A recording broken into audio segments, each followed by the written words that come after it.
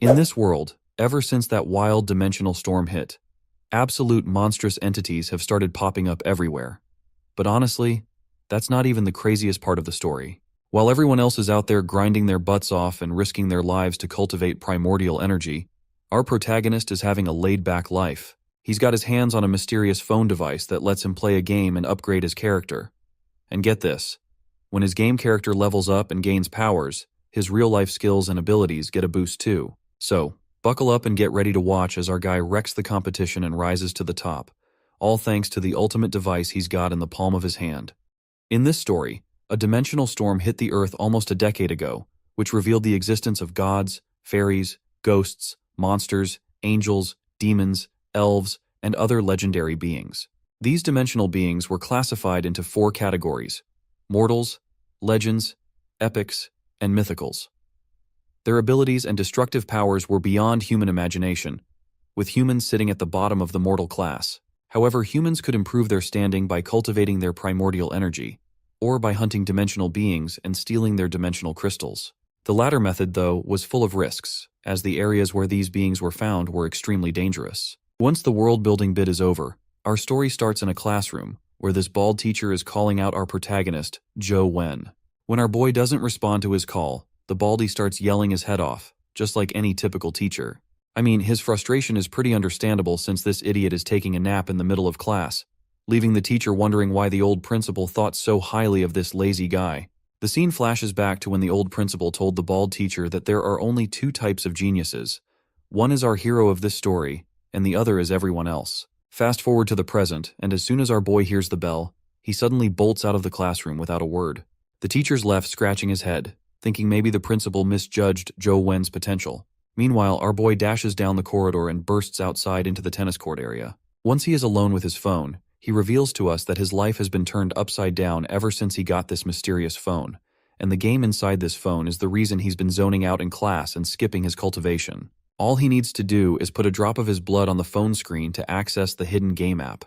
Before diving in, he frantically looks around to make sure no one's around. Then, he grabs a needle, pokes his finger, and adds another drop of blood to create a character in the game. As soon as the phone absorbs the blood, the crimson fluid starts to morph into a character, turning into an adorably chibi little avatar that Joe Wen can play with in the game.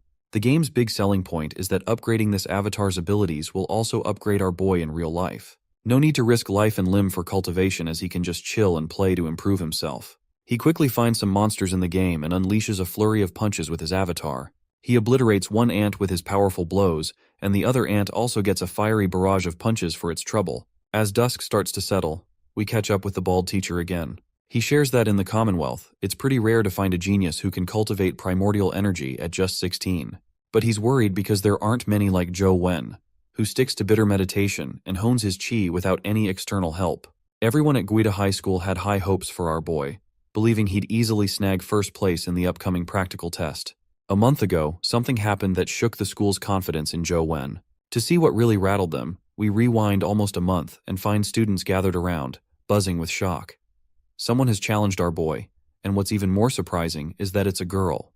They're calling her crazy for taking on the school's prodigy on her very first day. As the 2 contenders face off in the middle of the basketball court, our boy asks if they know each other, but the girl doesn't bother with pleasantries and just tells him to bring it on.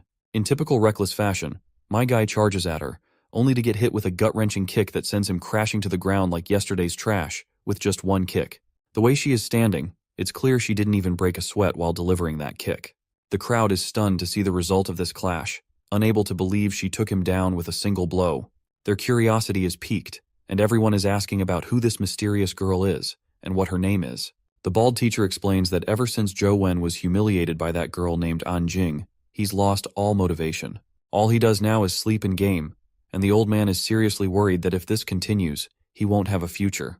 But honestly, the old man might be overthinking things. In our boy's case, if he keeps gaming like this, he might become unbelievably powerful. After finally defeating some monsters, Joe Wen's avatar grabs another explosion crystal, and as he absorbs the crystal, an arcane blue energy envelops him. When the blood avatar absorbs a primordial energy crystal in the game, it actually boosts the player's real-life abilities. Plus, the game lets players see stats that aren't visible in real life.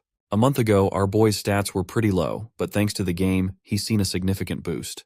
If he had only cultivated bitter meditation, He worries that even with years of practice, he might not have progressed as quickly as he has with the game. His only regret is that the crystals he collects in the game can't be brought into real life. If they could, he would have sold even the low-grade ones to rack up enough cash to live comfortably for the rest of his life. As the game continues, our boy finds himself up against another ant, and this one's giving him a tough time. It's a red mutated vigor ant, which is faster and stronger than the usual ones. Juwon knows he can beat it with enough time, but just as he's focused on the fight, he hears footsteps approaching. It's Fang Ruoxi, a hottie in shorts, and our boy feels a surge of anxiety after seeing her around. He doesn't want her to find out what he's playing, and if his secret gets out, he's in big trouble. But abandoning this battle now isn't an option either. He then decides to ignore her completely, trying to appear as just a tech nerd absorbed in his phone. But Fang Ruoxi calls out to him, inviting him to join her team for the final practical test of the graduation exam. As he continues his game, he asks why she wants him on her team. Fang Ruoxi explains that she wants to score high in the combat test and needs strong teammates. Our boy, however, tells her he's not as strong anymore since the title of top student was taken from him a month ago. But the girl claims that he's still the only person at Guide High School she considers worthy of being her opponent. But he tries to remind her that Anjing was the strongest. But Fang Ruoxi reveals that Anjing has already transferred schools. Ju is stunned by this news, and the girl further adds that while she's not sure where Anjing came from, it's clear she's surpassed the mortal class. Her appearance and departure were so sudden that it felt like she was just here to challenge our boy. Fang Ruoxi also mentions that she initially thought Zhou Wen had some sort of rivalry with Anjing, which might be why she challenged him. The boy thinks about it for a moment, but then claims that this is not possible because he has never met her before, let alone have beef with her. The girl then drops this topic and asks him once again whether he's joining her team. Zhou Wen, seeing the opportunity, agrees, saying he's fine with benefiting from her skills and leadership. Fang Ruoxi decides it's settled and explains that she's already found 2 other teammates. Starting today, all team members, including our boy, will train together every afternoon. With that, she quietly leaves, and he finally defeats the red ant. He rushes to grab the dimensional energy crystal, but as soon as he does, a bunch of ants swarm him. But our boy quickly ends the game and plans to check out the new crystal later. Suddenly he feels a sense of unease. His phone and his body start radiating a crimson energy, and he's overwhelmed by an intense feeling. It looks like the crystal might be causing this reaction. From what he knows, the Vigor Ant Crystal seems to be a primordial energy skill crystal from the legends, but he's unsure what skill it might grant. Without wasting any time, he drops a bit of blood on his phone and activates the game to see what's happening. As soon as he looks into it, he sees that he has unlocked a new primordial energy skill. Later, all 4 members of the group come together, and Fang Ruoxi introduces Zhou Wen as their 4th teammate to the other 2 members. The 2 guys raise their eyebrows, noting that while they know about Zhou Wen's skills, he hasn't been training for over a month, so they're unsure if he can perform at his previous level. One of the guys, who has blonde hair, mentions that their main goal is to secure first place in Guide City's college entrance combat test. He expresses concern that our boy might not be the best candidate and suggests inviting another guy named Zheng Yi instead. Well, our boy can understand their hesitation to take him in. You see, the college entrance combat test is a big deal. It can significantly impact the latter part of someone's life, affecting everything from getting into prestigious universities to job hunting and even determining their place in society's top echelons. Plus, having strong teammates is crucial for safety, so it makes sense they'd want to ensure they have the best possible team. Rue tries to convince the group that while Zheng Yi might be a strong candidate, she still believes Zhou is their best option. The blonde guy then proposes a simple test to measure their strengths if our boy does not mind. Rue curiously asks what kind of test they're talking about. The blonde guy proudly explains that since he himself is the weakest among the 3 of them, Zhou Wen will spar with him. If our boy wins, he proves he's qualified to join the team. If he loses, he's out. Our boy raises a concern about the risks of combat and the potential for injury, suggesting that no one benefits from getting hurt. But the blonde guy points out that the school's strength measuring devices might give numbers, but those are meaningless. They'll settle this with a straightforward fight, and the one who concedes loses. Hearing this, Rue thinks about how Tian's combat skills stack up against Zhou Wen's, and she is quite concerned for our boy. You see, our boy hasn't used any dimensional crystals to boost his cultivation, and his family is likely poor, so he might not have any key fighting skills at all. Despite her concerns, she's curious to see how he will handle the situation. Meanwhile, Zhou Wen is considering using machines to gauge their strengths, but Tian scoffs, asking if he's afraid. Our boy just scratches his head, secretly worried that he might hurt them with a single punch. In the end, they decide to use the machines. Tian steps up first and punches the machine with all his might. As everyone watches in anticipation, the machine displays a strength score of 7 points. Joe reflects on how the number on the machine isn't exactly the same as the values shown in the game, but they're quite close. Before he started the game, he had similar power. Tien invites our boy to take his turn with the strength measuring machine. When my guy delivers his strike, the impact creates a loud noise that echoes throughout the school. The Baldy teacher, who happens to be walking down the corridor, hears the noise and wonders aloud who's using the testing machine when everyone should be resting. So, he curiously heads to the machine room, and as he opens the door quietly, he catches sight of Joe and the others. He is left scratching his head if our boy is the one who just threw that punch. And yep, it's definitely him. The room goes silent as everyone watches in awe when the machine displays a strength score of 10. Even the old man, who is secretly observing, is completely stunned. The old man starts to reconsider and wonders if Joe hasn't been slacking off after all. Perhaps he's been practicing so intensely that he's only had time to nap in class. He even begins to think that the old principal's judgment about Joe might actually have been spot on. Meanwhile, Rue is puzzled and impressed by our boy's choice to use the most challenging method to deliver strength, and yet he still scores 10 points without even using any chi fighting skills. Tien is visibly agitated by this, and with his frustration boiling over, he swallows his pride and informs our boy that he's qualified. He then decides to make one last punch with what's left of his dignity. He clenches his fist, which crackles with thunder, and delivers a devastating blow to the machine. This time, the machine shows a strength score of 11. The punch leaves Tien completely exhausted, and our boy gives him a thumbs up for his effort. However, Joe appears to be curious about something. Tien tells him to snap out of it and warns him to either score higher than 11 or face the disgrace of losing. Our boy then asks his friends if the school will make him pay for any damage if he breaks the machine. Blondie confidently reassures him that he'll cover the cost if the machine gets broken. With that in mind, my guy begins to smile, and a yellow energy starts to surround his body as he prepares for his punch. Blondie is pretty sure Joe is just bragging. After all, this machine is meant for serious strength testing and can go up to 20 points. Hardly anyone at the school could hit that mark. But with his power cranked up, my guy lets loose with a punch flowing with chi, and Rue is shocked to see he's using chi fighting skills.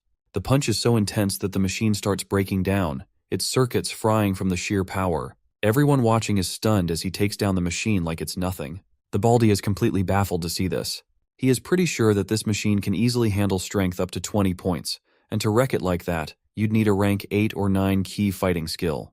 At that moment, the Baldy's bald head recalls the principal's words about Joe being the ultimate genius, and he has finally started to see why the principal made such a bold statement about our boy. Even Rue has always known our boy is strong, but seeing it in action was a real eye-opener for her. As the evening sets in, our boy takes a leisurely stroll down a quiet city path. While walking, he can't help but remember his fight with Enjing.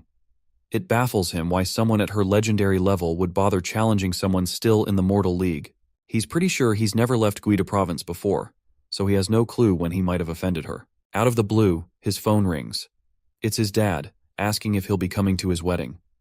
The son curiously asks who the lucky bride is. His playboy father quickly sends a photo of a woman with some impressive pair of hooters and asks if his son likes his future stepmother.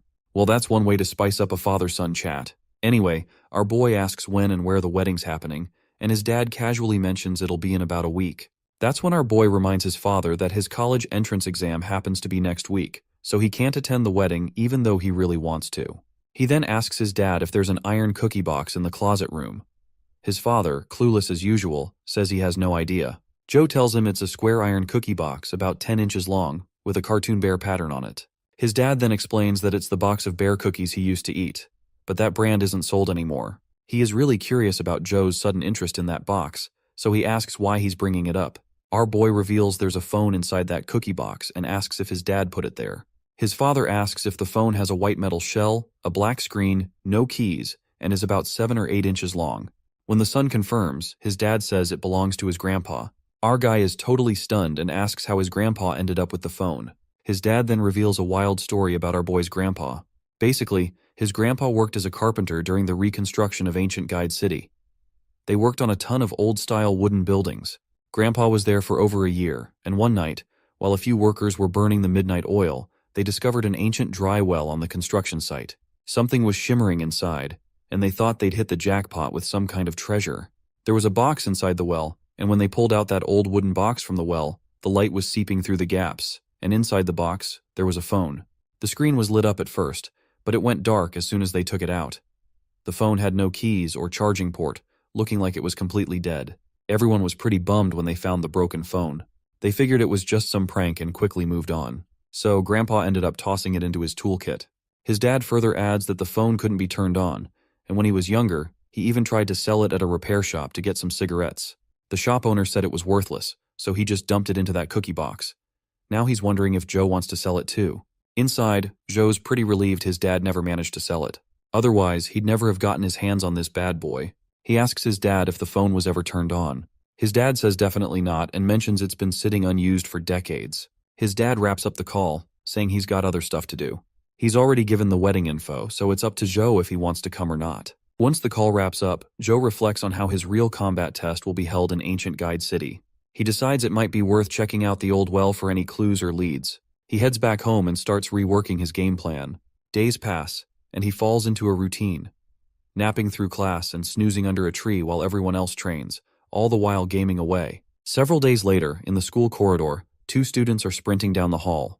A guy in glasses crashes into another guy dressed like he's from some aristocratic society. The glasses guy hits the ground hard from the impact, but the blonde guy barely flinches. He just stands there, giving off a weirdly creepy vibe. The blondie begins to walk away with his entourage, and the people behind whisper among themselves about how intimidating this guy looks. The next scene takes us outside, where we meet Tien again. He announces he's quitting the group because a friend has already invited him to another team. With that, he walks off, leaving our boy wondering if Roxy has a backup plan since the test is right around the corner, and finding a new teammate now is nearly impossible. He calls out to his other teammate, Li Ju, and asks if he knows Tien left the team. Li Ju drops another bomb. He can't team up with our boy either, and asks not to be questioned about why he's quitting. Finally, we meet Roxy, who looks sad and dejected. It's clear why she's upset. Her team's numbers have dwindled. When she spots our boy, she quickly apologizes, but he tells her not to stress. He reveals that he should be the one apologizing because he's the reason everyone is leaving. Apparently there are people out there gunning for him, which is why his teammates left the group. She then points out that she has no clue who our boy has offended, but she's sure that whoever it is holds a lot of power, so he should be careful. He agrees, and they part ways. His mind is racing about the upcoming test, and he's stressed about finding trustworthy teammates in time. Heck, even his most trusted friend Roxy does not want to team up with him anymore, given all the danger he is attracting. As he walks away, the bald teacher calls out to him. Once Joe meets with him, the teacher reveals that Inspector Ang is from the military, and his full name is Ang Tianzuo. He asks if Joe knows him, and our boy confirms he doesn't. The old man finds it odd because if Joe doesn't know him, why would such a high-ranking military officer criticize a high school student by name during his inspection in Guide City? Our boy then asks who this man really is, so the bald teacher breaks it down. The Earth Federation is divided into 4 regions: East, South, West, and North. Inspector Ang is young but comes from a famous family. At just over 20, he's already a senior officer in the East Region military, making him a remarkable figure. The boy then asks if Inspector Ang is trying to target him. The teacher says he can't be sure, but Ang Tianzuo did mention that our boy wasn't a good student, and everyone agreed with him, especially those wanting to please Inspector Ang. Our guy gets furious and asks if a senior officer like Ang doesn't realize how his words could ruin a high school student's life. He then asks if Ang is related to An Jing, the woman he fought a month ago. The baldy says there's a chance, but they shouldn't jump to conclusions. Right now, the most important thing is to find our boy a team so he can sign up for the test. The deadline is the day after tomorrow, so there's no time to lose. His teammates can't be just any ordinary students. The old man reveals that there's a student named Li Xuan in their school. If this student accepts our boy and his team, Baldy believes no one will make things difficult for him. However, there's a condition.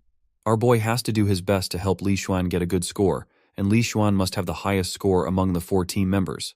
The boy asks if the old man is implying he should give his points to this newcomer, to which the old man agrees, stating that this is his only chance to participate in the match. The boy agrees to the terms and tells the old man to contact Li Xuan for him. After that meeting, Joe then calls his father, asking about Inspector Ang Tianzuo and if he knows him. That's when his father drops a bombshell. Ang Tianzuo is actually our boy's brother. This news hits our boy like a thunderbolt out of the blue. His father explains that Tianzuo is the son of his stepmother. Once his father marries her, Tianzuo will be officially his brother. And as if that wasn't enough, his father also reveals that our boy has a sister named An Jing. It suddenly clicked to our boy why that girl, An Jing, appeared out of nowhere and challenged him in front of the entire school. It was probably just to tarnish his reputation. He quickly asks his dad if those two actually like their new father. In response, the dad claims that they both respect him a lot. After ending the call, the only thing on Joe's mind is why these siblings are trying to mess with him. He wonders if they disapprove of the marriage between his father and their mother. He reflects on how Tianzuo flaunted his authority, tried to block him from joining the exam, and Anjing defeated him with a single hit, all because he's just way too weak to stand against them. Nonetheless, he heads back to his messy, stinky apartment and dives into his game, figuring leveling up is the best way to tackle these problems. After taking down a mutated ant, he gets a special drop, a symbiotic egg. Zhu gets excited to see this, because he knows it's rare for someone at the mortal level to get a symbiotic pet, since most people get theirs at the legendary level. As soon as his blood avatar tries to grab the egg, it starts to crack and hits him right in the chest. Suddenly a voice echoes in his head, calling him master, and pledging loyalty, even saying it would die for him. He feels this intense pain coursing through him, and he quickly sits back on his bed with his head aching like hell. But then, he notices a new tattoo on his hand, and once he checks his mobile phone, he sees he's now got a pet, known as a mutated immense strength ant. This pet can also be used in its symbiotic form as a fist weapon. Excitedly, he covers the windows with curtains for some privacy, and decides to summon his new pet, though he's not quite sure how to go about it. He starts thinking about his pet, and as he concentrates, his hand begins to gather energy. A glove-like weapon starts to form above his hand. It turns out this glove is the symbiotic form of his pet, and is said to enhance the user's abilities. He then decides to summon the mutated immense strength ant itself. As the glove dissolves into mist, the crimson mist begins to shape into the ant. It materializes into a furious but surprisingly cute creature. Our boy is somewhat scared to see this, and not gonna lie, this pet is much larger than I had expected it to be. In any case, our boy decides he'll try riding it some other time, maybe once he's outside. The next day arrives, and we see the bald teacher taking our boy to meet Li Xuan. The old man reveals that Li Xuan is somewhat pretentious, but assures him that he's not a bad guy. Since they're only working with him for the test, there's nothing to worry about. Their car zooms down the highway, eventually reaching a place called the Honorable Royal Health Club. Inside, a servant greets the old man, who tells her they're looking for the second son of the Li family. Hearing this, the servant quickly shows them the way inside. As they enter, it becomes clear the old man wasn't kidding about Li Xuan being pretentious. The place is majestic, and the man in question is surrounded by a bunch of girls, looking like a hip-hop rapper who thinks he's on top of the world after earning a few $100,000. Xuan quickly tells Baldy to have a seat and a drink, but the old man refuses and gets straight to the point. He introduces our boy right away, assuring Xuan that this kid is very capable and can easily help him achieve a good score in the exam. Xuan waves off the old man's pitch, saying he trusts Baldy and will take our boy as his teammate for his sake. With that settled, the old man decides to leave, telling both of them to discuss the test details.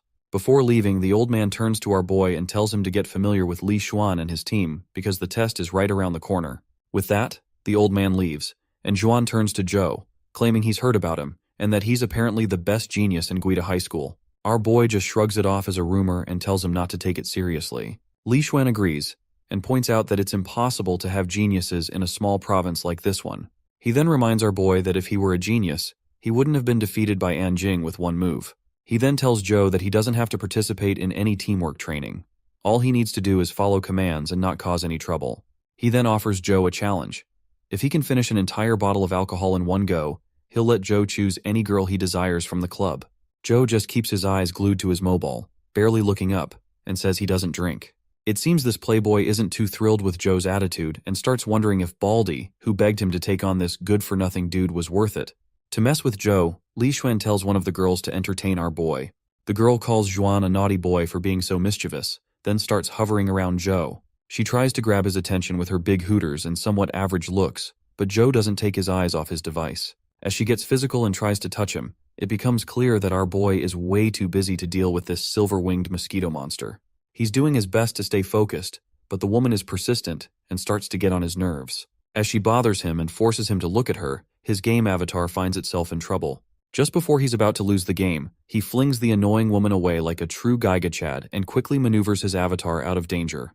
The playboy nearly chokes on his drink, stunned that our boy literally tossed the woman aside just to save his game. Everyone bursts into laughter at the absurdity of it all. It looks like our boy has finally lost his game and isn't feeling too great about it. On the other hand, it seems like Xuan is starting to take a liking to our boy. As night falls, the room is littered with empty bottles and shot glasses. Li Xuan is sound asleep in his bed with his girl, but as we take a closer look, it looks like he is still awake. Meanwhile, Joe is still deeply engrossed in his game, determined to beat the silver-winged mosquito. Despite his efforts, he keeps losing to the pesky bug, and his avatar keeps losing its head to the monster. After playing through the night, all his attempts have ended in failure. The mosquito isn't quite at the legendary level, so it should be possible to take it down. Joe thinks that if he can land a rank 9 power punch, he could really hurt it. But since the punch takes forever to execute, he's wondering if he can mix it with some high-speed move. Since his game character is based on him, Joe figures that if he improves his real-life power punch, the game character will sync up with those gains. He starts practicing his punch, hoping to boost his in-game performance. As Joe trains, Li Xuan sneaks a curious look at him, intrigued by his relentless dedication. He has no clue what our boy is practicing, and the whole 1-inch punch thing sounds like gibberish to him. He shrugs it off, thinking he might have some special skills, but seeing nothing impressive about his moves, he decides to go back to sleep. The college entrance exam finally arrives, and our boy diligently fills out his answer sheet, and we see Li Xuan also taking the exam. Once the exam is over and everyone spills out, it's clear that it was a pretty grueling exam, as everyone looks pretty dejected. A few days later, a bus full of students zooms down the highway, heading towards the ancient Guida city. Decades ago, when the dimensional storm hit, a dimensional crack opened up in the city, transforming it into a realm with all sorts of mutated animals and plants. Troops are stationed in the city, and no one is allowed to enter without a pass, and the real combat test is about to begin in this creepy, transformed city. Once the bus stops and the students get out, Joe notices a lot of soldiers closely watching everything. While he waits for his team members, he looks around and reads a large sign that says, Guida Province. Right next to the sign, there's a small palm-like emblem embedded in the wall that piques his curiosity. Suddenly his phone rings. He's pretty sure it's his dad calling, so he pulls out his phone. To his surprise, it's the mysterious phone he uses to play the game. This phone has never made or received calls before and has never vibrated, so it's strange that it's ringing now. What is even more surprising is that there's a camera app activated. He opens the app but isn't sure what to do with it. Wondering if he's supposed to take selfies, he decided to take pictures of the beautiful landscape before him. The camera on the mysterious phone isn't cooperating, and as he fumbles with it, he accidentally points it towards the palm-like emblem near the Guida Province sign. The phone instantly detects the emblem and, when he snaps a photo, a new app appears on the screen. Well, it seems like it's an app for entering a dungeon in the game. Since he is free for now, he decides to give it a go. And after dropping a bit of blood, his game avatar materializes, and he finds himself navigating through what seems like the Guida city in the game. As he moves forward, he spots a creature from another universe, an adorable skeleton soldier. The little guy charges at him with a big weapon, and our boy is in for an unexpected battle. Joe dodges the skeleton soldier's clumsy attacks with ease, and he's barely breaking a sweat. The skeleton's neither quick nor strong, making it a breeze compared to the ants he usually deals with. His avatar then balls up its fist, and shatters the poor zombie into pieces with its devastating punch. The skeleton's crystal drops quickly, and Joe is pleasantly surprised to find a skill crystal right after his very first kill. He hits the absorb button, and the crystal's power starts flowing into him. It's not as painful as he'd expected, much smoother than his previous experiences with skill absorption. The system then pops up, announcing that he's acquired the skeleton palm skill with a key consumption of just 1 point. Looks like Joe's off to a solid start. But he does not seem too thrilled though, because he remembers that skeleton soldiers are mostly low level and their skills are basic, consuming minimal chi. Still, he decides to push on and see what his new skill can really do. He quickly summons his mutated immense strength ant with a burst of light and hops onto its back. The ant charges through the ancient city, its speed impressive as it plows deeper into the area, and shortly after, he encounters more skeleton zombies. He slices through them effortlessly, treating them like mere practice dummies. He is sure that each kill is going to rack up more crystals, so he is enjoying the thrill of the hunt. After a while, our boy's excitement dwindles as he realizes he hasn't gained anything, despite having taken down a ton of skeleton soldiers. As he ventures further into the dungeon, he encounters something unexpected. A bunch of little skeleton zombies guarding the final boss. A much larger skeleton seated atop a horse. The skeleton knight wastes no time, moving with incredible speed and landing a solid hit that pierces through Joe's avatar, killing him instantly. When the game ends, he looks back at the emblem near the signboard and is certain that beyond that door, Guida Province holds many more mysteries. Suddenly, someone appears behind him. As soon as he turns around, he sees his stepsister, who, as usual, doesn't seem particularly thrilled to see him. Shortly after, we see Joe holding a pen drive, and we are not sure how he got this little thing. The scene then flashes back to when his stepsister had swung her fist at him, stopping just before his face. She told him that their father had asked her to deliver something to him and quickly handed over the pen drive. As she leaves, she wonders aloud how their father is wasting his efforts on someone like Joe, calling him a loser and saying he'll never be a true member of the Yang family, because no one in her family is as useless and weak as he is. Our boy is kinda puzzled about when he became a member of her family. Just as he's lost in thought, he hears a call from Xuan. As he turns around, he sees Xuan finally arriving with the other 2 team members. My guy is dressed so casually that he looks like he's here for a beach party rather than a serious exam. The playboy then puts a hand on Joe's shoulder and tells him not to worry about a thing, as his goons will handle everything. The 2 lackeys quickly agree, with one of them even boasting that he could single-handedly take down all of Guida province for his boss. Xuan doesn't seem too impressed with his lackey's overconfidence. The other one, wearing a black hat, steps forward and promises that they'll do their best and nothing will go wrong. Seeing this, Joe quickly realizes that Xuan is intentionally keeping himself and our boy out of the action, planning to use these 2 goons as pawns. The time for the test finally arrives, and a soldier tells everyone to report to the invigilator. That's when we catch sight of Ruoxi, and our boy spots her too. He flashes a pleasant smile and gives her a thumbs up, which seems to relieve her a bit, seeing that Joe has finally managed to join a team. The city gates begin to crack open, emitting a bright blue energy that forms some kind of portal. A guy in glasses, probably the invigilator, steps up and explains the rules. Points will be calculated based on the number of crystals collected by killing skeleton soldiers, and the number of crystals will also determine their ranking. With that, he tells everyone to step forward and enter the gate. Joe confidently walks toward the portal, and as soon as he steps through, he finds himself on the other side along with other students, ready to take on whatever challenges come his way. Skeleton monsters start popping up, and the students dive at them like they're the last roll of toilet paper in a Walmart during a sale. The skeletons clatter forward, their bones making hilarious rattling noises. Black Hat Dude takes down a skeleton with a single swing, slicing through its neck like it's made of butter. Meanwhile, overconfident guy grabs another skeleton's hand and gives it a brutal knee smash, turning it into bone confetti. Well, it seems like our boy doesn't need to worry about anything, since these guys are actually quite a powerhouse team. He is happy that this gives him the perfect excuse to check something on his phone he's been curious about for a while. Xuan, however, is super confused. He's watching Joe play on his phone and starts to wonder if this guy is actually a genius or if it's just a load of hot air. Meanwhile, whatever Joe was trying to confirm, his hunch was right on the money. Apparently, he was looking into the layout of the game, and not just the city gate, even the layout of the buildings is identical to the dungeon in the game. This makes him curious if every dungeon is based on a real place inside the game. As soon as he realizes this, his face goes pale as if he's about to crap his pants. If this real-world setting is actually similar to the game, then the Skeleton Knight must exist as well. But thankfully, according to the area he explored in the game, they are still far from the Skeleton Knight. As long as they stay in the testing area, they won't encounter that monstrosity again. After a bit, our group regroups and starts planning to head deeper into the city. But our boy is pretty hesitant to push further, and we already know the reason behind his hesitation. The lackeys argue that most of the skeleton soldiers in this part of the city have been cleared out, and the rate of new ones popping up has slowed. If they want to rack up those high scores, they've got no choice but to explore further. Joe tries to make them see that leaving the testing area could get seriously risky, but Xuan just shrugs and states that if our boy is scared, he can stay behind.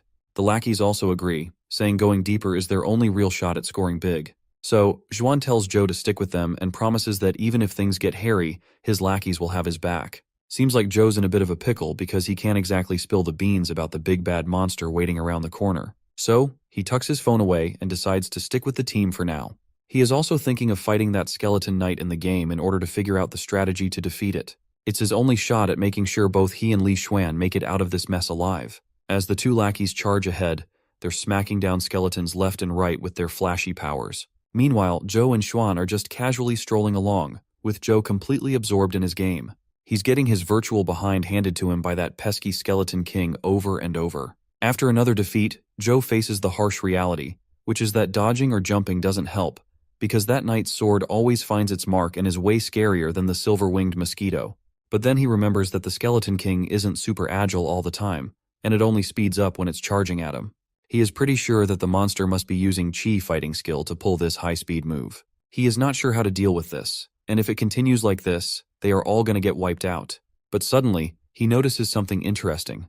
The dead monster has dropped a large dimensional crystal. One of the lackeys quickly grabs the crystal and rushes to show it to their master. The lackey hands over the crystal to the master, and our boy reminds Xuan that they've gathered enough points and should make a hasty exit. However, the lackey disagrees, saying there's no need to rush since there's still plenty of time before the exam ends. The black hat guy agrees, adding that they should rack up some extra points to ensure they come out on top. The playboy checks his phone and notes that there are no reports of creatures above the legendary level nearby, so it should be safe to go further. But our boy grabs his hand and asks if he believes in instincts. Xuan looks at him, confused, and asks what he's talking about. Joe explains that he always gets a terrible feeling when danger is near, and it has never been a false alarm. Right now, he's experiencing an overwhelming sense of unease about the danger ahead. Of course, one of the goons doesn't take Joe's warning seriously. He lashes out at him, reminding him that he should consider himself lucky to be accepted by his master, and he better not drag everyone down just because of some weird gut feeling. Joe snaps back, pointing out that Guida Province is a small place and no students dare to leave the testing area. Besides, they've already earned so many points that they'll maintain their advantage as long as they keep hunting in the testing area, so there's no need to venture into the unknown. It seems Joe's words strike a chord with Xuan, forcing him to admit that our boy has a point. But suddenly, the black hat guy pulls out a sharp dagger and thrusts it right into Xuan's back. After delivering that cowardly blow, this bastard grins like a cat who just caught a mouse, enjoying his little act of treachery. The blonde lackey tries to step in to protect his master, but ends up getting taken down by the black hat guy too. With a menacing look in his eyes, the black hat guy tells his fallen comrades to just die like dogs. The playboy admits he didn't see that coming, and in an instant his wound heals completely, and he looks at the treacherous black hat guy, asking if he was sent by his brother. The black hat is surprised to see that a playboy like Xuan knows the chi spell, known as Invincible Constitution. Here is the explanation of this ki spell thing. You see, ki spells are different from ki fighting skills or dimensional crystals. They're specific techniques created by humans, each with its own cultivation limits. Invincible Constitution is one of the rare spells that can raise a person's maximum level straight to the epic tier. However, it's said that only virgins can practice this spell, and once they lose their virginity, they must start over from square one. Our boy is skeptical about Xuan practicing this spell, considering he is always surrounded by peachy cheeks to smash. The lackey on the ground speaks up, disappointed that his friend helped Li Mobai work against Xuan. Our playboy also expresses his disappointment, saying he never wanted to compete with his brother for power, so he can't understand why his brother wants him to die. The black hat guy makes a sassy comment that Xuan should blame himself for the fate he's about to face. With that, the black hat guy begins to gather energy into his dagger and throws a green energy slash at our playboy. However, the guy sidesteps the attack with such flair that it's almost unbelievable. Our boy and the other lackey are stunned when they spot a giant snake, known as the explosive scale snake. It becomes clear that the black hat guy is not an ordinary opponent, as no one could summon a legendary level creature like this. Meanwhile, Xuan just stands there like he couldn't care less. He casually explains that legendary level pets can be hatched if someone at that level is willing to pay a hefty price to transfer the creature's symbiotic egg. The scrawny trader looks impressed by all the knowledge our playboy has been dropping, but he quickly picks up his momentum and lunges at Xuan with a dagger. Xuan, however, just grabs the dagger with his bare hands, like it's no big deal. The black hat guy's jaw drops at the sight, because he's clearly not ready for this level of badassery. Our playboy's calm face turns into something straight out of a dark fantasy. With a simple flick, he unleashes a massive energy explosion, sending the scrawny guy skidding across the ground. It's clear now that Xuan's not just some pretty face. He's packing serious heat with his legendary level creature. As he walks forward, crackling with dark energy and looking like he stepped out of a Dark Souls game, the scene is set for an epic showdown. He gives off terrifying vibes to the black hat, who quickly starts retreating like his life depends on it, which it kinda does. But Xuan isn't about to let him off easy. He leaps ahead and starts chasing that guy down. Meanwhile, Joe is also trying to keep up, but they're just way too fast, and he eventually loses sight of them. The lackey behind tells Joe to keep chasing because he's got to help Xuan at all costs. Joe replies, "Yeah, you go ahead, I'll catch up." The blonde lackey gets all huffy, calls Joe a coward, and keeps marching forward, searching for his boss. Joe knows that even if he did chase after them, he wouldn't be much help. Both Xuan and Jiang Ho have legendary level creatures, which he definitely doesn't have. Right now, his main concern is the Skeleton Knight, and he's pretty sure it'll be game over if they bump into that monster. So, the only way to help Li Xuan is to find a way to handle this Skeleton Knight. Joe pinches his thumb again, drops a bit of blood, and his avatar finally comes back. He's determined to face off against this knight and figure out a way to deal with it in real life. The Skeleton Knight quickly starts charging at him on its horse, and that's when Joe realizes that running is useless. Once that knight begins its charge, it's next to impossible to dodge the attack. So, he quickly leaps forward toward the knight, catching this empty-headed monster off guard. The knight seems pissed and starts throwing his spear-like weapon around, trying to hit Joe. But our guy isn't just standing around like a sitting duck. He keeps moving, running circles around the knight who's perched on his horse, desperately trying to land a hit. As the action intensifies, Joe keeps dodging left and right. That's when the skeleton knight uses its trump card and lands a solid hit right into the avatar's chest. The reason he got hit is that he got distracted by the commotion nearby, and he's pretty sure Juan has finally encountered the Skeleton King. He puts his phone back into his pocket and recalls his previous experience with the knight. He remembers that in the previous game, the skeleton knight was powerful, but had a blind spot that could be attacked near his skeleton horse. As long as they take full advantage of it, they'll make it out alive for sure. As he makes his way through, he spots rubble, a clear sign that the fighters must be nearby. After a little walk, he finally finds them. He quickly catches up and asks his friends if they're all right. The armored playboy responds that saying they're all right would be an overstatement because this skeleton monster is on a whole other level. Ju is absolutely terrified to see the skeleton knight in person. It looks way scarier than the one he saw in the game. He also notices that the black hat is standing behind the skeleton knight. He is blown away to see that the skeleton is not attacking the black hat. But then, he notices the armor the black hat is wearing, which must be why the skeleton knight is ignoring him completely. By the way, this black hat dude is Zhang Hao, and Joe finds it really concerning that Xuan's brother must be incredibly rich to afford to equip this black hat dude with so many legendary level creatures. The knight quickly recognizes our party as a threat and starts charging at them on his horse. But the playboy jumps in and tells everyone to stand back, quickly raising his shield before the skeleton can strike. When their attacks clash, there's an explosion of power that sends shockwaves so intense that the guy standing next to Joe gets flung like a mosquito, hitting the floor with a resounding thud. He starts coughing violently, but insists he's fine, despite the obvious pain.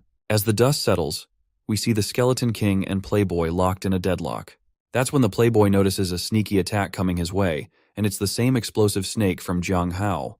But Xuan quickly raises his shield, stopping the monster dead in its tracks. Zhang Hao retracts his snake and starts grinning maniacally, saying he's excited to see how Xuan will handle both threats at once. While the Skeleton Knight continues trying to take down Playboy, this cocky goon charges at him as well, making things even worse for Xuan. His armor is starting to crack under the relentless attacks, and it's looking like he's having a really rough time. Joe then asks the Playboy how long it will take him to defeat Jiang if he distracts the Skeleton King for the time being.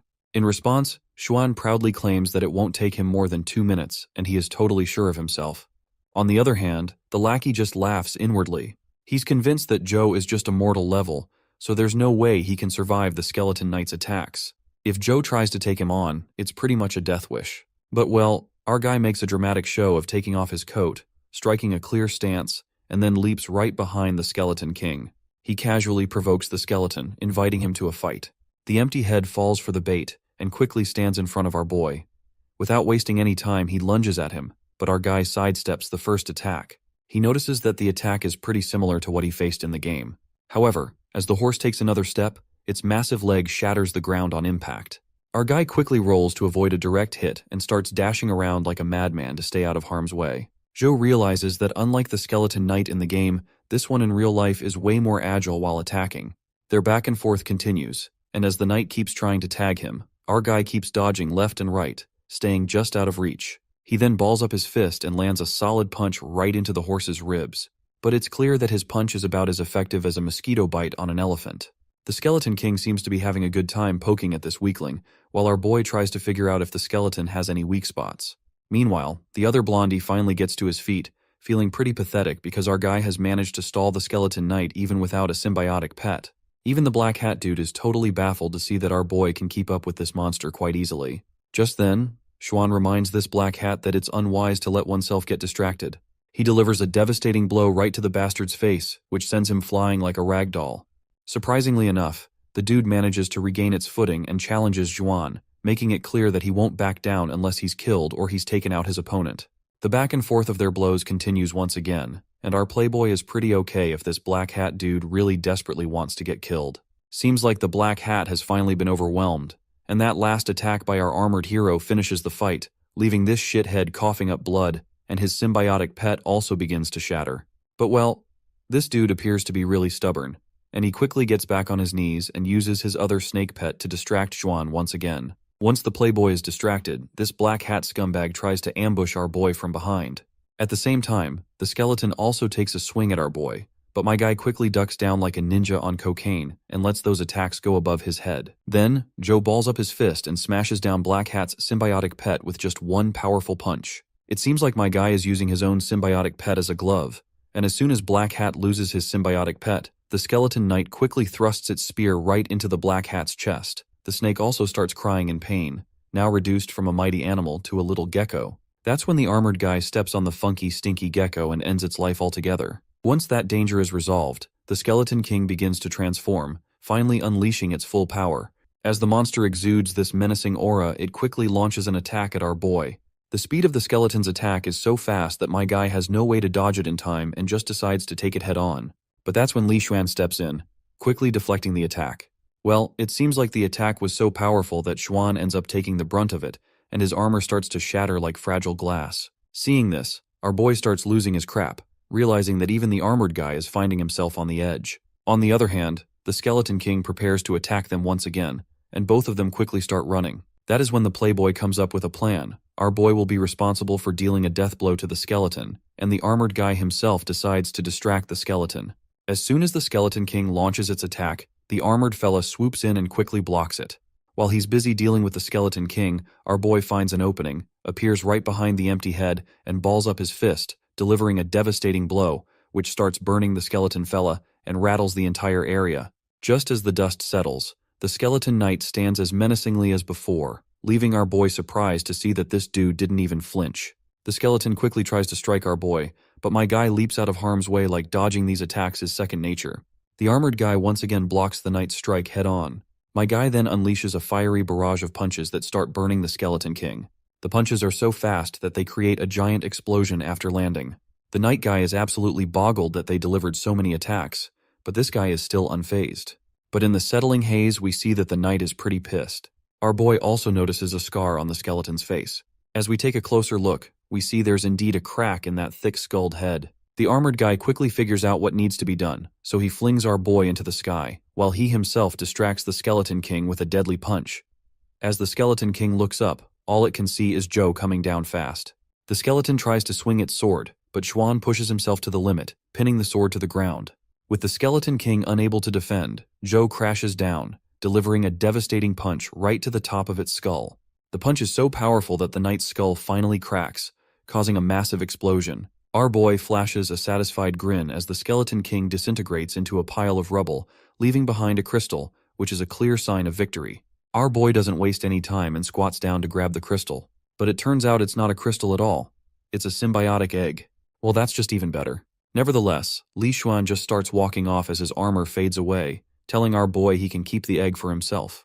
He grabs his hoodie, puts it on, and reminds Joe that if it weren't for him, they'd already be dead. So, it's a thank you gift for all of Joe's efforts. But then, he also reminds our boy that his level is too low for hatching a legendary level creature, so he better not hatch the Skeleton Knight's symbiotic egg rashly. The boy nods, and that's when Xuan spots his gauntlet and asks how he managed to get his symbiotic pet. The playboy is suspicious because only with the invincible constitution could someone handle a legendary level creature like the Black Armor Soldier. He wonders if Joe might actually be at a legendary level. Joe quickly sets him straight, saying he's just at the mortal level. But this revelation just shocks Xuan even more, because apparently, creatures at the legendary level are more powerful, and forming a symbiotic egg is harder with weaker creatures. But since mortal level symbiotic eggs are rarer than legendary ones, Xuan's feeling pretty jealous of Joe's rare mortal level pet. Joe then worries about whether anyone saw the dead black hat guy. The playboy just shrugs it off, saying the guy had it coming and reassures Joe he'll take care of it. But our boy still remains kinda tense. So the playboy gives him a reassuring pat on the shoulder and tells him to relax. He promises that once they get out of here, Joe can apply to whatever college he wants, and he guarantees to help him with that. They both walk out of the portal with their injured companion, and Xuan quickly fills the instructor in on what happened inside the gate. Once everything is settled, Xuan decides to leave, and Joe exchanges last goodbyes. While the playboy zooms out in his private car, Joe takes the bus back to the city. When the bus arrives, he steps outside, feeling really cold and a bit anemic, probably due to losing too much blood during the game. He decides to help himself with some iron-rich food. As Joe walks down the street, he accidentally kicks a person on the ground who's smeared in blood. Initially, he's shocked, thinking he's found a dead body, But the mysterious man quickly sits up and reassures Joe that he's still alive, just dealing with some nagging pain. Joe starts to walk away, but the old-looking guy invites him for a quick chat since they've crossed paths. Our boy isn't much of a talker, but the old man insists on asking a few questions. Even though our boy has no clue what they are going to talk about, he agrees to stick around nonetheless. The conversation starts off unexpectedly when the old man asks if Joe likes women with big breasts. Chu is startled by the question, but after a moment of imagining both flat-chested and big-breasted women, he decides he prefers the former. The old guy bursts into laughter, saying he shares the same preference. He goes on to explain that women with smaller breasts are better, and that only those who are stupid would prefer larger breasts. Joe awkwardly starts imagining how a woman with large breasts would have a hard time controlling them during a fight, especially if the jiggling physics is turned up to the max. The perverted old guy then asks another unexpected question. Does our boy prefer cuddly and gentle women, or short-tempered and sassy ones? Chu isn't sure what to say, and he just wants to go home. So, to finish the conversation right here, he decides to pick the most wrong answer, and reluctantly says he prefers short-tempered and sassy ladies.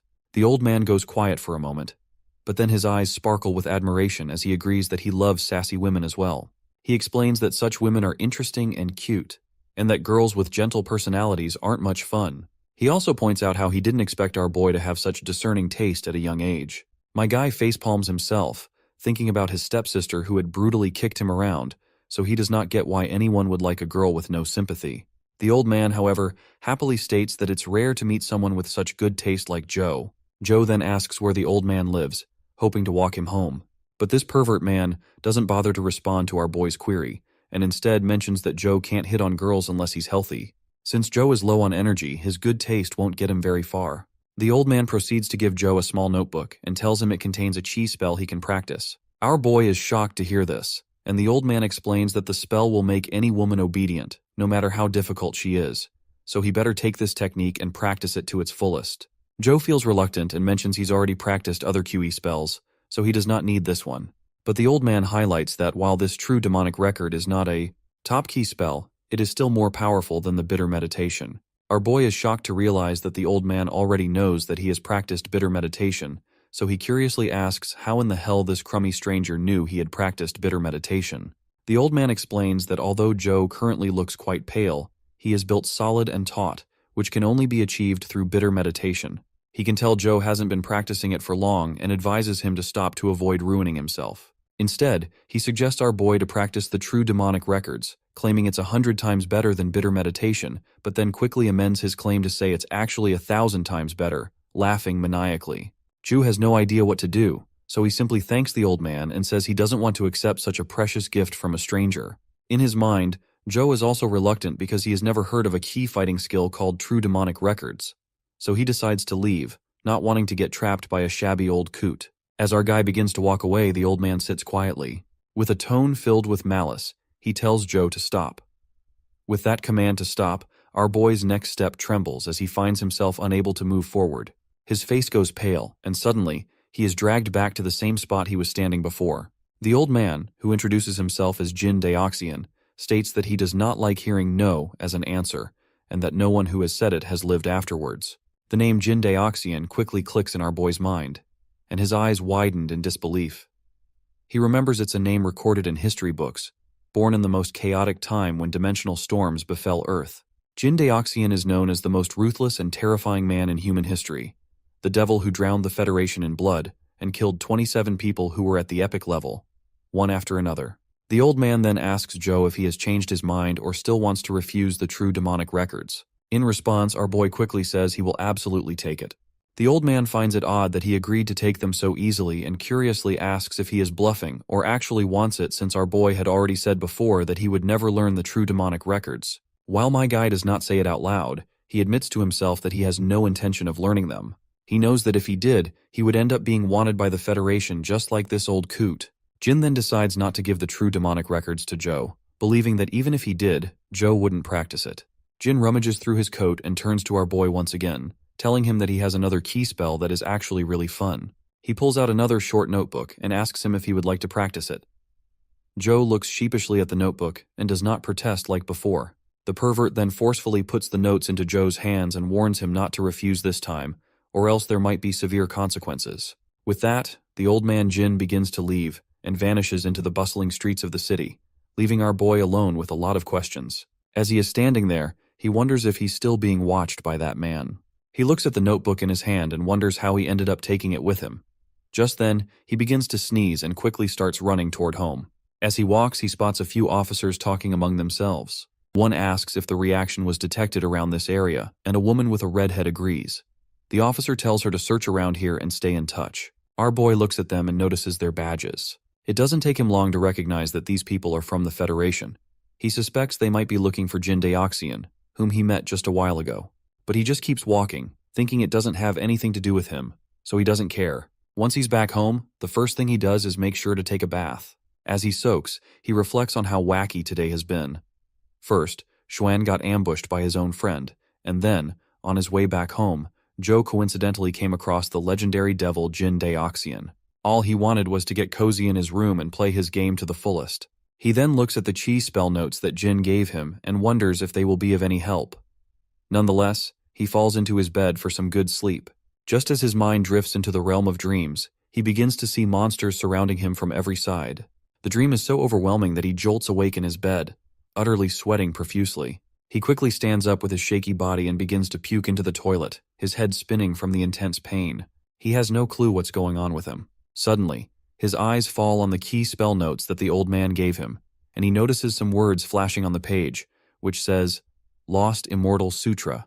He quickly grabs the notes and thoroughly scans them from all angles, but he finds nothing unusual. Well, this makes him only think if he's really just anemic. As the sun begins to rise, signaling the start of a new day, he washes his face and looks at himself in the mirror. He feels more refreshed and awake. He then decides to start his day with some game time. He grabs his phone, pinches his finger, and puts a few drops of blood on the screen, and his avatar quickly loads up. Once inside the game, he's surprised to see that the Skeleton Knight is still there, and this only means that the monsters in the game and those in real life don't affect each other. Well, it seems like this is a welcome discovery because it gives him another chance to give it a go. The monster charges at him again, and once more, our boy finds himself defeated by the Skeleton Knight. After hours of playing, he's utterly exhausted. The boss is weaker than the real-life counterpart, but without the Zhuan's help, he's struggling to find a way to defeat it. The only option now is to perfect his positioning and keep trying. Results might take days, and he's unsure how much blood he'll lose in the process. To get a sense of the blood loss, he looks up information online, but the sheer amount of data is overwhelming. So, in a classic move, he decides to keep it simple and just munch on some nuts for a quick energy boost. Other than that, he could simply avoid being killed to deal with his blood loss issue. Still, he decides to buy some food first before grinding again in the following days. He puts on his jacket and heads to a nearby grocery store, picking up all the healthy options to ensure he gets enough nutrients. Back home, Joe starts grinding once more, and during this intense period of gameplay, he piles up cans of food beside him. Well, it seems like he did not pick the healthy options after all. After many attempts, he finally begins to match the Skeleton Knight. He finds an opening while he is airborne and smashes the monster's skull into smithereens. This kill drops a dimensional crystal of level 13, which boosts speed. Joe proudly takes his reward, but when he checks his stats, he sees his speed points only increase by a few, bringing it up to 9. He finds it odd since it should have gone up to 13, but it seems he's reached the limit for his current level. Our boy is mulling over the idea of using bitter meditation to reach the legendary level, but as Jing Daoxian said, bitter meditation is nothing compared to invincible constitution.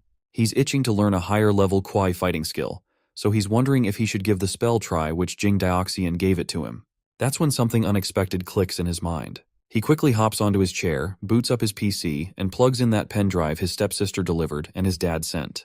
He's thinking there might be a key spell on it, but he shrugs it off, thinking it's unlikely.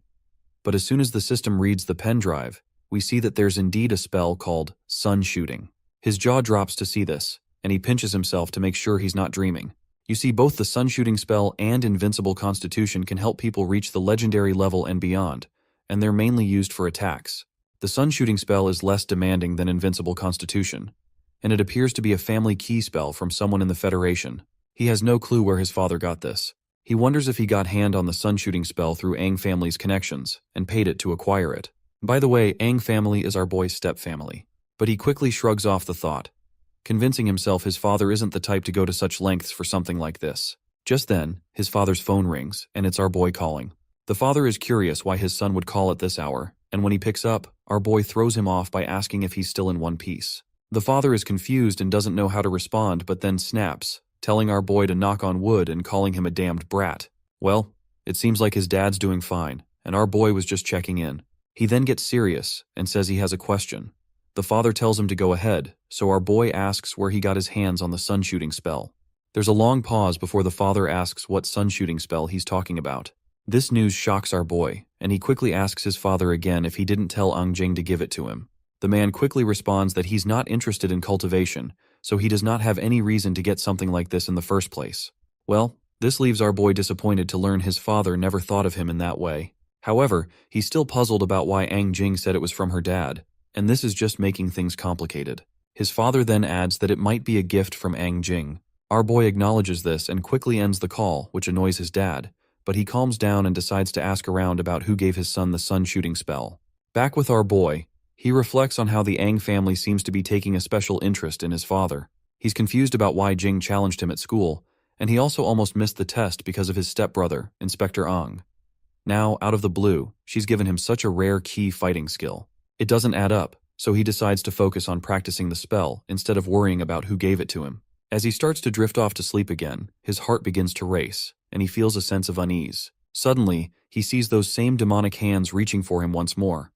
When the hands grip his throat, he starts to panic, and he wakes up drenched in sweat. After experiencing this wild dream twice in a row, he's convinced that Jing Daoxian must be behind it. He heads to the sink to freshen up, and the old man's words flash through his mind. He then glances at the small notebook, and wonders if it could help him deal with the troubling dreams. After reading these weird notes for a few hours, he finally starts to get the hang of the connection between Qi and the human magnetic field. Before diving deeper into this nerdy stuff, his stomach starts to rumble like crazy, and he remembers he's been so absorbed in reading that he forgot to eat. He stands up, grabs another bowl of instant food, and lets out a satisfying burp. Back at it with the reading, he completely forgets where he left off. After a moment of thought, he decides to just look into the notes once again. But as he focuses, it feels like he's seeing these words for the first time, as if he's never read them before. Even if he does not have the best memory, it's still hard to believe he'd forget so quickly. Once he begins reading once again from the start, he finally reaches the part about Qi spell and the human magnetic field. But suddenly, his mind starts wondering if he turned off the lights in the kitchen. After putting a lot of thought into it, he still can't remember if he turned off the lights in the kitchen. Frustrated, he starts reading the book again, but quickly realizes he's forgotten everything he just read. He takes a deep breath, gets into God mode, and starts squeezing every bit of information from the notes. Despite his best efforts to concentrate, he still gets distracted and forgets everything he had remembered. This is the strangest thing happening to him. Every time he gets distracted, he forgets all the previous content he read, but he remains determined, goes back into God mode, and decides to copy the contents of the notes into a book. But as soon as he puts pen to paper, he forgets everything again. He then tries to take a photo of the notes, but that attempt fails too. The capture doesn't pick up the text. He finds it really weird and wonders if putting the book away will make everything go back to normal. Just then, his phone rings with an unknown caller tag. He picks it up, and it's Xuan on the other end, asking if he's decided which university he'll be attending next. Seems like this idiot was so engrossed in his gaming lately that he completely forgot the results would be announced today. Xuan then asks if he wants to go to the same university as him. Our boy asks which one he is talking about. Looks like Li Xuan is in the #1 spot, and our boy Joe has scored second. So, with their positions in mind, the playboy proudly announces that they're going to Sunset College.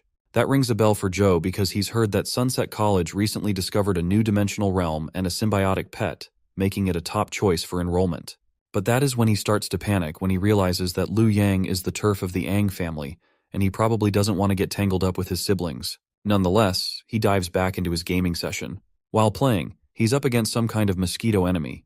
He gathers fire in his fist and throws it at the pesky insect, but the mosquito quickly avoids the attack and slices him in half. He is frustrated to see that even after defeating the Skeleton King, he still can't defeat this little critter. He didn't expect to still be struggling against the silver-winged mosquito. The fact that it's so fast and can fly makes it nearly impossible to catch. A sudden knock on the door interrupts his thoughts. He quickly heads to the door to see who it might be. When he opens it, he's surprised to find Li Xuan standing outside. It's pretty odd to see him on his doorstep so early in the morning. But this playboy doesn't even bother to ask for permission and just walks inside the home. Our boy finally asks Xuan what the hell he's doing here and mentions that he still hasn't decided if he wants to go to Sunset College. Xuan then offers him a book, telling him to take a look. Joe flips through the pages and asks what it is. The playboy then reveals that it's a secret document from Sunset College and tells him to examine it closely. As our boy takes a look at the papers, the playboy points to a drawing and explains that it's a creature from a dimensional realm in its visceral form. He boasts that this type of creature recently appeared in the dimensional realm discovered by Sunset College. Our boy feels a bit creeped out by Juan's overenthusiasm and asks what's so special about it. The poor playboy quickly feels disappointed and a bit irritated by the question. So, he snaps at our boy, asking if he even understands the significance of this kind of symbiotic pet. He explains that if Joe were to lose his heart in battle, this creature could quickly replace it, essentially giving him a second chance at life. Even after hearing all this, our boy still feels pretty clueless, which is really bugging Juan. Our boy does understand the significance of this symbiotic pet, but isn't thrilled about being surprised by everything. Xuan reveals that the dimensional realm is under the jurisdiction of Sunset College, so only people from that college can access it. He adds that if the news were officially released, top students from around the world would rush to enroll, but the quota is limited. Hearing this, our boy's interest is finally piqued, and he quickly agrees to go to Sunset College. Xuan then mentions that there are rumors the Ang family will also be attending Sunset College. This news rattles our boy's nerves, and Juan is surprised by his scared expression. He asks why our boy looks so afraid, to which Joe just shrugs and says he's not scared at all. He confirms he's going to sign up today, and the playboy tells him to pack his bags because they're heading to Luoyang in his Lamborghini. A while later, we switch to an FBI headquarters or something like that, where two officers are still trying to track down Jin Daoxian. They pull up the security footage from Changjun Road and spot our boy on the video. They start making guesses that Joe might be connected with Jin Daoxian. Meanwhile, on a speedy highway where the city is about to face a storm, Joe and Xuan are tearing through the highway in their Lamborghini. Joe's having a blast, but he's also worried how this journey is going to take a lot of time, because they will have to bypass all of the areas near dimensional realms. He also thinks about the challenge his game is posing. The difficulty has almost doubled, and he figures that keeping on playing might just waste his blood. He glances over at Juan, who's lounging in the passenger seat. Feeling a bit drowsy, Joe starts to nod off but quickly jolts himself awake. He's sure that if he falls asleep in the car and gets sleep paralysis, he'll be in big trouble. But he's not sure why he's feeling dizzy and running a fever. Then, he remembers the old man Jin, who had mentioned how important it is to be healthy if he wants to impress girls, and how low energy isn't going to cut it. So, with that in mind, Joe decides that staying healthy is crucial. He resolves to play games in moderation from now on to keep his health in check. Well, this is a kind of promise I make on a daily basis, but I always end up writing down some fun stories all the time for you guys. Our boy starts feeling jittery just thinking about the old man Jin. He's seriously considering that if he ever bumps into that old coot again, he's going to give him a piece of his mind.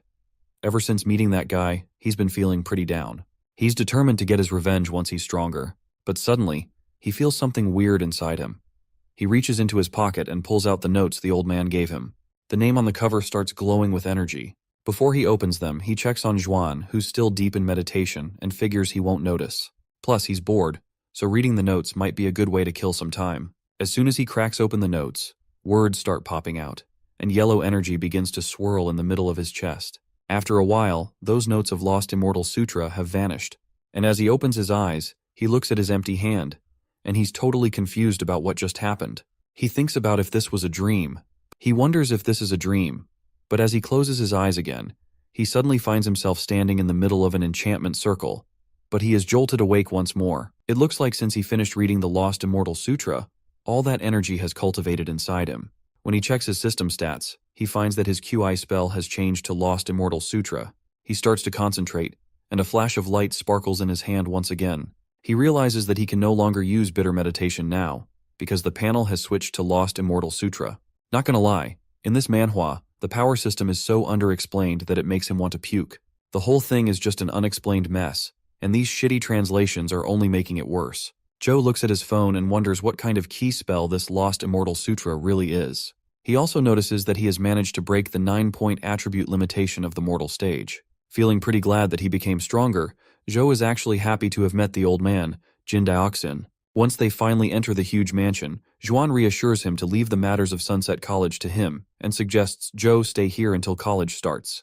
I guess this is expected of rich people, since they can just afford mansions anywhere they want. Once they settle in the living room, Juan brings something to drink for his friend. Joe asks if he lives alone here without any helpers, to which Juan agrees. He then offers Joe a weird hybrid can of Coca-Cola and Pepsi. As they chug down the drink, Juan's phone abruptly rings. He talks to someone for a while, and once he finally hangs up, He tells Joe to just have a rest here, and in the meantime, he himself is going outside for some work. Once he's alone, he starts wandering around and quickly sheds his coat. He begins swinging his fists, and then reflects on how a power punch requires a big movement, making it tough to use the same technique to deliver a precise 1-inch punch. He remembers trying it on that pesky silver-winged mosquito, but the little critter dodged his punch with ease. Looks like he'll need a new technique to handle that mosquito. That's when he recalls the skill he picked up, which is skeleton palm. He glances at his hand, which is still billowing smoke, and thinks the skeleton palm's rank is pretty low, so it probably won't be very effective. But he decides to train with it anyway, and as soon as he swings his hand, a gust of wind blades zooms around the area. He notices that this move is quite fast, making the skeleton palm a surprisingly good match for his 1-inch punch. So, he keeps training, pushing himself until he's utterly exhausted. He realizes that although it's a rank 1 QI fighting skill, it surprisingly consumes a lot of ki. Deciding to test it out in the game, he grabs his phone, puts some blood on it, and his avatar appears right away. Hilariously, his avatar lands right on top of a mutated ant. The little creature looks pretty ticked off and swings at him immediately. Looks like he's in trouble because his QE has dropped significantly after his training session, but somehow he manages to dodge the attack. But surprisingly, his QI recovers a bit, thanks to the Lost Immortal Sutra, which also boosts his movement speed, which seems like a nice bonus. He then delivers his mixture of 2 skills, known as 1-inch skeleton palm, hitting the ant directly and causing a big explosion that finally takes the little critter out. Just then, a system window pops up, showing an achievement. His skeleton palm has leveled up to level 10 and has been upgraded to ash palm. Our boy is amazed by this and notices the skill now consumes 5 points of ki, which makes it almost as powerful as his power punch. He's itching to try out his newfound power, but since the mutated immense strength ant is way too weak, he decides to test it on the skeleton knight. As soon as he presses the icon for that dungeon, his avatar lands in Guida City. That's when he remembers. Since he's already beaten the skeleton knight, he'll only get another shot at the skeleton king if he dies and respawns. So, reluctantly, he lets those little skeletons take him out. After a lot of messing around with his new skills, he finally gets the hang of the skeleton knight's attack patterns. Apparently, he started using his high speed to dodge and strike the skeleton knight from behind with his ash palm technique. That single attack shatters the skeleton's head into smithereens. After a while, a lady steps into the mansion. As soon as she sees him down there, she calls out, and her stern call wakes our boy up.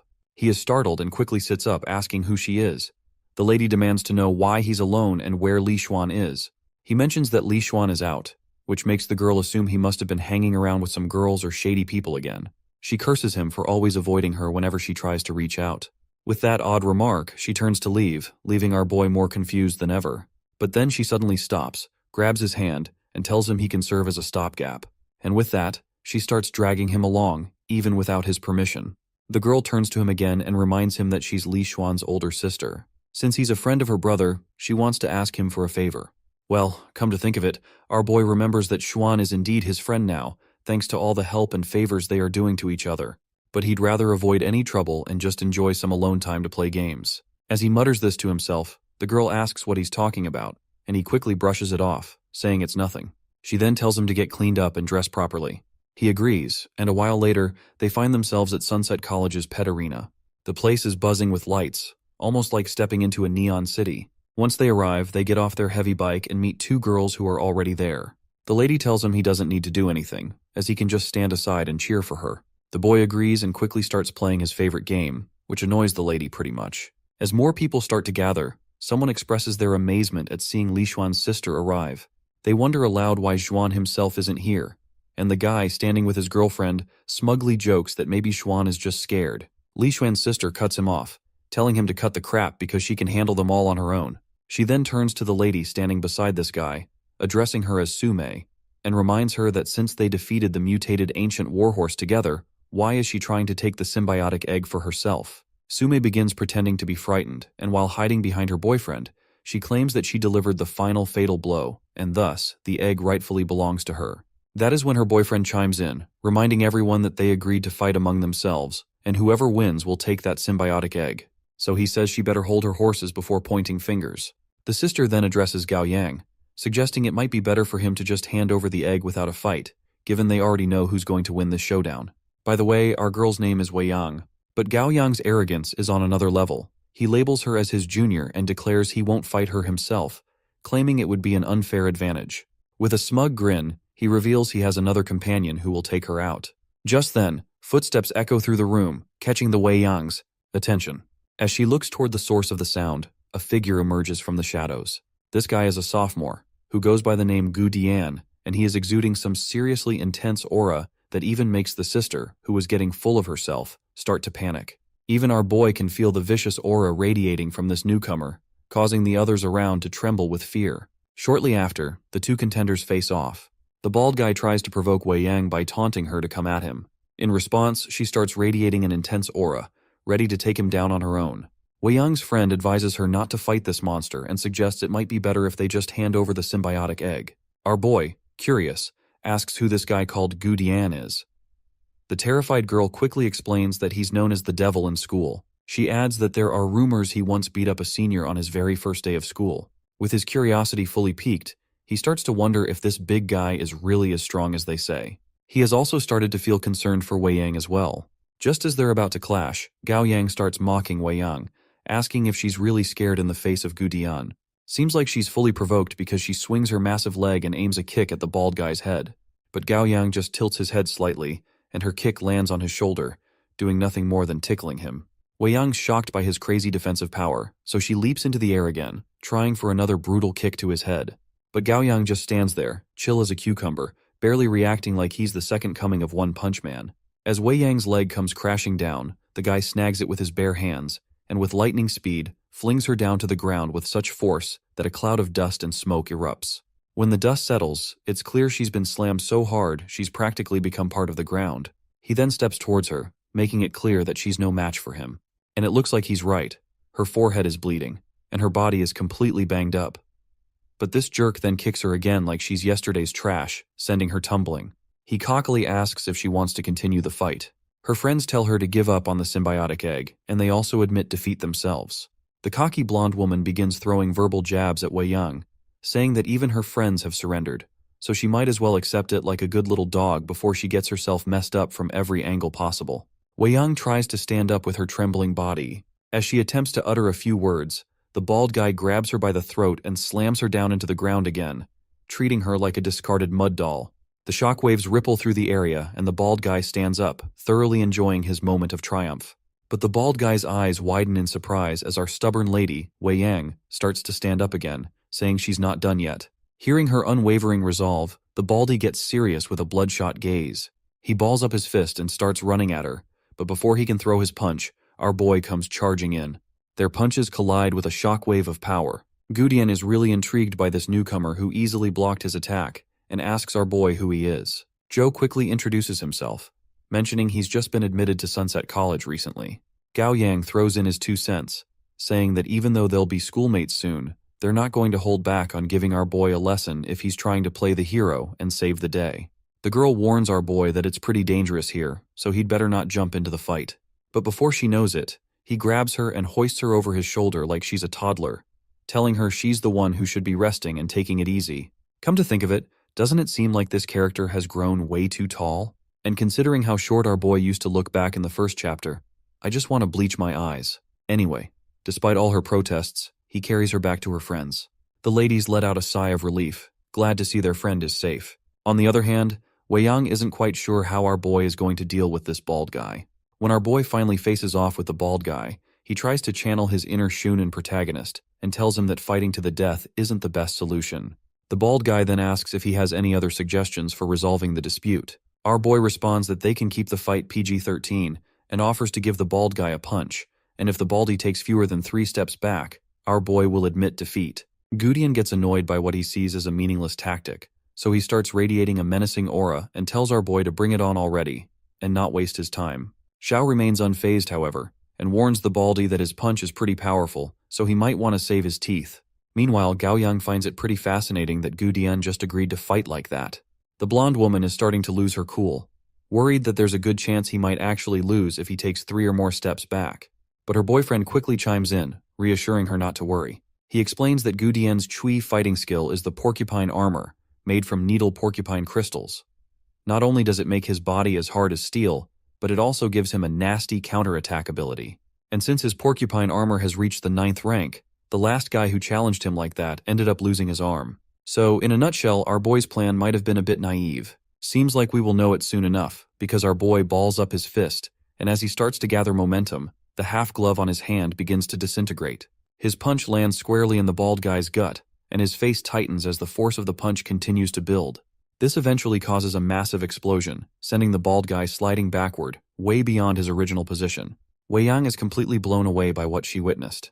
It looks like Baldy has lost decisively, and that last punch was so brutal that our boy's fist is smeared with blood. That is when the blonde woman starts shouting, because she is having a hard time accepting defeat. She makes excuses that our boy is not part of Wei Yang's party, so even if he won, the victory does not count. Her dignified boyfriend gives her a solid slap across the face for whining after a fair loss, and tells her there's no denying they've lost. He insists he's a man of his word and isn't backing down. He crosses paths with our boy, saying they'll meet again and he'll be waiting for that moment. With that, the three of them leave the area. The girls quickly swarm our boy with their flattery, showering him with well-deserved praise. They point out how their junior is so strong, and these all seem to be falling all over him in admiration. That's when Wei Yang calls out to our boy, pointing to his hand. He shrugs it off, saying it's just a minor injury and nothing to worry about as long as the bleeding stops. He then reminds her, with genuine concern, that she's injured more seriously and should head to the infirmary right away. The girl agrees, and our boy, still in his typical fashion, hoists her over his shoulder like she's a plush toy. She seems genuinely happy to see that her brother has a friend like our boy. Shortly after, they return to the mansion, and our boy is visibly annoyed to realize how long it's been since he last played his game. He's finally ready to dive into his beloved pastime. Well, or so he thought.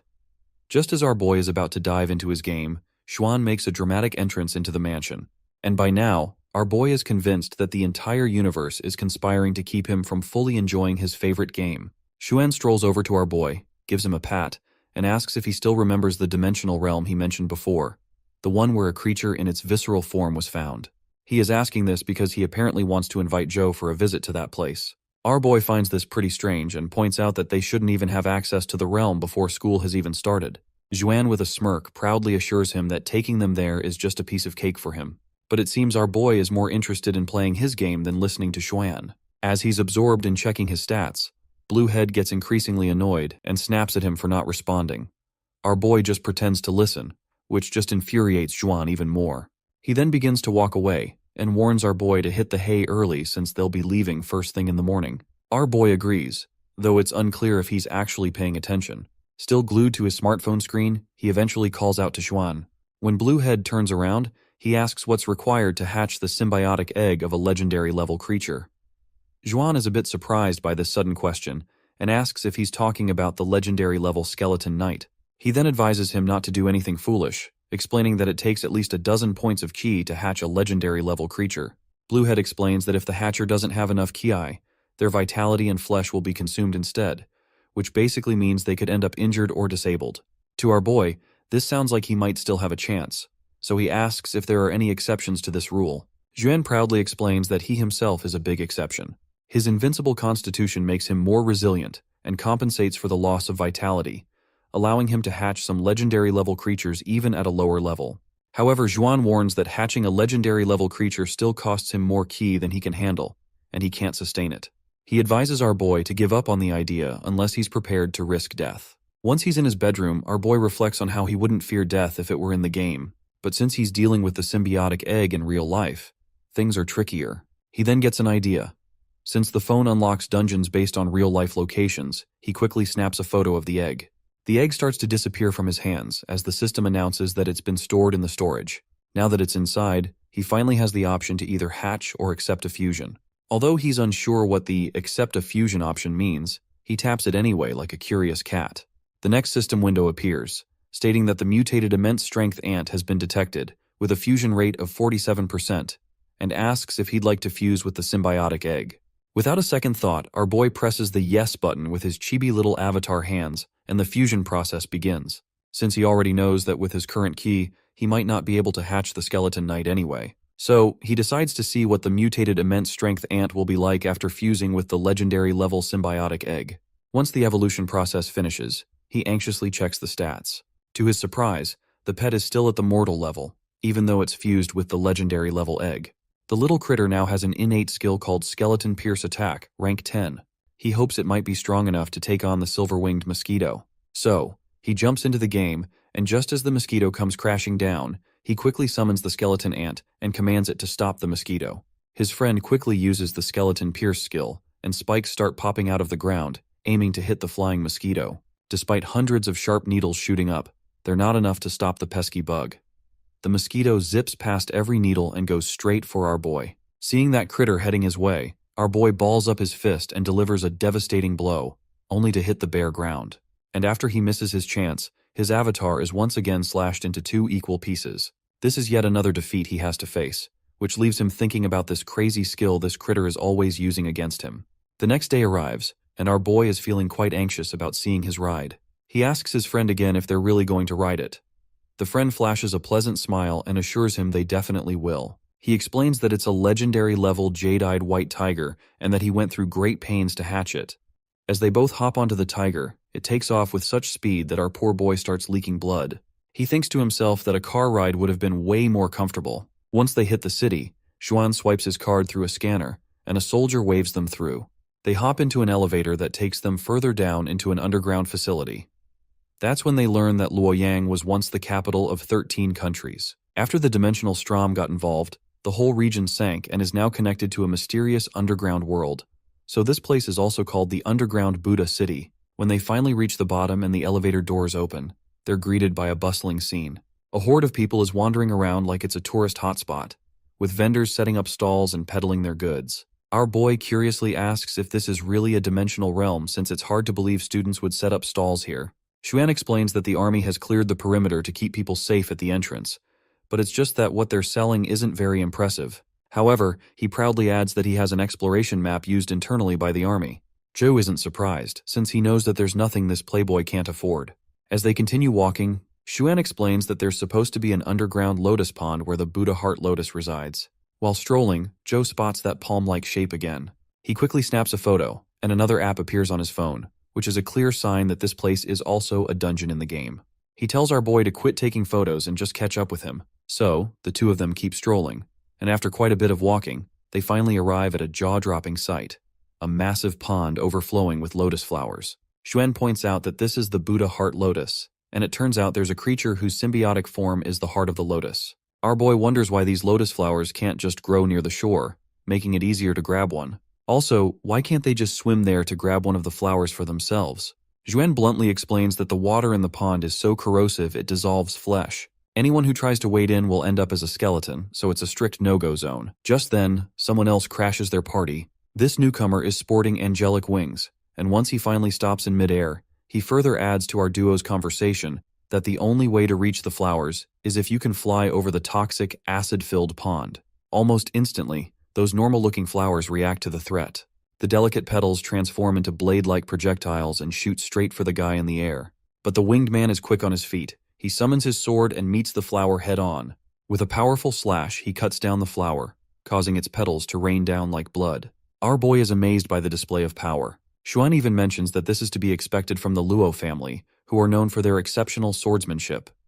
He adds that this guy with wings, known as Luo Xuan, isn't even that powerful. Despite saying this, our greedy playboy just can't tear his eyes away from those impressive wings. He's feeling a bit envious and thinks to himself how amazing it would be to have a flying symbiotic pet. He then asks our boy if they should explore somewhere else since there might be other dimensional creatures around. He also points out that this area is so strange it's been listed by the army as one of the unknown dangerous zones. Our boy curiously asks what he means by dangerous, and Xuan shows him his phone screen. It highlights how many army personnel have died exploring this area, not from attacks but due to sudden organ failure. For safety's sake, Xuan advises they should make their decisions wisely. Just as they're about to move on, the swamp starts bubbling up. A massive lotus flower emerges, adorned with Buddha faces all over it. Looks like they've finally found the threat they were trying to avoid. The Buddha lotus flower quickly reacts and prepares for battle. The man in the air quickly summons one wing, turning it into a winged pony. But the Buddha flower isn't playing around. It fires a giant red beam at the pony, turning it into a pile of bones. The once cocky winged guy starts falling into the vat of acid, and our boy calls out to him. Xuan is sure this guy is done for as soon as he hits the swamp. But surprisingly, Luo lands on a lotus flower leaf and hops out of the toxic water. Xuan realizes that this dude's QI fighting skill is something like a lightness skill, but he's still pretty far from the shore. Xuan turns to our boy, asking what the hell he's doing. It turns out, our boy is trying to put his symbiotic pet gauntlet into the toxic water. Surprisingly, the water can't harm his weapon. The acid only burns flesh. With his plan set, our boy pulls his hand out of the toxic water, sets his symbiotic pet down into the acid, and stands ready. Xuan asks what he's up to, and Joe simply says he's going to help the man stuck in the swarm. Meanwhile, Luo is leaping around to avoid the acid, but there's no solid ground left to hop anymore. His only option seems to be touching the acid, and to make things worse, the Buddha Lotus shoots another laser beam at him. Just as it seems like Luo is done for, the swamp water starts to bubble, and our boy's skeleton ant pet emerges. Luo is a bit startled by the appearance of another creature, and the ant quickly moves through the air, intercepting the laser beam and taking the hit directly. Being a skeleton, the ant is unaffected by the acid or the lasers. Luo manages to find a platform to land on, which is of course none other than the back of Joe's ant. Our boy then commands his skeleton ant to retreat. The ant's eyes start shimmering, and it quickly begins marching toward the shore. The Buddha Lotus flower shoots its lasers, but the attack is as effective as duct tape on a spaceship window. The ant picks up speed and eventually reaches the shore. Standing there like a cool guy, our boy watches as Luo Xuan hops from Ant's back. Once he touches the solid ground, he asks our boy his name, and that is when Zhou Wen introduces himself. Luo thanks him for his help, but Zhou tries to downplay it, saying it was nothing. However, Luo insists on showing his gratitude, promising to repay our boy for what he did today. Meanwhile, Xuan is completely blown away by the skeleton ant and quickly asks what in the world this pet is. Zhu responds that it's a skeleton ant. Xuan is seriously impressed, and he is further blown away that not only is the ant immune to the acid, but it also handles the flower's attacks like a champ. He tells our boy to send the ant into the swamp to see if it can take down the monster. He is confident the flower must have something valuable, so challenging the monster is worth the shot. But our boy, however, suspects it's no ordinary mutated Buddha Heart Lotus. He thinks it might be another legendary level creature, and since this is real life, he doesn't want his skeleton ant to get killed. Zhou quickly recalls his ant, and Xuan asks why he's so scared, pointing out that it's just a symbiotic pet, and that defeating the monster could yield something much more valuable. But my guy makes it clear that he's not willing to gamble with his skeleton ant, and with that, he starts walking off. Once they return to their mansion, we see that this playboy is visibly disappointed. He's frustrated that he wasted 2 entry passes and didn't find anything worthwhile. He worries that tomorrow, everyone will hear about the giant Buddha Heart Lotus flower and someone else will beat them to it.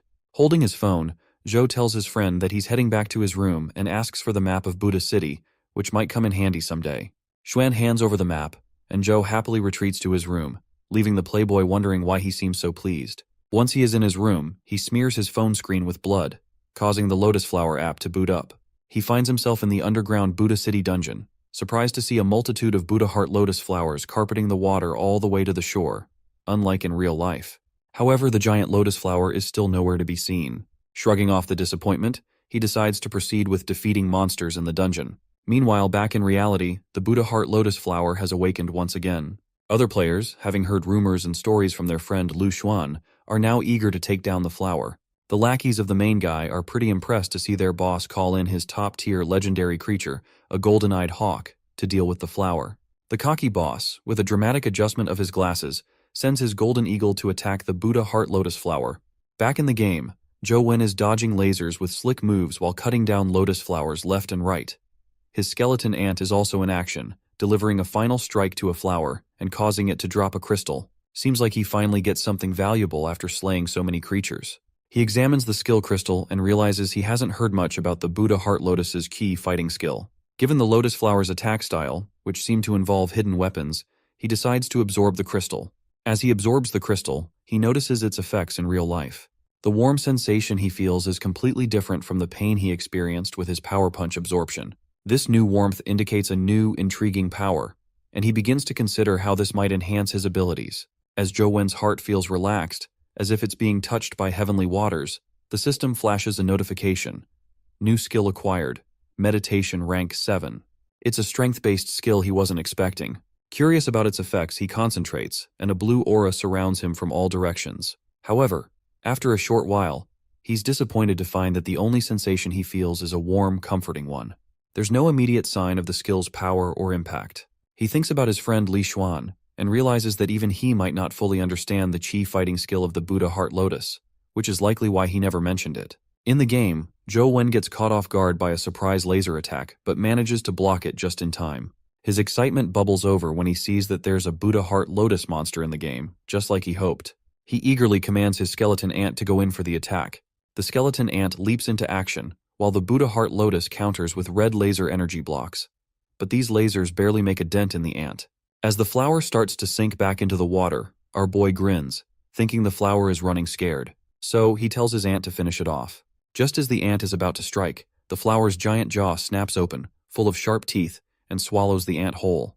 My guy's grin fades, and his confidence shatters as he realizes the flower had a sneaky trick up its sleeve, leaving him feeling frustrated and tricked. Since he can't do much and can't get close to the swamp without his skeleton ant, he decides to head to the restricted zone Li Xuan mentioned. Even if he dies, he figures it won't be a big deal, since he kind of wanted to die and get respawned anyway. With that thought in mind, he starts walking into the restricted area. Once inside, he finds himself in a rundown place with flowing water and old Buddha statues. As he climbs the stairs, he thinks it's a really strange place, and he hasn't encountered a single monster on his way here. But suddenly he notices something and realizes the restricted zone is just ahead. This place turns out to be a small Buddhist temple. Well, he's not so sure about this small part, because it certainly doesn't look small at all. He starts taking his steps, but after just a few steps, the game is over. It's a bit of a huh moment for him since he didn't even realize when he died. He smears his screen with blood again and tries running inside the temple, but once more his avatar's body begins to twist. Before he knows it, the game is over again. This time he notices that when the character died, the internal organs seem to twist slightly. He remembers what Li Xuan said about those soldiers.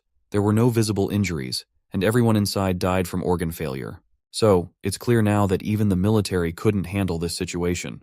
After so many failed attempts, he throws his phone away and decides to go back to sleep. The next day finally arrives, and the first thing we hear is hearty laughter. It seems like Li Xuan is pretty amused to hear that once people got wind of the Buddha heart lotus, some of them couldn't wait and ended up getting their butts handed to them by that monster. Our boy steps out and asks what's so funny this morning.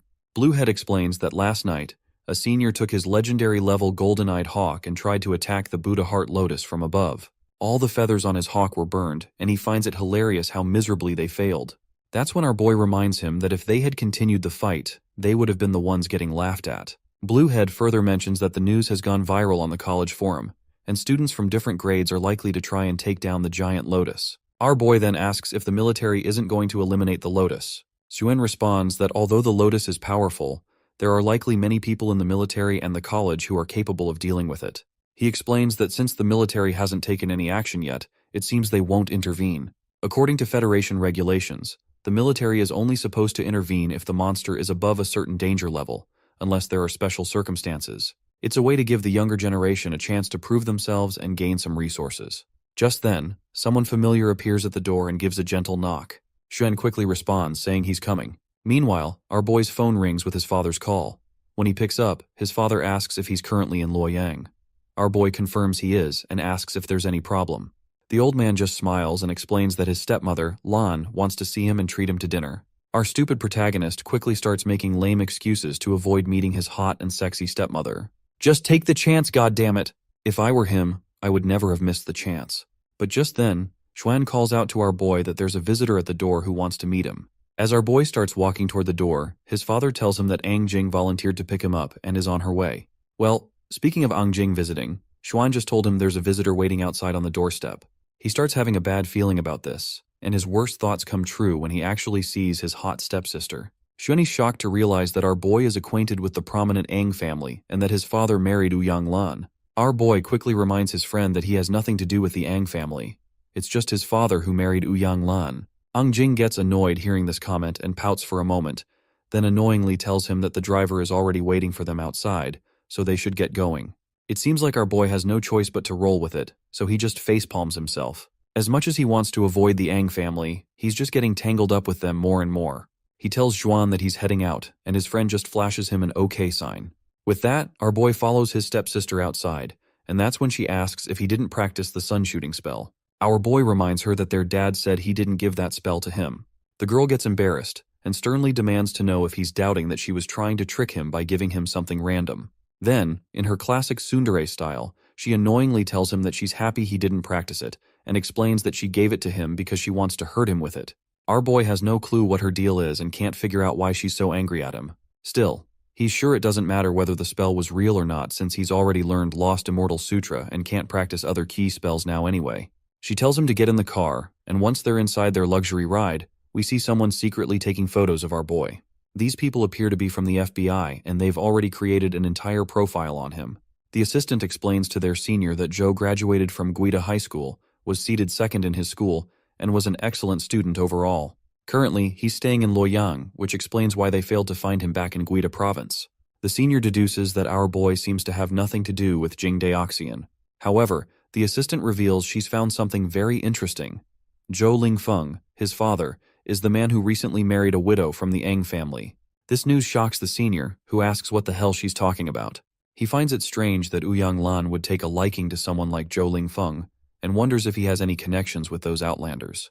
The assistant explains that while Zhou Lingfeng did reach the legendary level years ago, he's too old to be accepted by the Outlanders. Maybe Ouyang Lan is interested in someone like him because he's a kept man.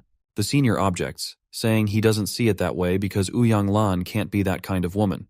He explains that the Ang family was in chaos when its master died, with many big shots coveting their properties. Ang Tianzuo, who is her son, was only 13 at the time, so he questions whether someone as shrewd as Ouyang Lan would marry an incompetent man.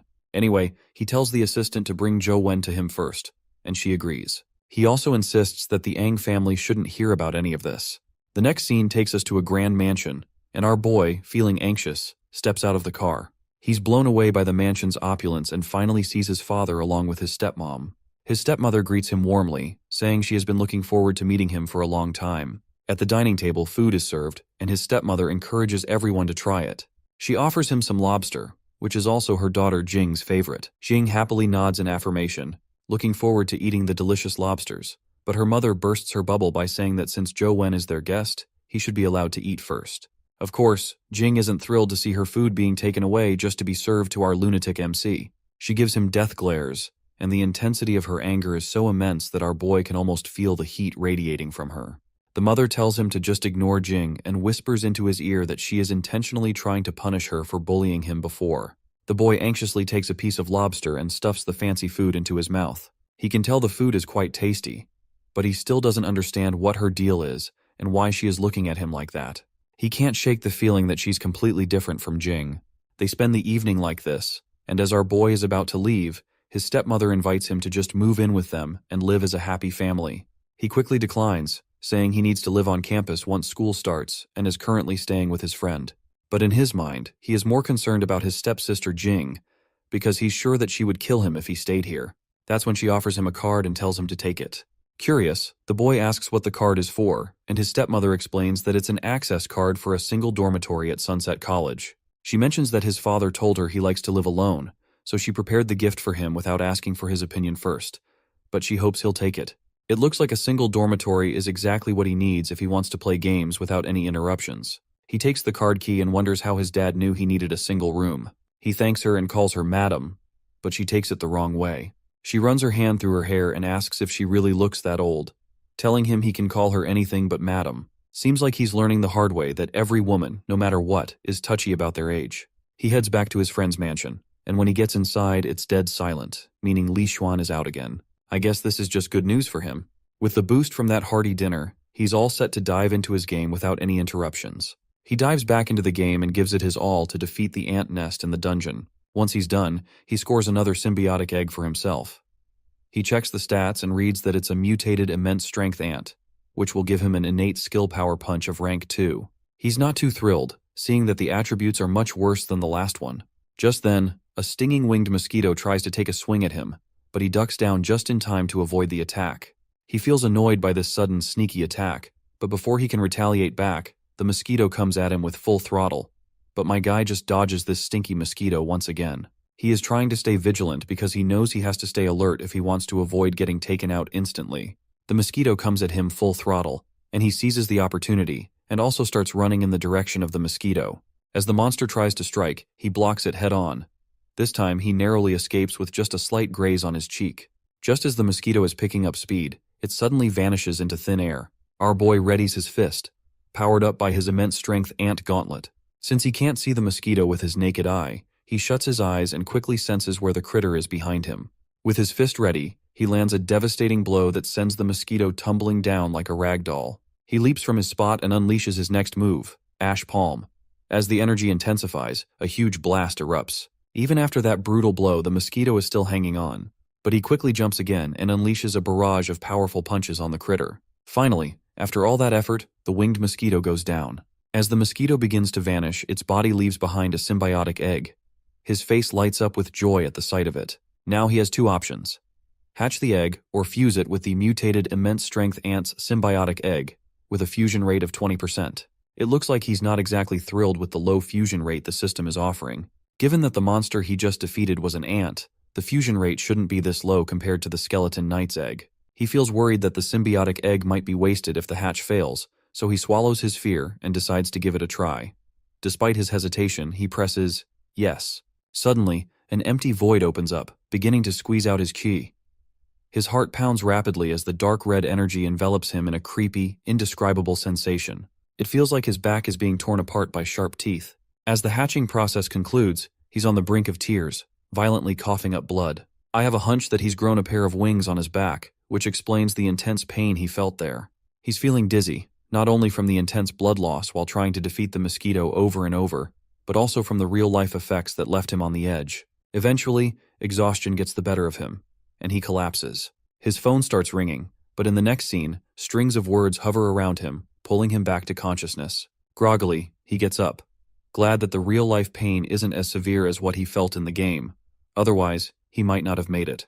He smears blood on his phone screen to check his status, dreading the possibility that the hatching might have failed.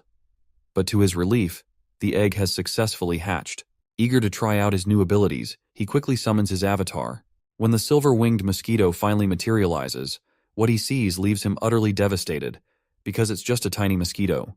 His shocked voice echoes through the mansion as he stares at the little critter, completely floored by the underwhelming result. He examines the stats and reads that this thing is a silver-winged mosquito larva, which is classified as a legendary pet. He has no clue what a larva actually entails, but he brushes it off and notes that the attributes are surprisingly poor for a legendary creature, especially considering how ferocious it was when it tried to kill him. Despite its weak attributes, it does look kind of cute. Suddenly, his phone beeps, and the system announces that the silver-winged mosquito is feeling pretty hungry, so he better feed it right away. He's clueless about what this little critter is supposed to eat, but when he presses the yes button to feed it, a system window pops up, asking whether he'd like to feed it the mutated skeleton ant or the mutated immense strength ant. Zhu is frustrated to see that this little critter has such picky tastes. He certainly doesn't want to sacrifice any of his other symbiotic pets for it. He starts grumbling about who designed this trash mosquito that can't simply eat regular monsters from the game. Meanwhile, the little guy, still cute as ever, is drooling and eagerly showing signs of hunger, ready to devour anything to satisfy its appetite. With no other options left, he reluctantly proceeds to sacrifice the symbiotic egg of the mutated immense strength ant. As soon as he presses the button, energy swirls around the little critter as its hunger is finally being fulfilled. Once he's done feeding, he decides to check out the critter's symbiotic form since this baby version isn't likely to be much help in a fight. As the mosquito morphs into its symbiotic form, a pair of wings sprout behind his avatar. He excitedly takes to the air, testing out his newfound ability to fly. The speed is exhilarating, and he feels a rush of thrill from such immense power. The wings grant him impressive agility, although they can't lift him too high. He realizes that while he can maneuver deftly at low altitudes, his flight is limited to just a few meters off the ground. Since he can now fly, it seems pointless to continue hunting ants, so he decides to dive deeper into the depths of the caves, ready to explore what lies ahead. As he ventures deeper, more and more ants start popping up, and the path keeps getting narrower and narrower, with monsters crawling around everywhere. When he finally looks at the scene from a bird's-eye view, he sees countless critters, and he's totally lost on how he's going to fight them off. But then he remembers he can fly, so he figures he can just zip right over their heads without getting hurt. Unfortunately, that plan doesn't work out as expected. The little ants quickly band together and form a giant hand, which lashes out at him, swarming him from all sides. Once he is stuck inside this swarm, light starts leaking from the horde of ants. Using his ash palm skill, he obliterates all those pesky ants surrounding him, clearing out the entire area. The impact is so intense that it punches a hole in the ground, and he starts falling into a place where there's nothing but a single boulder. Just when he thinks he's safe, he notices something near the boulder. It doesn't take him long to realize he's stumbled upon an ant nest, and now those critters are heading straight for him. Once he's overrun by the flying insects, his avatar eventually bites the dust, and he's pretty banged up. It's a real shame he can't explore the dungeon any further, as he'll need his silver-winged mosquito to recover before he can use those sweet wings again. His stomach starts rumbling, so he heads to the fridge, only to find it completely empty. Looks like he's got no choice but to head out and grab some food. As he steps outside the city, we notice a car trailing him. Inside, someone reports that their target has left the house and is heading for the main street. They ask if they should move in now. This woman, known as Lisa, while applying some lipstick, replies to her junior that it's too crowded right now. Since Chow asked them to stay undercover, she reassures them that she'll handle the situation. As our boy strolls down the footpath, the girl quickly positions herself in his path, making sure she looks absolutely smoking hot. She's determined to charm him as soon as he lays eyes on her. While he's still walking, completely unaware of what's coming, the lady hides behind a wall, waiting for the perfect moment. Eventually, she steps out and pretends to be clumsy, falling to the ground. Without missing a beat, she puts on a show with fake tears and calls him a handsome fella, asking him to help her up. But our guy, being the Giga Chad he is, just walks right past her without giving her a second glance. This response really ticks her off. What bothers her most is that this brat didn't even acknowledge her beauty. She then stands up and starts chasing him, ready to use her final trump card as a last resort. Meanwhile, our boy is lost in thought, mulling over how easy it must be for people who can fly to enter the lotus pond. However, figuring out how to deal with the blood-striped Buddha heart lotus is still a puzzle he needs to solve. Suddenly, the girl grabs his hand and asks why he's walking so fast. Zhou, confused, asks her who she even is. She replies that she's lost and hurt herself when she fell, so she's just asking for a little help. Hearing this, Zhou pulls out his phone and dials 911, telling her that help will be on the way soon. But she quickly insists that he put his phone away and just take her home. Zhou remains unhinged and says he's heading out for dinner and doesn't have time to waste. Frustration builds up for the lady with every passing second. Her pride is wounded, and she's reached her limit. Deciding she's had enough, she unleashes her powers and lunges at him, ready to knock him out and take him back by force. A violent explosion erupts from their clash, and as the dust settles, the woman is left standing alone while our boy quickly flies up and stands above a signboard. It doesn't take long for him to realize who she is, and in his memory serves right, she's one of the federal agents who were after Jing Daoxian that night. It seems she underestimated him. He's actually more agile than she anticipated. Growing more serious, she starts summoning fire. Meanwhile, our guy dials 911 and reports that he's being attacked. Seeing this, the girl grits her teeth, because if the police see her attacking him, her identity could be exposed, and she doesn't want to attract any unwanted attention. Reluctantly, she starts walking away, telling him that she's letting him off the hook this time. With that, she disappears from view. The boy lets out a sigh of relief and jumps back down, and he is still curious about why the Federation would be after him when he hasn't committed any crime. As he thinks it over, it suddenly dawns on him that he might be mistaken for Jing Daoxian's accomplice. He quickly calls his friend Li Xuan, and when his friend picks up, he sounds genuinely surprised and pleased to see that our boy is actually calling him by his own will. But our boy doesn't waste time catching up, and tells Xuan to find a private place because he has something important to reveal. After a while, once he's explained the situation, Xuan is shocked to hear that he's encountered Jing Daoxian. He also expresses how jealous he is feeling, because he also wants to meet someone as legendary as Jing Daoxian. Looks like our boy made the right call by not telling his friend about the Lost Immortal Sutra, otherwise he would have been over the moon with excitement.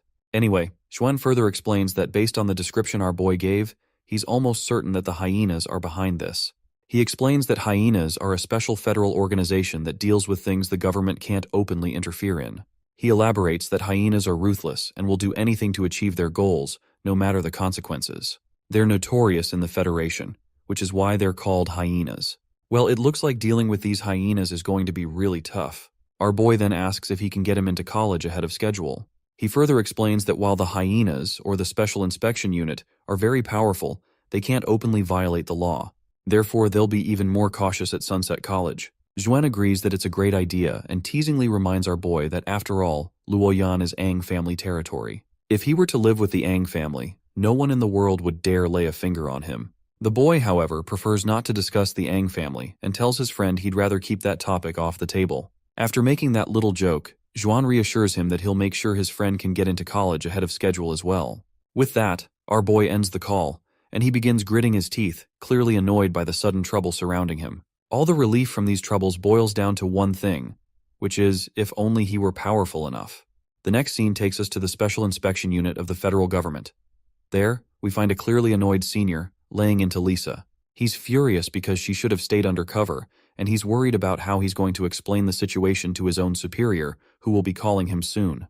Lisa quickly apologizes, saying it's all her fault. She admits she misjudged the situation and as well as our boy's preferences and his strengths. She then puffs out her chest and requests another chance to make things right, promising to deliver positive results this time. But the senior tells her that it's not so easy to get a hold of Zhou Wen now. He instructs her to check out some documents, hinting that the situation is more complicated than she realizes. The girl is curious and a bit confused about the documents. The senior explains that he had his teacher dig into the secrets of Ouyang Lan and the Ang family, and everything is laid out in those files. When Lisa opens the file, she's stunned to find that our boy has actually been enrolled in Sunset College ahead of time. What really gets her is that this place used to belong to Ang Jin, so it makes no sense how could the Ang family give it to Zhou Wen, who's just an outsider. By the way, if you are curious about what place we are talking about, it's about something called God-bestowed gift, and the Ang family has chosen Zhou Wen to receive this thing called God-bestowed gift. I can't deliver any more spoilers, so keep yourself strapped and watch. The senior reassures her that although it sounds crazy, his teacher's intel is solid. He explains that the Ang family used their only chance to switch the candidate to our boy. He's amazed at how everything, from the notorious Jing Dioxian to the Ang family, seems to be pointing to Zhou Wen, making things more and more tangled. Meanwhile, our boy suddenly sneezes and wonders if he's catching a cold, but he doesn't realize that he has become the target of some trashy federal agency who is going to nag the hell out of him throughout the series.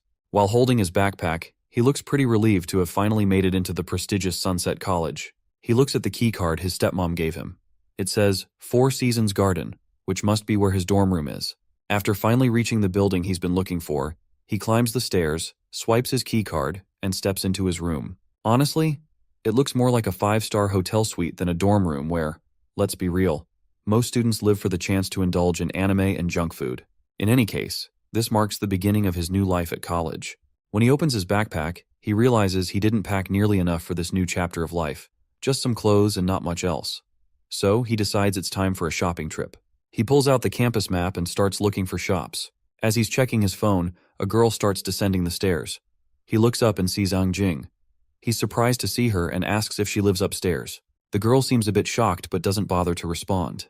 She just pouts and walks away, ignoring him completely. As she descends, our boy has no clue why she's so angry, but he decides not to dig into it and pretends he didn't see her. Once outside the dormitories, he checks his phone again and finds it odd that the shops he expected to be there aren't. He wonders if he might have taken a wrong turn. The street is completely empty, with no one around to ask for directions. Suddenly, he hears an unexpected meow. He looks around and realizes someone is playing with a cat. He quickly follows the sound and notices that the male voice playing with the kitten sounds familiar. It's no surprise the voice is familiar, as the person playing with the cats is Gu Dian, the same guy who lost to our boy in a punch bet. It's surprising to see this fella, who is supposed to be the most terrifying guy, getting all cozy with these little creatures. Well, this comes as a great shock to our boy, who never imagined seeing this guy playing with kittens. He musters up the courage and calls out to Gu Dian, but a sudden silence falls over the area. Gu Dian quickly releases the kittens and transforms back into his usual terrifying self. He warns our boy that if he tells anyone about this, he's in serious trouble. With anger bulging in his eyes, he gives Joe a fierce look, and our poor guy, feeling the heat, quickly says he didn't see anything and was just looking around for shops. He adds that if Gu Dian can point him in the right direction, he'll leave immediately. Baldy appears to be pleased by our boy's response, so he retracts his hand back. Just as he's walking away, he tells our boy Hat this is the old campus. He advises him to walk along this road, where he'll eventually find the guards who can show him the way. Gu Dian stops for a moment, shoots one last glare with his bloodshot eyes, and warns our boy to leave the kittens alone as well. With that, he turns and walks away. Our guy stays behind, gently patting the cute kittens. He reflects on how, after the dimensional storm, humans can now form contracts with creatures from other universes, which are more obedient and possess magical powers. Most people no longer care about weak local pets. So it's surprising to see someone as tough and intimidating as Gu Dian having a soft spot for these little creatures. Once he's back in the dormitories, our guy feels like he's on a losing streak. He's pretty annoyed that he keeps getting his butt handed to him in the game for no apparent reason. He pinches his thumb to draw more blood, and his avatar reappears in the game, once again standing on the same stairs where he keeps dying after getting his innards twisted. There's some mysterious force between him and the small Buddhist temple that seems to kill anyone who dares to step forward. He finds it odd that despite several attempts to approach the temple, He's met with instant death every time, even when he tries to fly without touching the ground. No matter what he does, he's killed as soon as he enters this area, and he's tried everything he can think of, but he does not seem to cross these stairs. Since it's a game, there should be a limit, no matter how difficult things get. Even though the skeleton knight and mosquitoes were very strong, he was able to figure out how to defeat them eventually. However, this time he's getting killed without any warnings. It's no longer a boss fight. It feels more like facing a sealed door he can't enter without the key. If he wants to access the small Buddhist temple, he needs to find the corresponding key. But in Buddha City, he can only explore the Lotus Pond right now, and there's nothing there. Reflecting on the meditation skill he acquired, he decides to give it a try. The skill, which he got in Buddha City, doesn't improve attack speed or defenses, and it consumes chi to maintain the state. With his meditation skill activated, he starts descending the stairs again. As soon as he reaches the bottom, he jumps over the ground, and this time, he survives. The sight of surviving the jump leaves him overjoyed, and he proudly strides into the small Buddhist temple, thrilled that he can now explore it. Or so he thought. Activating the meditation skill is consuming a massive amount of ki, and he's about to get screwed over. Eventually, he dies again, but summons his blood avatar back, only to be thwarted once more as his Kwai drains at lightning speed. He frustratingly pinches his thumb to draw blood and summons his avatar again. This time, he runs like a maniac, determined to rush through the chi-draining area as fast as possible. But before he can reach the other side, his ki bar depletes again. Not giving up, he pinches his finger, letting a drop of blood fall. He reflects on how his speed isn't quite fast enough to get him through to the small Buddhist temple, so he starts to consider using the mosquito instead. He is feeling pretty smug after activating the wings, and he is pretty sure that he's finally going to make it. But then, just as quickly, his smugness evaporates as his chi depletes even faster. Sure, the wings increase his speed, but they also drain his chi at a ridiculous rate, especially when combined with the meditation skill. He grudgingly finally admits that it's impossible to get through this area with just a rank 7 meditation skill. The only option left is to use skills at higher ranks. He decides that maybe he should explore the Lotus Pond again, hoping to find something useful. Just as he's about to set off, his phone rings. When he picks it up, it's Li Xuan on the other end. Xuan casually tells him to come to the Lotus Pond and watch the show. Zhou gets curious to hear this and asks what's so interesting about it. Xuan just looks straight ahead, where we see our boy's stepsister is standing against a gorilla-like guy, and cryptically tells him that he'll understand when he gets there. As she stands there, murmurs ripple through the crowd. People are saying that she had already reached legendary level before she even enrolled, and the guy standing against her is Yang Lu, a third-level legendary figure. Apparently, this gorilla claimed he would kill the Buddha Heart Lotus as a gift for her. She glances at the flower and, with her usual swagger, tells him not to waste his breath on something as mundane as flowers. She's confident that he's just all bark and no bite and couldn't possibly defeat the blood-striped Buddha Heart Lotus. Her remark infuriates Yang Lu, who feels humiliated by her dismissal. On the other hand, Xuan is impressed to learn that the flower's actual name is the blood-striped Buddha Heart Lotus, which confirms that she has thoroughly investigated the monster. We then also see this lackey, Miantu, from earlier chapters. He points out that Yang Lu is trying to impress the Ang family, which is why he's putting on this show. Xuan points out that while the Yang family is famous, they are nothing compared to the Ang family. Heck, even the Yang family's business relies on the Ang family, and Ang Jing would never be interested in someone like Yang Lu. The lackey agrees, adding that the only person truly worthy of her is Li Xuan himself. But the boss quickly shuts his lackey down, saying he's not interested in Ang Jing at all. After all, he's not the type to clap cheeks of his friend's sister, and that friend, of course, is our boy. When our boy finally strolls into the scene, he looks at his stepsister and asks Xuan if he really called him here just to show off his sister.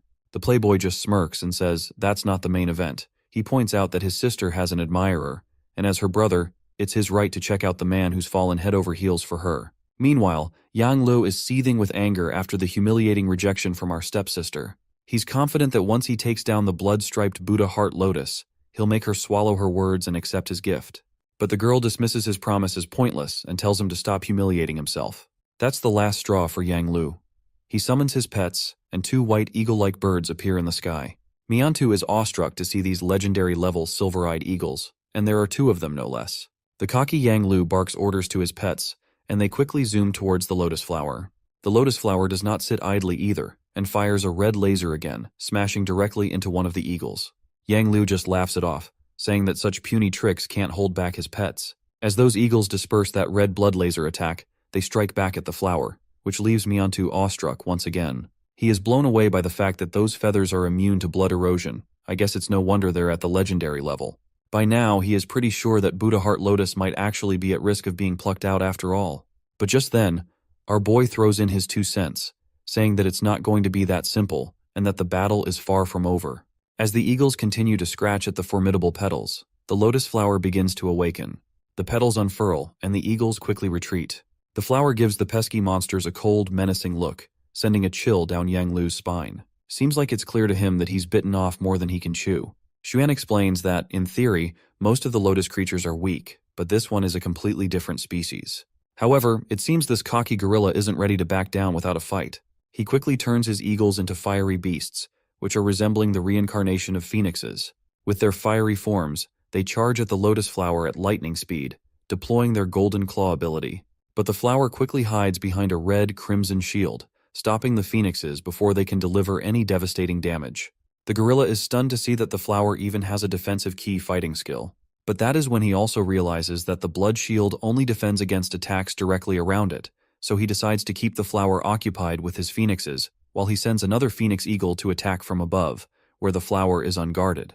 Our boy quickly realizes that the gorilla is about to attack from above, and this triggers a memory of his past game experience, where the monster devoured him from above. He screams that it's a literal trap.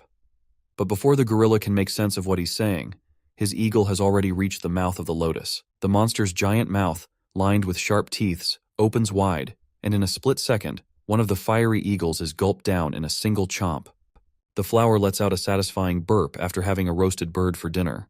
The onlookers are stunned to see this horrifying sight, and Yang Lu just lost one of his precious eagles in one fell swoop. Even Yang is baffled by what just happened. He quickly recalls his last remaining familiar, and all he can do now is grit his teeth in frustration.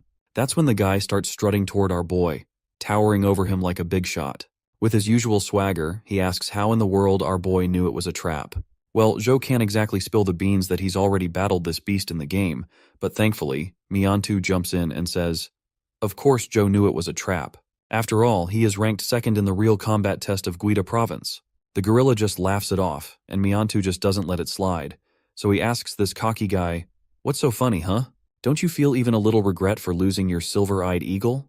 If it were me, I'd have dug a grave and crawled into it out of sheer embarrassment." Yang Lu gets pretty ticked off and demands to see how the guy ranked second is going to take down the lotus. Miantu confidently responds that Zhou can handle it with ease, and it's going to be a piece of cake for him, unlike Yang Lu, who's just made a fool of himself in front of everyone. Meanwhile, our guy stays silent, as he is not sure what to say. That's when his stepsister comes rushing in. She gets right up in his face and asks if he can actually take down the blood-striped Buddha Heart Lotus. Once again, our boy isn't sure what to say. As much as he hates to admit it, he hasn't actually defeated the blood-striped Buddha in the game, and the lotus here is showing off some moves that didn't appear in the game either. But with her sharp gaze boring into him, and he doesn't want to look like a coward by admitting he can't handle it. So he just clenches his fists in frustration. Meanwhile, the gorilla starts chuckling and points out how Zhou looks pretty scared, saying that talking is the only thing he seems good at. That's when Li Xuan chimes in, and he expresses his desire to join our boy to defeat this monster. The gorilla is pretty startled by this unexpected development, because he didn't expect the famous playboy of the Li family to get involved. But then he starts grinning, thinking that even the silver-eyed eagles couldn't handle this. So they're just daydreaming if they think they can take down the monster. With that, the gorilla agrees and says he's looking forward to seeing their plan in action. A little while later, the crowd is gathered on one side, while our boy and his two allies are on the other side. Li Xuan is visibly pissed that Miantu provoked the gorilla and dragged them into this challenge. But our boy reminds him that pinching this dude's cheeks isn't going to help now, because they have already accepted the challenge, so they better focus on their next plan. Zhu is pretty confident, even though his blood avatar wasn't enough to take down the monster before. He's sure that with all three of them working together, the outcome might surprise everyone. Especially since Li Xuan has two legendary-level creatures on his side, giving them a better shot at victory. The only hitch is figuring out how to get into the lotus pond. Zhou admits he can't rely on his skeleton ant alone, and can't protect all three of them during the fight. Xuan also points out that he doesn't have any flying creatures, and his new sky conch can barely manage to stay airborne. That's when Miantu steps up, placing a mask over his face and saying, "Leave this to me." He summons his pet, and suddenly a giant turtle pops out of the sky, plummeting into the acidic water. As it floats there, it creates a solid platform on its shell, giving them a way to stand above the acid. Li Xuan is pretty fascinated to see that even Miantu has a mortal-level symbiotic egg. At first, he thought only Zhou had pets of that caliber. Anyway, The three of them ride atop the giant turtle and head towards the flower. Miantu tells his friends that they should go fight the twisted flower, while he commands his dragon-scale turtle to support them from the sidelines. With that, both Joe and his friends start unleashing their pet powers. Then, my guy jumps into the sky, summons his skeleton ant, and hops onto its back. Li Xuan doesn't waste any time showing off either, and quickly begins to transform, leaving the crowd going absolutely wild when they see that even the notorious third son of the Li family has a legendary level creature. Our playboy proudly dons his dark armor and gets ready to dive into the hack-and-slash action. Meanwhile, the cocky gorilla is fuming, seeing that these three might actually defeat the monster after all, thanks to their powerful pets. His stepsister watches intently, not missing a moment. It looks like our armored playboy is struggling to keep his balance on his conch, so Joe tells Miantu to keep an eye on Li Xuan since the floating ability of the conch isn't very flexible. They gotta make sure their friend does not fall into the acid. Miantu nods and says, "Leave it to me." With that, both of our boys charge at the monster.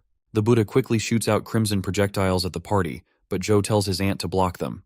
The skeleton ant promptly rises up and takes the crimson projectiles head-on, protecting them from the attack. That's when the black-armored guy spots his chance and slashes his sword at the monster. The flower retaliates with its crimson fluid-like attack again. But Xuan's slash cuts straight through that crimson stuff and hits the flower right in the face. Meanwhile, Zhou's ant lets out a powerful roar, and spikes begin to emerge from the curb, slamming directly into the flower's body. But this flowery jerk remains totally unfazed. It quickly pulls out its crimson stuff again and obliterates those spikes like they're nothing but cucumbers. Seeing the old trick, Zhou wonders if the flower is trying to lure them into attacking from above. But then the playboy jumps in, saying they don't need to do that, because he's confident they can take this monster down from the front. He charges his sword and starts vanishing into thin air. Meanwhile, the monster isn't just sitting around. It lets out a massive roar, and a tornado-like force starts swirling in its mouth. The heavy air pressure makes it tough for our boy to get close, but the armored guy holds his ground. Once he's done charging up his sword, he comes crashing down on the monster like a goddamn meteor, and that single attack obliterates the lotus flower from the inside. Just as the petals of the flower start burning down, a frog sitting inside it spits out some weird stuff from its mouth.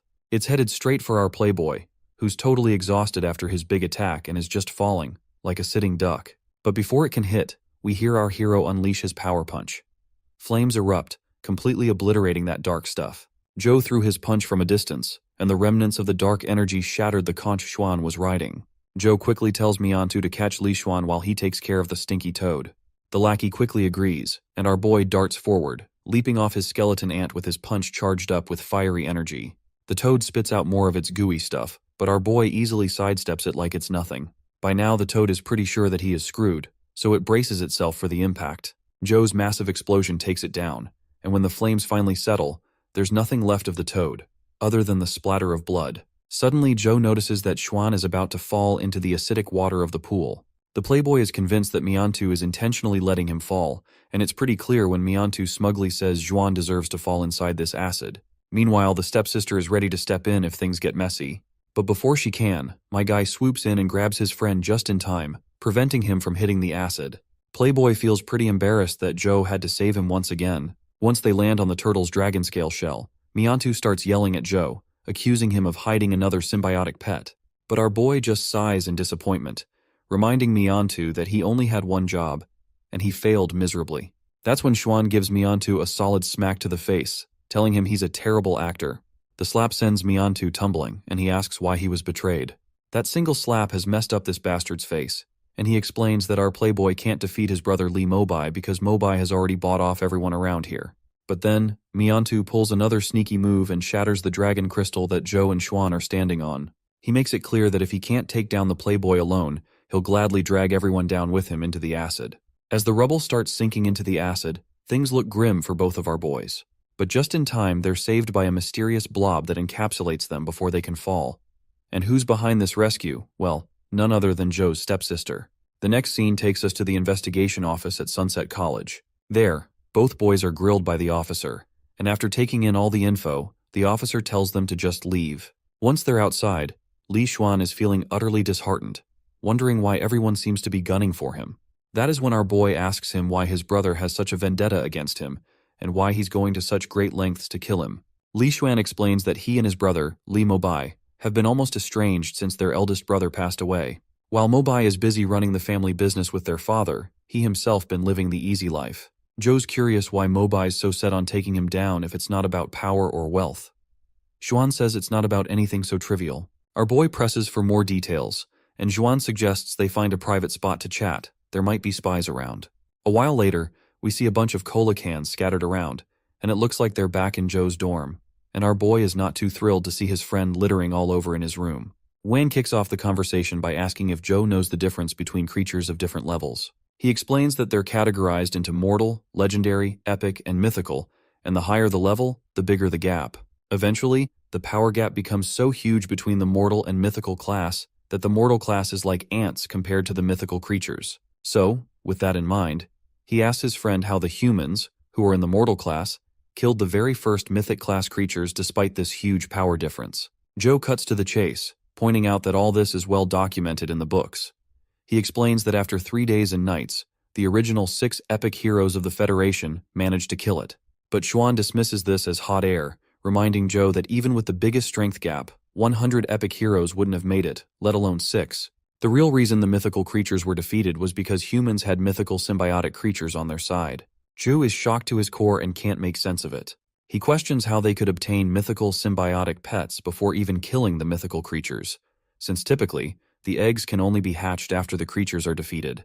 Li Xuan explains that this is a god-bestowed gift. He reveals that someone bestowed the power to kill mythical creatures onto the 6 heroes, and that power was in the form of a larva of the mythical creature. Joe dismisses the idea as a bunch of groundless legends, but Xuan explains that the Federation has set up a top-secret department to handle and hide the deeds of the 6 heroes, and most people aren't aware of it.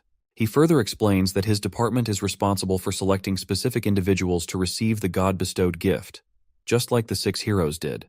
Joe starts to seriously consider if this god-bestowed thing might actually be true, though he's unsure why Li Xuan is sharing this information with him.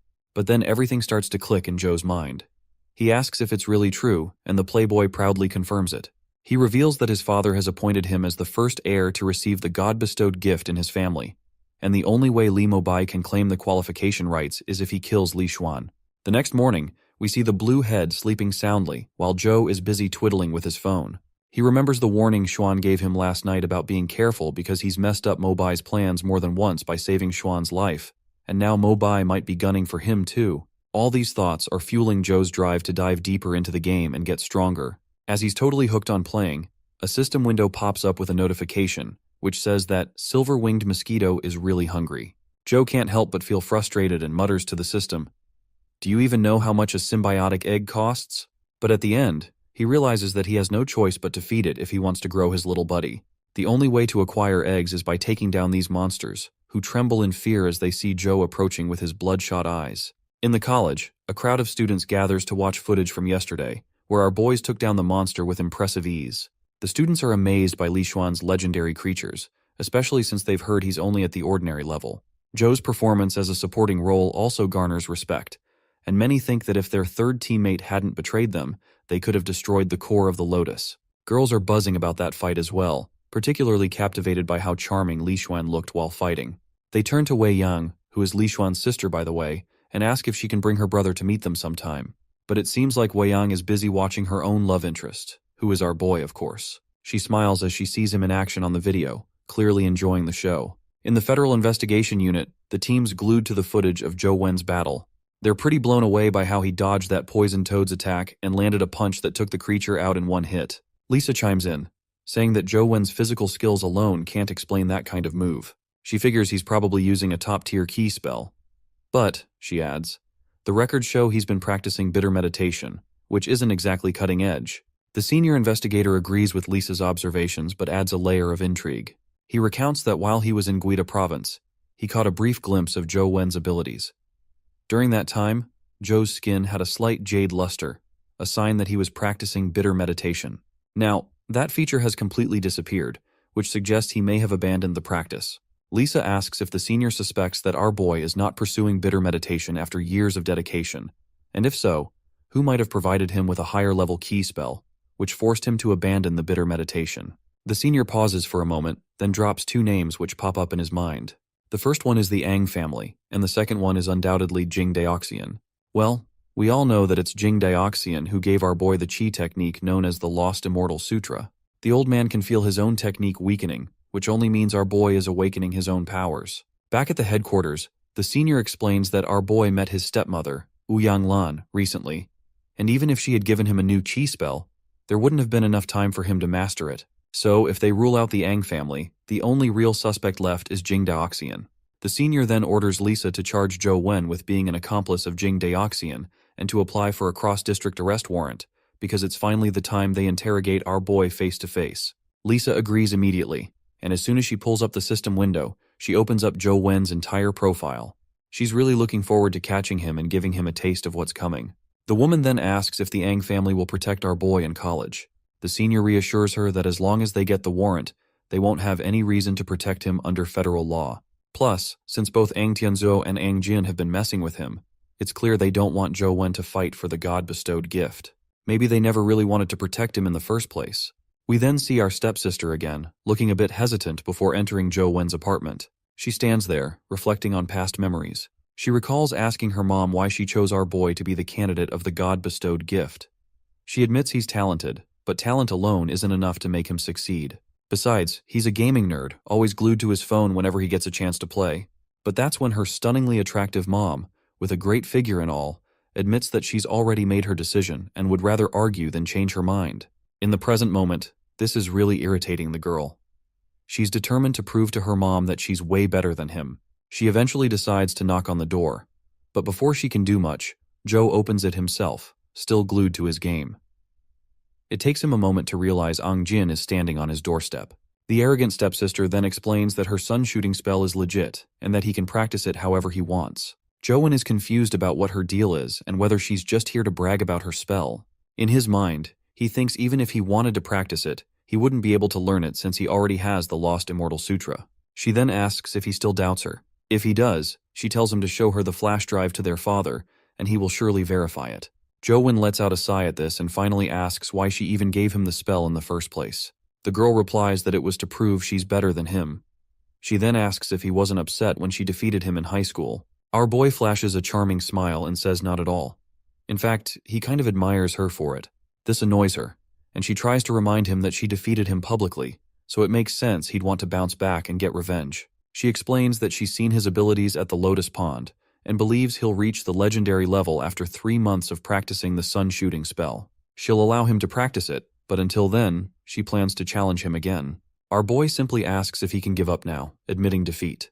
But this stubborn lady just gets even more annoyed and tells him he must fight her again. She's fuming at the top of her head, completely baffled by how her mother ended up choosing this guy. Eventually, she withdraws her hand and decides to head back to her dormitory. She offers Joe some chi crystals as a prize, saying he's welcome to take any he wants since she won't be going easy on him this time. Joe stands there in silence, reflecting on how she's a talented girl, recognized by the Federation, who reached legendary level at just 13. It doesn't make sense to him why she's so determined to fight him. Well, it seems like this idiot is clearly still in the dark about being chosen for the God-bestowed gift as the Ang family's candidate. Nonetheless, he grabs the garbage bags Li Xuan littered last night, takes out the trash, and returns to his game.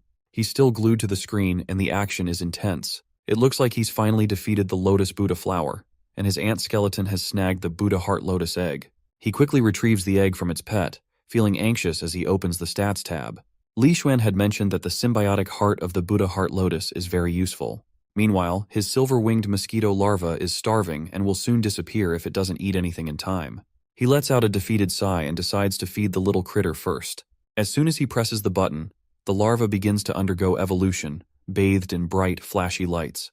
Zhou Wen anxiously hopes that his larva will get bigger, but in the end, he's disappointed to see that the larva remains just as small as before. He's already fed it 2 ordinary symbiotic eggs, but it's still a larva. He wonders if ordinary symbiotic eggs are less effective for legendary creatures.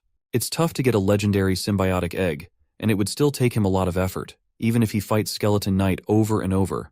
The drop rate for legendary eggs is so low that it is going to take him forever to grab one. He leans back on his bed feeling defeated. He reflects on how he still has his sister to deal with, and if he doesn't reach the legendary level within 3 months, he's in serious trouble. He then remembers that thanks to the Lost Immortal Sutra, he can't even practice the sun shooting spell. He's still in the dark about how the sutra works and how he can advance further. As he beats himself up over his lousy luck, a knock on the door grabs his attention. When he opens it, he sees the familiar face of Gao Yang. Our boy asks what's up, and Gao Yang says he's here to apologize. This raises a red flag for Zhou, who is unsure of the real reason for the visit. Gao Yang continues his yammering, saying there will be no discord or conflict, and he wants to apologize for the past. He simply wants to forget their past grievances and extend his hand toward Zhou, taking the first step toward their friendship. Our boy accepts the gesture of friendship and proceeds to close the door, mentioning that he's in the middle of a game. But Gao Yang tells him to wait because there's actually one more thing he wants to say. He then takes our boy somewhere and introduces him to his friend Haifeng, saying he's brought Zhou Wen here. Haifeng, a newcomer, just smiles and thanks Gao Yang for bringing our boy here. Suddenly, Haifeng moves with such incredible speed that our boy can barely see him. He appears in front of Zhou Wen in the form of a monstrous creature. But my guy remains cool as a cucumber and tells Haifeng that if he really wants to fight, they can just settle it in the arena, so there's no need to make a mess here. Haifeng then snaps his fingers, and the dark red creature begins to disappear. He compliments our boy on how he remained unusually calm and sharp. As the dark form disappears, we see Haifeng has arrived with two of his lackeys. He begins by apologizing for his previous impertinence and introduces himself as Hu Haifeng. Without wasting any moment, he cuts to the chase and invites Zhou to join their team and help them take down the blood-striped Buddha Heart Lotus together. It seems like our boy probably didn't completely destroy the core of the flower last time, which is why the lotus is still around. Anyway, he asks why he's being chosen for this, and Haifeng explains that he studied the video of the battle between him and the Buddha Heart Lotus. While Li Xuan performed brilliantly, Haifeng found our boy's command and judgment even more intriguing. He points out that the academy has people stronger than Li Xuan. However, what made their last fight valuable was Zhou Wen's overall observation skills, and how he anticipated Li Xuan's position and dealt with the poison toad at the perfect moment. Haifeng goes on to say that if their third member hadn't betrayed them, Zhou would have won the fight. He further reassures our boy that he won't have to deal with the Lotus Pond mess again. All he needs to do is guide them and manage their symbiotic pets from the sidelines. Even with all the chatting and explaining, Zhou still turns them down. In his head, he's more focused on how to beat the boss in his game than on directing a bunch of cocky seniors. He's almost got the Lotus figured out and plans to tackle it himself eventually. Gao Yang tells him to think it over because Haifeng and the other two seniors are at legendary level in the academy. Joining them could be a big win, and with their help, victory could come pretty quick. But our boy is not having it and refuses again, which really gets on Gao Yang's nerves. He thinks to himself that if it weren't for Haifeng, he wouldn't have even talked to this annoying brat. Just then, Haifeng stops our boy and reminds him that he doesn't have to refuse so quickly. He asks him what he wants and assures him that they can arrange it if it's reasonable. Zhou Wen turns around, and he startles these both of thugs by saying he wants a legendary symbiotic egg. Gao Yang is furious at this bold demand coming from his junior. But despite Gao's irritation, our boy stands his ground and happily states that he'll join the team if they offer him a legendary symbiotic egg. Gao Yang is clearly annoyed, and he further gets cocky and grabs Zhou Wen by the collar. He tells him not to push his luck because his role in this partnership is minor. All he is doing is just directing the symbiotic pets, which doesn't warrant the legendary egg he's asking for. Xu Wen tells Cao Yang to cool his jets. He makes it clear that it's entirely up to them. If they're willing to give him what he wants, then they're good. Otherwise, no hard feelings. Just then, Haifeng jumps into the scene and asks our boy if he has any specific requirements for the legendary symbiotic egg he wants. Zhou Wen shrugs, saying he doesn't have anything particular in mind. After all, he just wants a legendary egg to feed his pet, though he does not say it out loud. Haifeng then tosses an egg toward our boy and asks if that will be satisfactory. Well, Zhou Wen is clearly pleased with the offer and has no further demands, because getting a legendary symbiotic egg for free is more than enough for him. Haifeng extends his hand for a fist bump to seal the deal, and Zhou Wen quickly reciprocates, finalizing their agreement. As they part ways, Gao Yang turns to his friend and questions how he could give away the flaming toxic bee's symbiotic egg so easily. He doesn't understand why he trusts Zhou Wen so much. Haifeng reminds his friend that after watching the video of the battle, he felt our boy had something special, which is almost as if he'd fought the Lotus before. Gao Yang is a bit shocked to hear this, but Haifeng just walks off, telling his friend not to stress. The egg is now just part of the deal, serving as insurance against their failure. Back in his room, our boy summons his winged mosquito. Once the little critter appears, he flashes the legendary symbiotic egg he snagged for dinner. Without wasting any time, he pops the egg right into his pet's mouth. Immediately, a giant blob of aura and fire surrounds the little guy as he begins to evolve. When the transformation is done, our winged mosquito emerges with sharp green eyes, a needle-like sting, and an overall bigger size, which is way bigger than it was before. Joe finds it fascinating that this evolution merged the properties of the flaming toxic bee's attributes, probably because both are insects. He then checks the stats and notices that the larva tag is finally gone, and his mosquito has finally matured. But what really shocks him is how much the stats have improved, almost exceeding the limits of a legendary creature. On top of that, it's got a new skill called Magic Light Sting, which shoots a long, high-speed energy sting capable of piercing through targeted enemies. Joe can't help but flash a grin at his newly evolved pet. With its awesome upgrades, he's feeling pretty confident it can definitely take down the blood-striped Buddha Heart Lotus. He quickly drips some blood onto his screen, summoning his blood avatar, along with his upgraded winged mosquito. Without wasting any time, he sends his mosquito charging at the lotus. The lotus isn't about to just sit there and take hits. It conjures up that crimson stuff and tries to blast the mosquito out of the air. But the mosquito zips through the attack with lightning speed, almost too fast to see. As the mosquito gets close, it's just a hair away from piercing the flower's eye with its sharp claw. But in a split second, the sneaky lotus ducks into the water, leaving the mosquito wondering where it went. Just then, the mosquito notices something coming up from below the ground. The lotus tries to catch it off guard by attacking from underneath, but the mosquito dodges the sneaky petals and makes a quick escape. The mosquito then turns his attention back to the flower and ramps up its descent momentum by using its silver wing attack, aiming directly at the flower. The lotus tries to block the attack with its crimson substance, but the mosquito isn't finished yet. With lightning speed, it circles back, slicing through the crimson barrier with its sharp wings. The lotus looks quite frustrated, and it finally explodes, revealing a toad inside, just like we saw in the real-life battle. And as expected, the toad quickly starts throwing gooey, sticky sludge at the mosquito. But the little guy dodges everything with ease. It quickly counters with its sting attack, sending a sharp crimson needle straight into the toad.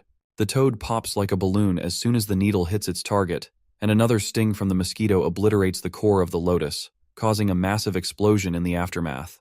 Just as the haze starts to clear, the mosquito makes sure to grab the crystal from the smoky explosion. Meanwhile, our boy watches with awe, still doubting if his winged mosquito's skill has truly become that powerful. His pet returns with the prize in its mouth and quickly spits out the demonic crystal of the lotus. Joe doesn't waste a moment and grabs up the red crystal. He is feeling pretty confident that the QI fighting skill of this blood-striped Buddha Heart Lotus might be the key to entering that small Buddhist temple. He absorbs the crystal, and this time the absorption process starts to affect him in real life as well. It feels like a searing heat trying to cook him alive, but Joe endures the pain like a champ. Moments later, the system announces that the demonic crystal of the blood-striped Buddha Heart Lotus has been absorbed, and his original skill, meditation, has been upgraded to a stronger skill known as blood meditation. Once the process is over, Joe body is still emitting steam. He rinses his sweaty shirt, giving it a solid twist to wring out the water. After that, he activates his newly acquired blood meditation skill. As expected, the QE consumption rate with blood meditation is slower than with regular meditation, allowing it to last for about half an hour. He is now feeling pretty confident that this skill will help him explore the small Buddhist temple like a pro. Without wasting any time, he dives back into the game. He finally crosses the stairs of the underground Buddha city, making his way with renewed vigor, showing no signs of exhaustion. He's feeling happy that this enhanced meditation skills is helping him resist the power of this area. After a few minutes of running, he finally reaches the main entrance of the small Buddhist temple. He's feeling pretty nervous before going in because he's not sure what kind of monsters he might run into. But he goes in anyway. After looking around for a bit, he's kind of weirded out that there aren't any dimensional creatures around. Then he spots a slab on the other side with some Chinese writing on it, and the title on the slab says it's a short sutra on perfect wisdom.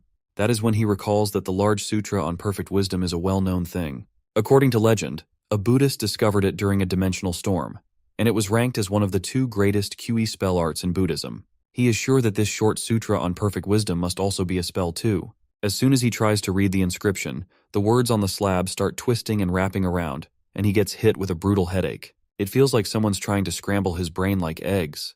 He grabs his head in pain, and suddenly something starts shining brightly in the middle of his avatar's chest. In the next moment, the immense pressure he was feeling vanishes, and he notices that the flow velocity of the Immortal Sutra has slowed down. The pressure is gone, and he's no longer feeling any discomfort as he tries to read the inscription. Just as he's trying to make sense of everything around him, he quickly notices his key bar is depleting. He hasn't even entered the Buddhist hall yet, so he starts running without wasting any time. Once he's standing outside the small Buddhist temple, he opens the door and spots a giant statue with 3 Buddha faces. He's not even sure if a 3-faced Buddha is a real thing in Buddhism, but as soon as he steps inside, his avatar starts to twist. And just like that, the game is over. He's dead again, without any warning or obvious reason. Looks like he'll need to dig deeper to figure out the rules before entering the temple. At least this experience taught him a bit about what those predecessors went through to gain their power. They really risked their lives, and he's starting to admire them for that. Even with the help of blood meditation, he still couldn't enter the Buddhist hall, but the fact that he didn't see any dimensional creatures suggests that getting into the temple must have something to do with that stone tablet. He's pretty sure that the tablet is some kind of chi spell, but since he has already practiced the Lost Immortal Sutra, he knows he can't practice another chi spell right now. Still, he decides to memorize the sutra written on it. Surprisingly, he's memorizing this script much better than the Lost Immortal Sutra. Once he's halfway through memorizing it, he decides to leave the small Buddhist temple's vicinity before his chi runs out. He plans to come back and finish reading it once his chi is replenished. He spends the entire day like this, yawning and grinding his ass away in the game. By the end of it, he's finally memorized the entire sutra. Suddenly, light starts radiating from him, and he's absolutely blown away by the new kind of chi circulating in his core. The only thing he can think is that this must be the short sutra on perfect wisdom he just memorized. He looks at his hand in his real life, and can also feel this new chi spell even though he hasn't practiced it. It's automatically circulating through his body, according to his memory. He has no clue what's going on, but he's too exhausted to delve into these mysteries right now. So he decides to hit the hay and will figure out what's happening once he wakes up. Just as he starts catching some Z's, mysterious patterns begin to pop up on his chiseled body. By the way, have you noticed that this lazy guy does nothing but game, yet he has one of the best bodies? It's a bit jealous-making. If I could get stronger just by writing manhwa recaps, I'd be the strongest person on the planet. Anyway, after his sleep, he heads to the bath in the morning. As the water pours over his body, he lets out a scream because his skin is shedding. He comes out of the bath, wondering if this is the effect of the short sutra on perfect wisdom circulating in his body. Regardless, he grabs his phone again and checks his stats. To his surprise, his old Lost Immortal Sutra key spell hasn't been replaced. Instead, his constitution has broken the 10 limit and improved to 11. Not only that, he can also feel the short sutra on perfect wisdom circulating through his body. But then he realizes something that completely blows his mind. Apparently, he can replace and circulate his newly acquired chi with the Lost Immortal Sutra. This means he's mastered 2 chi spells at once, which is a huge deal since most chi spells are very different in nature, and it's tough for a person to operate 2 simultaneously. The more advanced and complicated the chi spells, the harder they are to coexist. Just then, his phone starts ringing. It's Haifeng, who reminds him that they've already reached the lotus pond to challenge the lotus flower and asks why he hasn't arrived yet. Looks like our guy got so caught up in grinding his game that he forgot he had a promise to fulfill. Shortly after, he makes it to the lotus pond, where we see that the party has already started attacking the core of the lotus flower. And our boy is the one who is calling all the shots, and with his flawless guidance, the team manages to obliterate the blob of goo. Our boy quickly tells everyone to back off at least 20 meters. The beasts start stepping back, but that's when this cocky guy, who seems to be using his backside to think, insists that they should deliver the final deadly move now instead of retreating. This rowdy guy decides to take charge himself and orders his flying beasts to launch their blood-blade rain. The birds throw their feathers, which begin to demolish the area.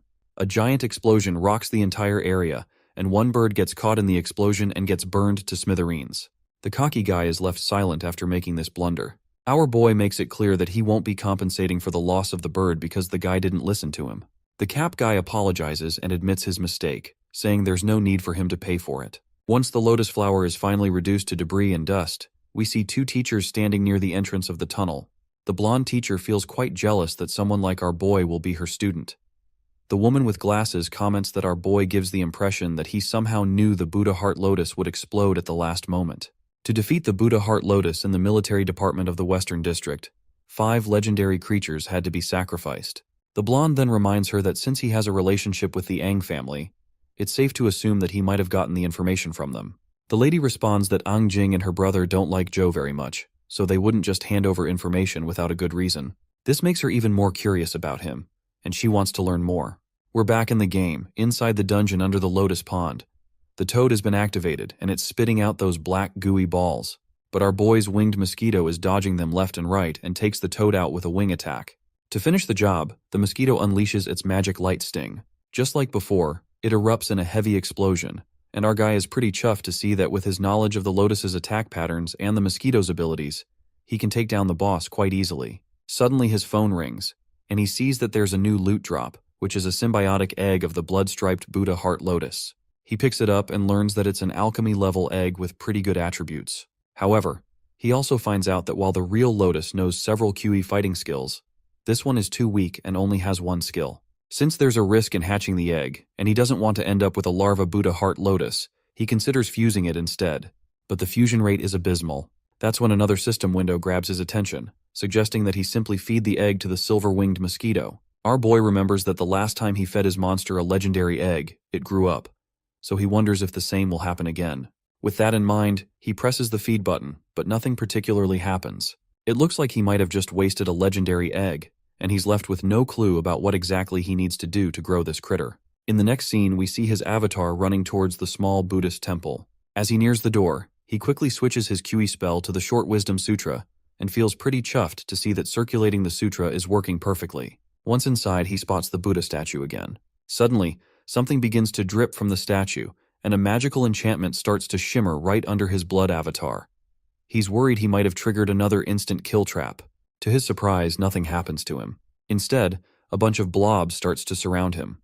When he takes a closer look, he realizes they're actually symbiotic eggs. A system window pops up displaying some odd text. According to the postscript, the Buddha statue is one of the 5 kings of knowledge in Buddhism, who have conquered the 3 worlds of desire, form, and formlessness, and he is offered an egg by the Buddha. Our boy finds it pretty strange that this statue is trying to give him free symbiotic eggs. When he tries to check the stats of the egg, the system window says that the attributes can't be accessed because they're unknown. So, he decides to pick one of the 3 eggs at random. As soon as he makes his choice, the system announces that the mythical creature hatching is confirmed. Our boy gets absolutely furious and throws his phone away because he never confirmed anything. It's not that he doesn't want a mythical creature. In fact, they're very powerful in the dimensional realm. The problem is that even legendary creatures nearly killed him during hatching, so he's dreading the pain that's about to come with a mythical creature. But since the hatching has already been confirmed, the arc of pain begins. This red-black substance starts to choke him, and he really doesn't want to be the first guy to die from playing games. A while later, we see him sprawled on the ground, looking like he's just gone through post-nut clarity after jacking off to some anime girls. He's pretty weirded out that he's still alive despite the mythical creature hatching. He can also feel that his blood and chi have drained from his body. I guess it was worth it though, since I highly doubt he would have gotten a fluffy and cute furball like this otherwise. The creature is named Diting.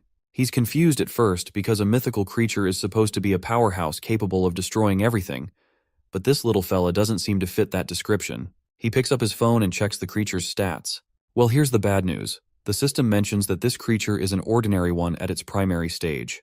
What shocks him most is that this ordinary creature has all attributes in the 2-digit range, which seems far from ordinary. It's hard to believe this could be considered ordinary at all. Still, he was told it was a mythical creature, and now he feels like he's been scammed by this crappy system. Nonetheless, he starts pondering the system's mention of the primary stage, and wonders if this monster can grow like the silver-winged mosquito. In myths, the white dog of Bodhisattva Ksitagarbha could hear everything in heaven and earth, and in Journey to the West, Diting could differentiate the real Monkey King from the 6-eared macaque, while many other gods couldn't. This little creature, however, looks quite different from what he had expected. He then decides to check out the creature's symbiotic form.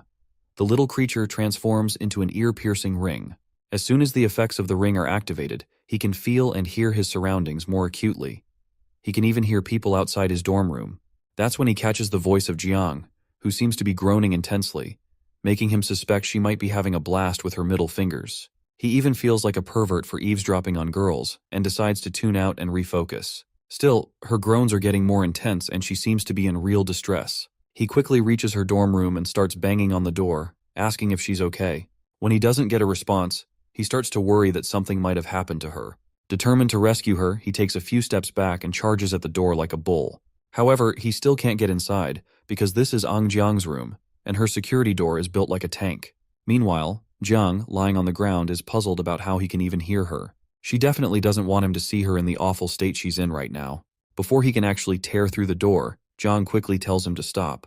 The thumping at the door suddenly stops, but our guy, Ever the Champ, decides to jump through the window, leaving her completely boggled. As soon as he's inside, he asks if she's okay. Jiang is utterly embarrassed to see him and asks, "How on earth did you get in through the window?" Our clueless hero replies that he thought she was in danger because no one answered the door. He adds that he prefers calling a doctor if she's hurt.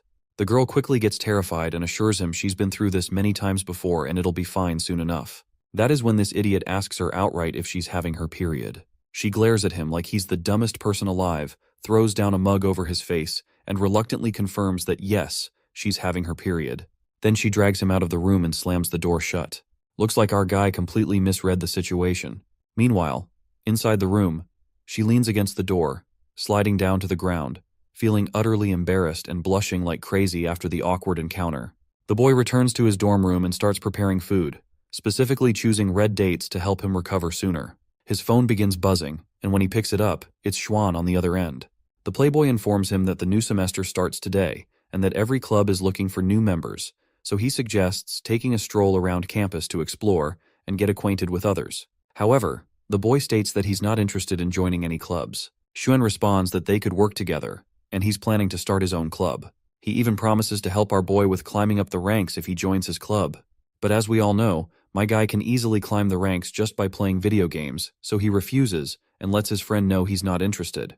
Xuan then tells him not to be so cold, reminding him that they need teams to complete most of the tasks assigned by the college. He points out that no one wanted to team up with them during the real combat test and asks if he wants to face that situation again. I guess our playboy got a point, so Joe eventually gives in and reminds his friend that the two of them alone aren't enough to start a club. Xuan just says they'll figure it out later. With that, the scene takes us to the outside, where the students start gathering in the central square of the college, and our boy feels overwhelmed by the crowd. Among the sea of people, Xuan is standing on the stairs, calling out to him, and he's accompanied by a lady. When they meet up, the playboy quickly asks why he's carrying a bag. Our boy explains he's got red dates and wolfberry tea to help replenish his blood. That's when the lady chimes in, suggesting that since he's already here, he should join Wei Yang's club. She adds that they have many lovely girls and would be happy to have him join. By the way, Wei Yang is Xuan's sister, which is exactly why Xuan protests, saying that our boy will be joining his club instead. He asks his sister if she's trying to lure him in with a bunch of beauties, making it clear that they're not falling for it. Despite his words, it's obvious from the way our playboy is drooling that he's definitely tempted. Our boy admits that he can't join Wei Yang's club, not because he's not interested in clapping some cheeks, but because he's already promised Xuan he'd join his club. Wei Yang's lovely sister gives up and says she's looking forward to cooperating with Xuan's club if the need arises. This pervert brother just gives a pleasant thumbs up to his sister, but our boy just stands there in silence. Once the ladies have left, Xuan jokes about how our boy let a group of lovely ladies slip away. Joe tells him to stop joking and get serious, asking if Xuan isn't really committed to starting the new club. He warns that they need to start recruiting members quickly, or all the freshmen will join other clubs soon. The playboy points out that there's nothing they can do because freshmen have to wait a month before they can apply to establish a club. They also need at least 5 members, and right now they're not qualified to start a club yet. Annoyed, Joe asks what the heck they're even doing here if they can't establish a club. Xuan proudly replies that they're here to check out the girls, of course.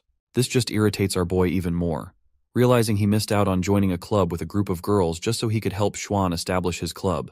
But then, a familiar voice calls out to our boy. Hearing this, Joe turns around, only to see 2 of his former friends standing before him. He wasn't expecting to run into them here, and he finds it rather fascinating that they all ended up at Sunset College again. Xuan nearly jumps out of his skin when he sees a hottie in shorts and quickly asks our boy who this bombshell is. Xu introduces her as Feng Ruxi and mentions that they used to go to the same high school. The playboy then creeps over to Joe and whispers, asking how he could have missed the chance to meet her back then if they were in the same school. But even if he missed the chance back then, Xuan is glad to meet someone like Ruxi now. He quickly invites her to join his club, asking if she'd be interested. To the playboy's surprise, Ruxi agrees right away. That's when this idiot remembers to tell her that they can only officially apply to start the club a month later, so she might have to wait a bit for things to happen.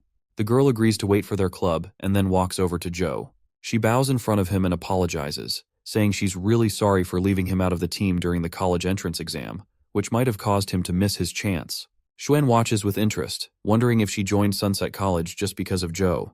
On the other hand, Joe forgives her, saying it wasn't entirely her fault. The blonde guy also awkwardly jumps in, saying they had no choice back then but promises it won't happen again. The playboy then tells everyone to chill and skip the formalities since they're all buddies. He suggests it's getting late, so they should head back and get some rest to gear up for tomorrow's combat test. Chu is a bit surprised to hear this, and asks if they really have to dive into a combat test on their first day of college. He wonders if they're heading to Buddha City for it. Xuan clears it up, saying they're not going to Buddha City because this place is a newly discovered with tons of hidden dangers, and the college isn't about to let freshmen take those risks. Rushi then explains that, based on past years' experiences, the college usually picks one of the 4 stable dimensional realms for the test. You just need to kill a dimensional creature to pass, and the more you take down, the higher your score. Joe's pretty intrigued and asks how she knows so much. The girl casually points out that all the info is posted on the college's dimensional forum. Soon after they part ways, our guy takes a quiet stroll and explains that the dimensional forum was set up by the Federation to help and encourage people to share info about different dimensional realms. There's no need to use real info for registration, and both the military and the public can post whatever they want. He didn't pay much attention to it when he was at Guida High since they rarely dealt with complex dimensional areas. He never thought that everyone at Sunset College would actually use the forum to communicate. Now he's thinking it might be a good idea to learn the rules and start using the forum himself. As he's absorbed in his phone, someone calls out to him, asking if he's a special admitted student living in his building. Joe quickly looks around, trying to find the source of the voice, only to realize that the short girl is standing right in front of him. Seems like he failed to notice her because of his long-ass, giraffe-like neck. He greets her and introduces himself as Joe Wen, mentioning that he lives on the 2nd floor. The girl, full of enthusiasm, introduces herself as Wang Lu. She's also a special admitted student, so he can just call her Lu. She mentions she lives on the 1st floor, and they're apparently neighbors now. But as soon as he sees her enthusiasm, he suddenly vanishes into thin air, leaving only the sound of a door closing. Looks like she's stumbled upon a rather strange neighbor. Our guy puts away his bag, fires up his computer, and dives headfirst into the forums. He discovers that the forum is a massive information-sharing platform accessible to everyone.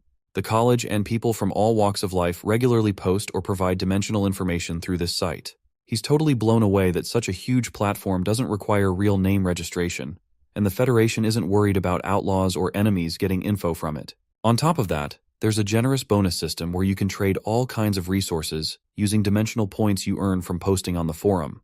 He's amazed at how you can earn these points just by sharing information. The first way to earn dimensional points is through the clicks on regular posts, but this only nets you a few points, even if thousands of people read your post. To rack up more points, you can post paid content. The content of these paid posts is unlimited, and writers can set their own prices. However, due to the anonymity of the dimensional forum, users are afraid of being scammed, so they tend to stick with paid content from well-known posters. Additionally, the Federation and the college also publish strategies for paid content, which only cost a few points. At first, our guy mulls over what kind of post to make, but it doesn't take him long to figure out his move, so he dives in and creates his first post. Meanwhile, we see a teacher is lounging on her bed, sipping tea and scrolling through the forums. She comes across all sorts of freshmen trying to impress the ladies. As she skims through the usual junk, she finally stumbles upon something intriguing. It doesn't take her long to realize that this is a strategy for the small Buddhist temple, priced at 20,000 dimensional points. Her jaw almost drops as she realizes how impossible this is. How could this person possibly know about the small Buddhist temple? The area around it has been set up as a forbidden zone, and relevant news has been blocked. Even most teachers don't know the temple's name. She suspects the post might be a scam, especially since the account is new. But still, if this post is genuine, it could seriously shake up how the military approaches their explorations. Out of sheer curiosity, the teacher spends 20,000 points, and the information appears right before her eyes. She learns that consuming chi through the meditation of the Buddha Heart Lotus's dimensional crystal can resist the strange force in front of the temple, which twists people's insides. The higher the crystal level, the longer the effect lasts. The teacher finds this quite odd, because no one is foolish enough to practice a basic Kai fighting skill. And even if you give this technique to people for free, no one would want to practice it. She wonders if she's been duped by this post. Meanwhile, our guy is grinding away in the game again, battling the skeleton knight repeatedly. After taking down the skeleton knight a bunch of times, he finally scores a symbiotic egg as a loot drop. He quickly feeds it to his little critter, telling it to grow up and not just eat all the time. Seems like he is tired of farming the skeleton knight, so he decides it's time to explore deeper into the map. As he flies around the area, he's puzzled to find that there are no skeleton soldiers in sight even though he has ventured much deeper. Then he spots something unusual on the ground, which is a massive tower from an ancient imperial city known as Yanbo Tower. This is a real surprise for him, and he wonders why Yanbo's tower is here. For some context, Yanbo was the son of Deku, one of the 5 emperors from prehistory, representing the fire god. The tower, known as the fire god's stargazing place, is supposed to be located in the southwest, outside ancient Guida City. According to history books, it shouldn't be in the ancient city in the game at all. He's totally confused about why this iconic structure is here. Suddenly, he notices something flying over from the tower, and it quickly starts tracking him down. This thing seems like a fiery bird, and it swoops down at him with bullet speed. He immediately takes his stance and uses his ash palm ability, but the eagle-like fiery creature just pierces right through it. This encounter just leaves our boy totally blown away, because it just felt like he just hit empty air, and the bird just zipped past him. And in the next moment, the fire of that bird roasts his avatar alive. He chugs down an energy shake, puts away the empty glass, and jumps back into the game, determined to defeat this new monster he's just run into. This time he's flying using his winged mosquito symbiotic form. However, since the mosquito is the king of low altitude and extremely agile, he can't fly directly above the Yanbo Tower to see what's happening. What is making his situation terrible is this relentless monster, which is chasing him from behind, and he needs to find a way to shake it off first. He recalls the time when the firebird turned to attack him earlier, and once the mosquito dodged away, the firebird seemed to prioritize attacking whoever was standing near to the Yanbo Tower first. With this in mind, he decides to strategically use himself as bait to take down this fiery bird. Just as he reaches a certain height, he deactivates his symbiotic form and starts falling without its wings. That's when the fiery bird charges at him. But his winged mosquito quickly swoops in and takes down the fiery bird with a single strike. It seems like the mosquito's light sting works against the firebird, even though his ash palm earlier couldn't hurt it at all. He's also curious why the system hasn't announced the beast's defeat yet. Regardless, he quickly starts ascending the stairs to check things out himself. But then, he notices 2 more fiery birds coming his way, and he immediately tells his silver-winged mosquito to distract them. The mosquito charges at the fiery birds with its sharp agility, drawing their attention and clearing the path, just so our boy can ascend the stairs as quickly as possible. Well, it seems like his ascent isn't going to be as smooth as he thought, because the fire atop the tower starts reacting again, and this time, multiple fiery birds head his way. Instead of backing down, he goes full throttle. He leaps into the air and zips past the birds by using his ash palm to push himself through them. But just as he nears the top of the tower, he begins to see a word written in Chinese beneath the scorching flames. Before he can make any sense of it, a giant explosion happens, knocking everything around him, and the game ends once again.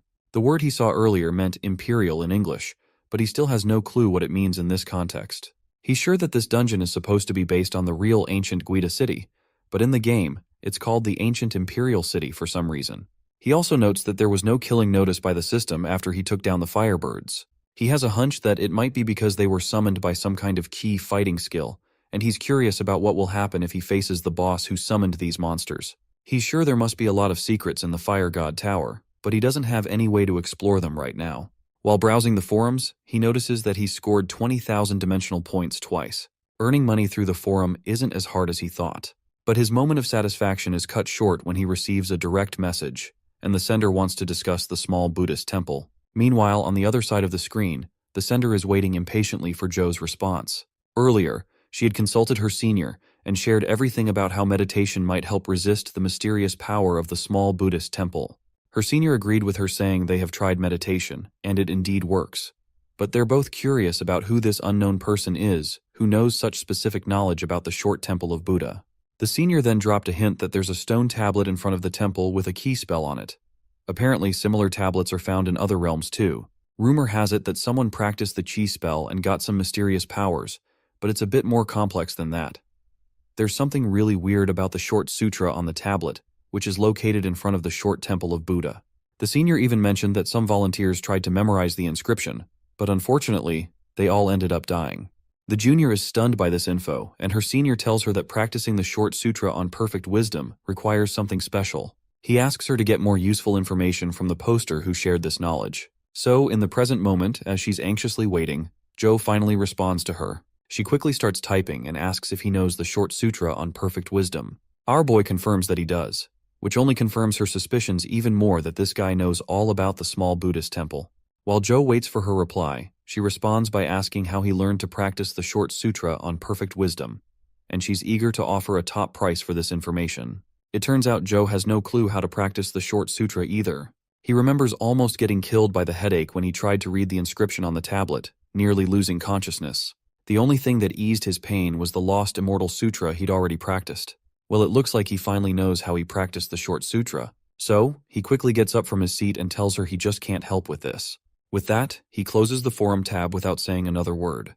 The next day arrives, and the students have started to gather in the college. We can also see Xuan greeting mornings with our boy, who looks completely exhausted and barely awake. Xuan gives him a little pep talk, telling him not to burn out by gaming all night. And it's true, our boy spent the entire night playing his favorite game, exploring deeper into the ant nest, but came up with no new leads. Even though the evolved silver-winged mosquito could fight and even take down those black mosquitoes, the ordinary level skeletons and Joe's own life are always at risk. They're weak compared to the enemies and haven't scored any worthwhile loot. Once everyone settles down in class, in walks the stunning beauty with black hair, causing all the perverted boys to drool over her. She cheerfully greets everyone and introduces herself as Wang Fie, which literally means king's concubine. As energetic as she might seem, there is no denying that her eyes are begging for some sleep, and she spent the whole night waiting for a reply from the mysterious man, who is our boy, of course. Meanwhile, our playboy, being his usual self, asks her if he can become the king of her life. The teacher agrees and explains that if he can pass her test and graduate successfully, he can become one. After a bit of playful banter, she gets down to business, informing everyone that the entrance test is to kill one demonized general in the Tiger Cage Pass within 10 days. They can team up with up to 3 other students for this task. She makes it clear that they must finish the task within 1.5 minutes. Otherwise, they'll be expelled. The entire class lets out a collective scream, and some of them quickly remind her that they're still at the mortal level and there's no way they can pull this off. But she calmly explains that as long as they take it seriously, 10 days will be more than enough. She announces that everyone will be allowed to enter the Tiger Cage Pass over the next 10 days, and hopes to see them all again after the test is over. Xuan looks just as confused and admits that taking down demonized generals in the Tiger Cage Pass seems like an unbelievable task. Seems like our clueless idiot does not even know what the hell these demonized generals are, so he asks how they are so hard to defeat. In response, Xuan explains that the Tiger Cage Pass used to be an ancient battlefield, so the creatures there are pretty powerful. Among legendary level creatures, demonized generals are above average. Some special demonized generals have even reached the top of the legendary level. Since most of the freshmen are still at mortal level, this test is incredibly tough for them. Joe figures the best way to handle this is to take a closer look at the Tiger Cage Pass and see what's up. The next scene takes us to the teacher's office, where a male teacher is calling out to Wang Fie. He points out that using such a challenging test for special admitted students might not be a good thing, since they're just ordinary students. Wang Fie agrees and says she's already posted the details about the demonized generals on the Dimensional Forum. As long as the students are willing to study up, it's actually not that hard to complete the task. She clarifies that she's not trying to force anyone to drop out of school, she just wants them to stay humble and not get too arrogant or overconfident. After all, what they'll face in the future will be way more dangerous than this. We're back with our boys, who are staring down at the gate of Tiger Cage Pass. As soon as they enter, they find themselves in a desert, where a bunch of weird sand-dweller-looking people are hanging around. Apparently, these are the demonized soldiers, and Xuan isn't exactly thrilled to see them since they were hoping to find demonized generals. He then turns to his friend and suggests they should go deeper to see if they can find any demonized generals around. But our boy flatly refuses, because he just wants to play it safe and avoid risking their lives. He points out that they don't know much about this place, and he can't be the one to save this playboy every time. Shane calls him a party pooper, and Joe just starts walking away, saying he's going to look around on his own. As he strolls around, we learn that our boy is on the lookout for a dungeon to scan into his phone. He figures if he could find dungeons in underground Buddha City and ancient Guida City, then this place should have one too. His eyes land on a statue nearby, and as he squints his eyes to take a closer look, he spots the palm-like emblem he's been searching for. So without any further ado, he quickly pulls out his phone to scan it. A while later, other students have already started fighting the demonized soldiers, and Xuan is watching from above, looking seriously disappointed. You see, our playboy can tell that these demonized soldiers are just weak sauce, and they are barely a threat at all. To him, it's pretty laughable, really, considering how cautious Joe was about these pesky creatures. Speaking of Joe, our boy comes back and tells his friend to let's get going. After hearing this, Xuan turns around and agrees. But as soon as he sees his friend's unusually happy face, he feels a chill run down his spine.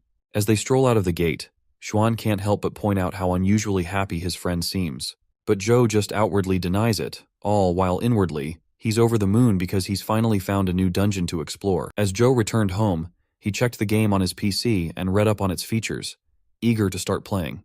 His character appeared at Hulao Pass. Standing on the wall, he jumped down to find soldiers below and struck them with a powerful blow, feeling his character's strength had increased. Hearing a roar, he looked around and spotted more soldiers. He easily slashed through them. With a small grin, Joe moved ahead, slashing down more soldiers, wondering if he might encounter the mysterious, marked, demonized general. He noticed a different soldier ahead, one with a distinctive cloth tied around his head, and guessed this must be what Ms. Wang had mentioned. Joe directed his flying creature to attack the soldier, but the enemy countered with a slash aimed at the creature. The fly dodged the attack and, circling behind the enemy, unleashed a beam attack. The enemy, enraged, used his spear to try to hit the fly with fire, but the agile creature evaded the blow. Then Joe noticed the enemy leaping up on his monster, trying to get closer to the fly and launching a dark and fire-infused attack. Joe cursed the vitality skill as the flying ant was pulled toward the enemy in an instant.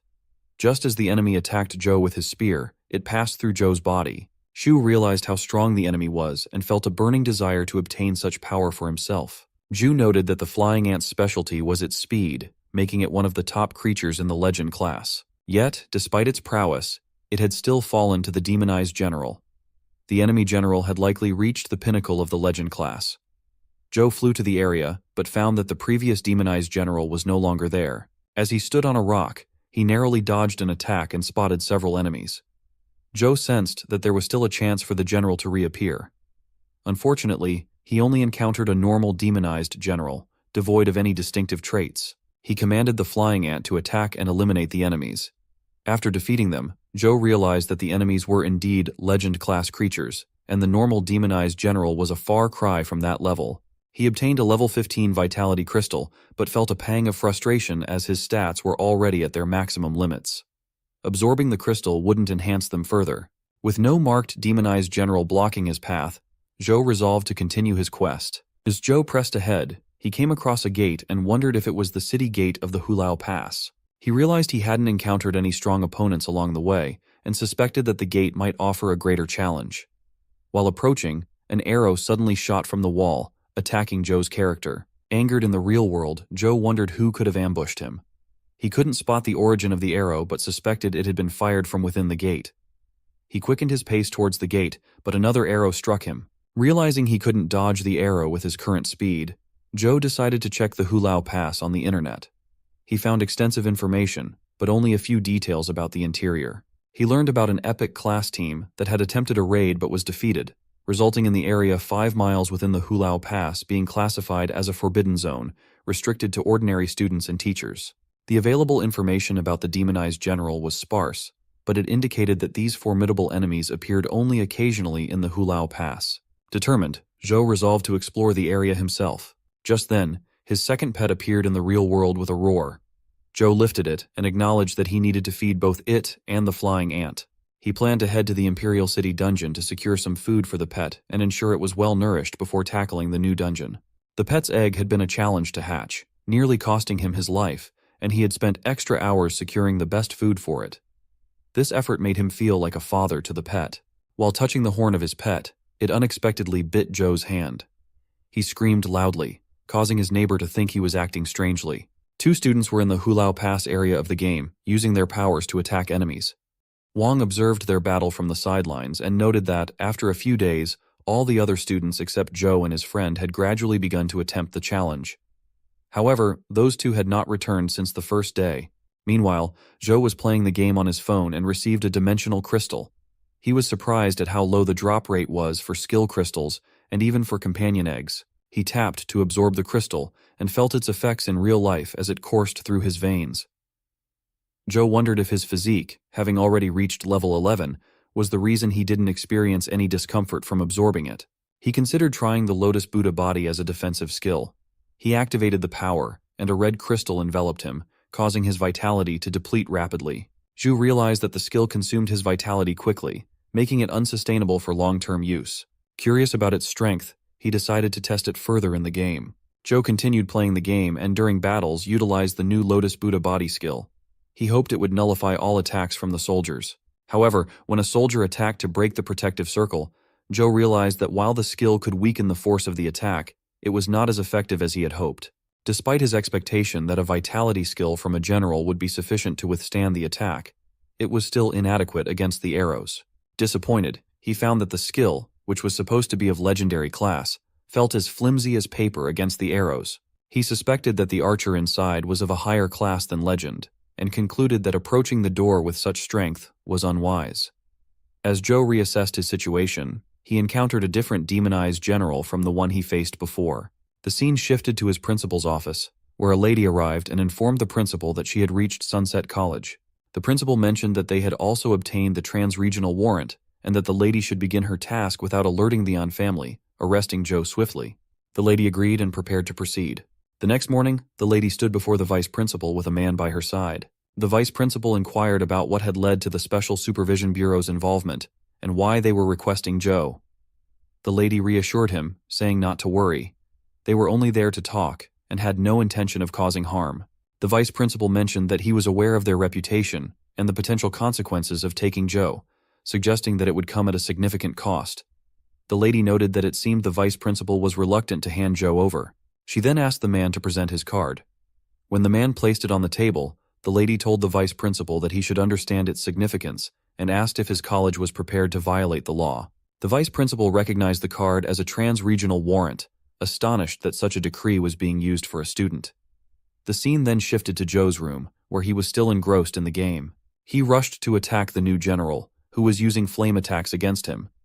Joe made his character disappear from the area to get above the enemy, gathering power in his hand to deliver a decisive blow. However, the enemy suddenly launched an attack against him. Joe closed the game and realized that the enemy had created a blade with his hand, displaying a different ability compared to the general he had fought earlier.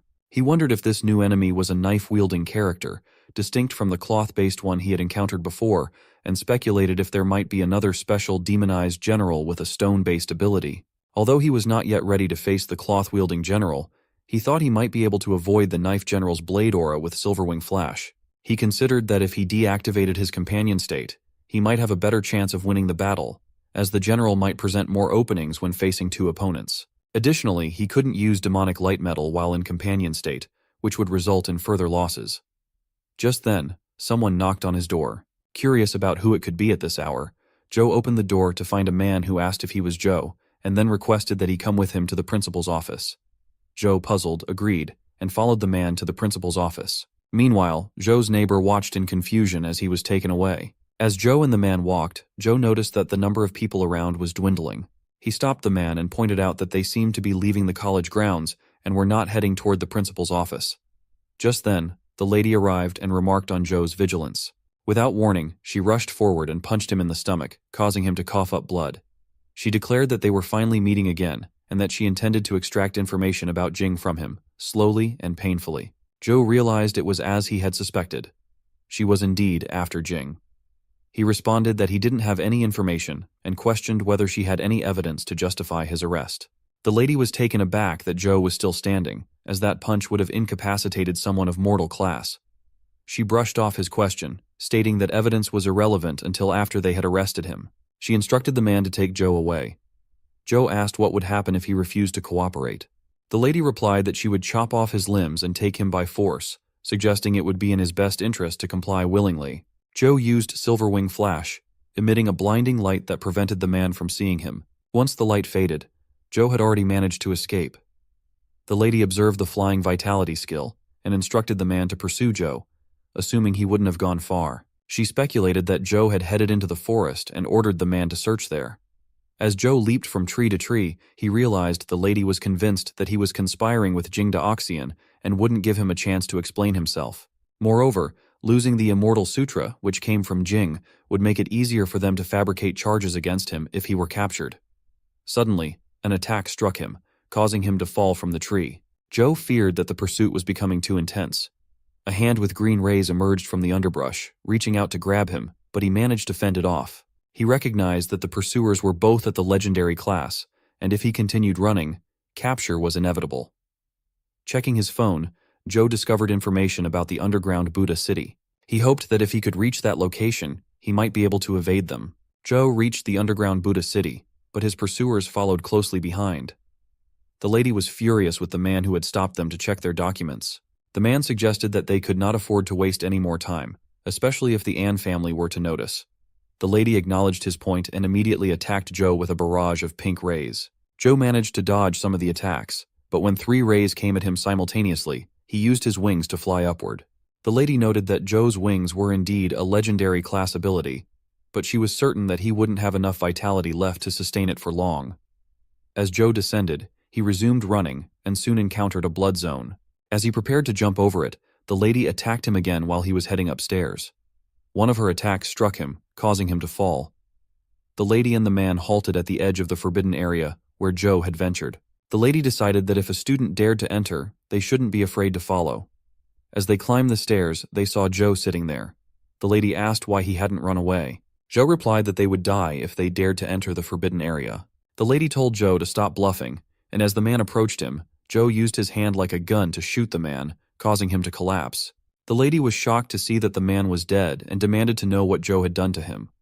Joe replied that he had already warned them and asked if she wanted to try her luck as well. He noticed that the lady seemed unaffected by the forbidden area.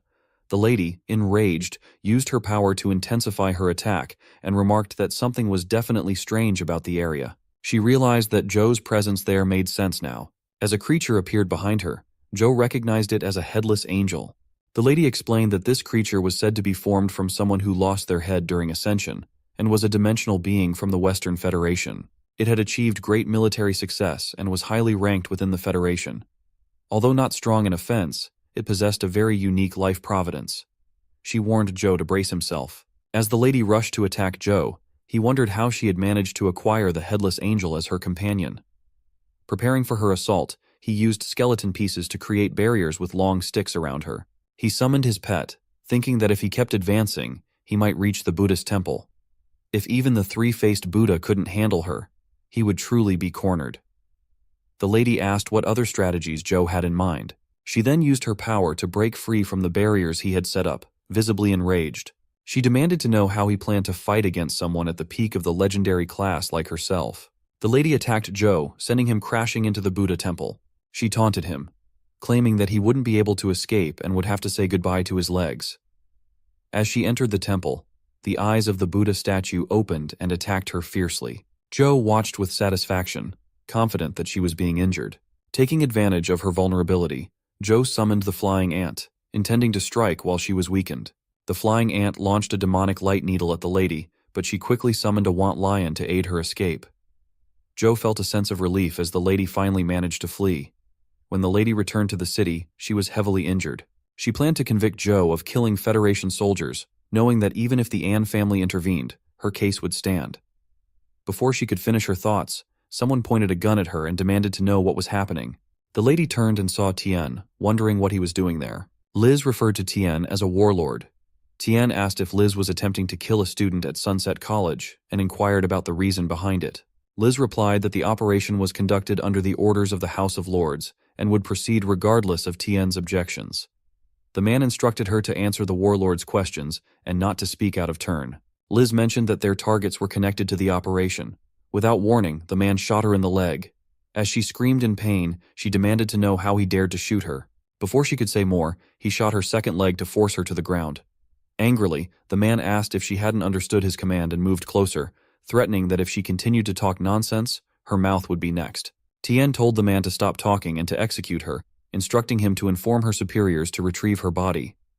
Liz pleaded for a moment, explaining that Xiao had ordered her to undertake this task. The man called Xiao, who warned him that he had only 5 minutes to resolve the situation. If Tien didn't resolve it, those who had trespassed at the college would be executed. After 5 minutes, Tien declared that time was up. As the man aimed his gun at Liz, she was terrified. Just then, Xiao arrived, flying in, and demanded that they leave her alone. He wondered how Liz had gotten herself into such deep trouble. Xiao requested a private conversation with Tien and asked for forgiveness for all the offenses committed during the operation. He explained that Liz was the daughter of the Lord of the House of Lords, had despised evil since her youth, and had acted impulsively after receiving orders. Xiao pleaded with Tien to give Liz a chance to redeem herself for the sake of those above. Tien questioned why he hadn't been informed about these details. Xiao explained that the higher-ups of the Federation were deeply concerned with Jing's case, and that Zhou was currently their only lead.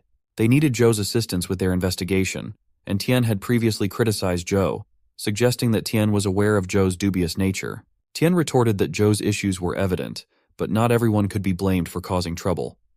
Xiao bowed, acknowledging that they had overstepped their bounds. Tien remarked that Xiao's attitude toward admitting wrongdoing was commendable, so he would allow Liz to be taken back. Xiao expressed his gratitude. Tien then stated that Liz's cultivation would be crippled, and he slashed at her. Chow mentioned that Liz came from the renowned Cape family. Tien asked Chow if he knew why he was called a warlord, explaining that it was because heaven was on the right and Tien was on the left. Zhu sat in silence, contemplating the situation. Noticing the lack of news from Liz after her encounter with the king, he surmised that she might have fled. Unable to wait any longer, Zhou decided to investigate the matter himself. Meanwhile, the skeleton army had been severely injured, but Zhou managed to retreat in time. He needed to plan his next steps and considered discussing the situation with Xuan. As Zhou was preparing to leave, the lift arrived and the gate opened. A man, referring to Zhou as young master, informed him that he had been waiting for him. Zhou inquired why he was addressed as young master. The man replied that Madame Lan had sent Tien to pick up Zhou. During the car ride with Tien remarked that Zhou must harbor strong feelings of animosity towards him. Zhu responded that it wasn't the case, though he did wonder if Tien expected him to express gratitude for nearly ruining his college entrance exam. Tien dismissed Zhou's comments, stating that he didn't care how Zhou perceived him, but reminded him that Tien never acknowledged Zhou's right to replace Jing. Zhou asked for clarification, wanting to understand what Tien was referring to. Tien offered no response, leading Zhou to think that perhaps Tien needed to return to kindergarten to learn better communication skills. They arrived at a mansion where Zhou met Ling and Liu. Ling noticed Zhou's chest injury and asked about it. Liu called Tien, who assured him that he had already taught the troublemakers a lesson. Liu then asked Ling to take care of Zhou. Ling escorted Zhou to a room, where he began tending to the injuries on Zhou's back. Ling remarked that it reminded him of when Zhou was a child.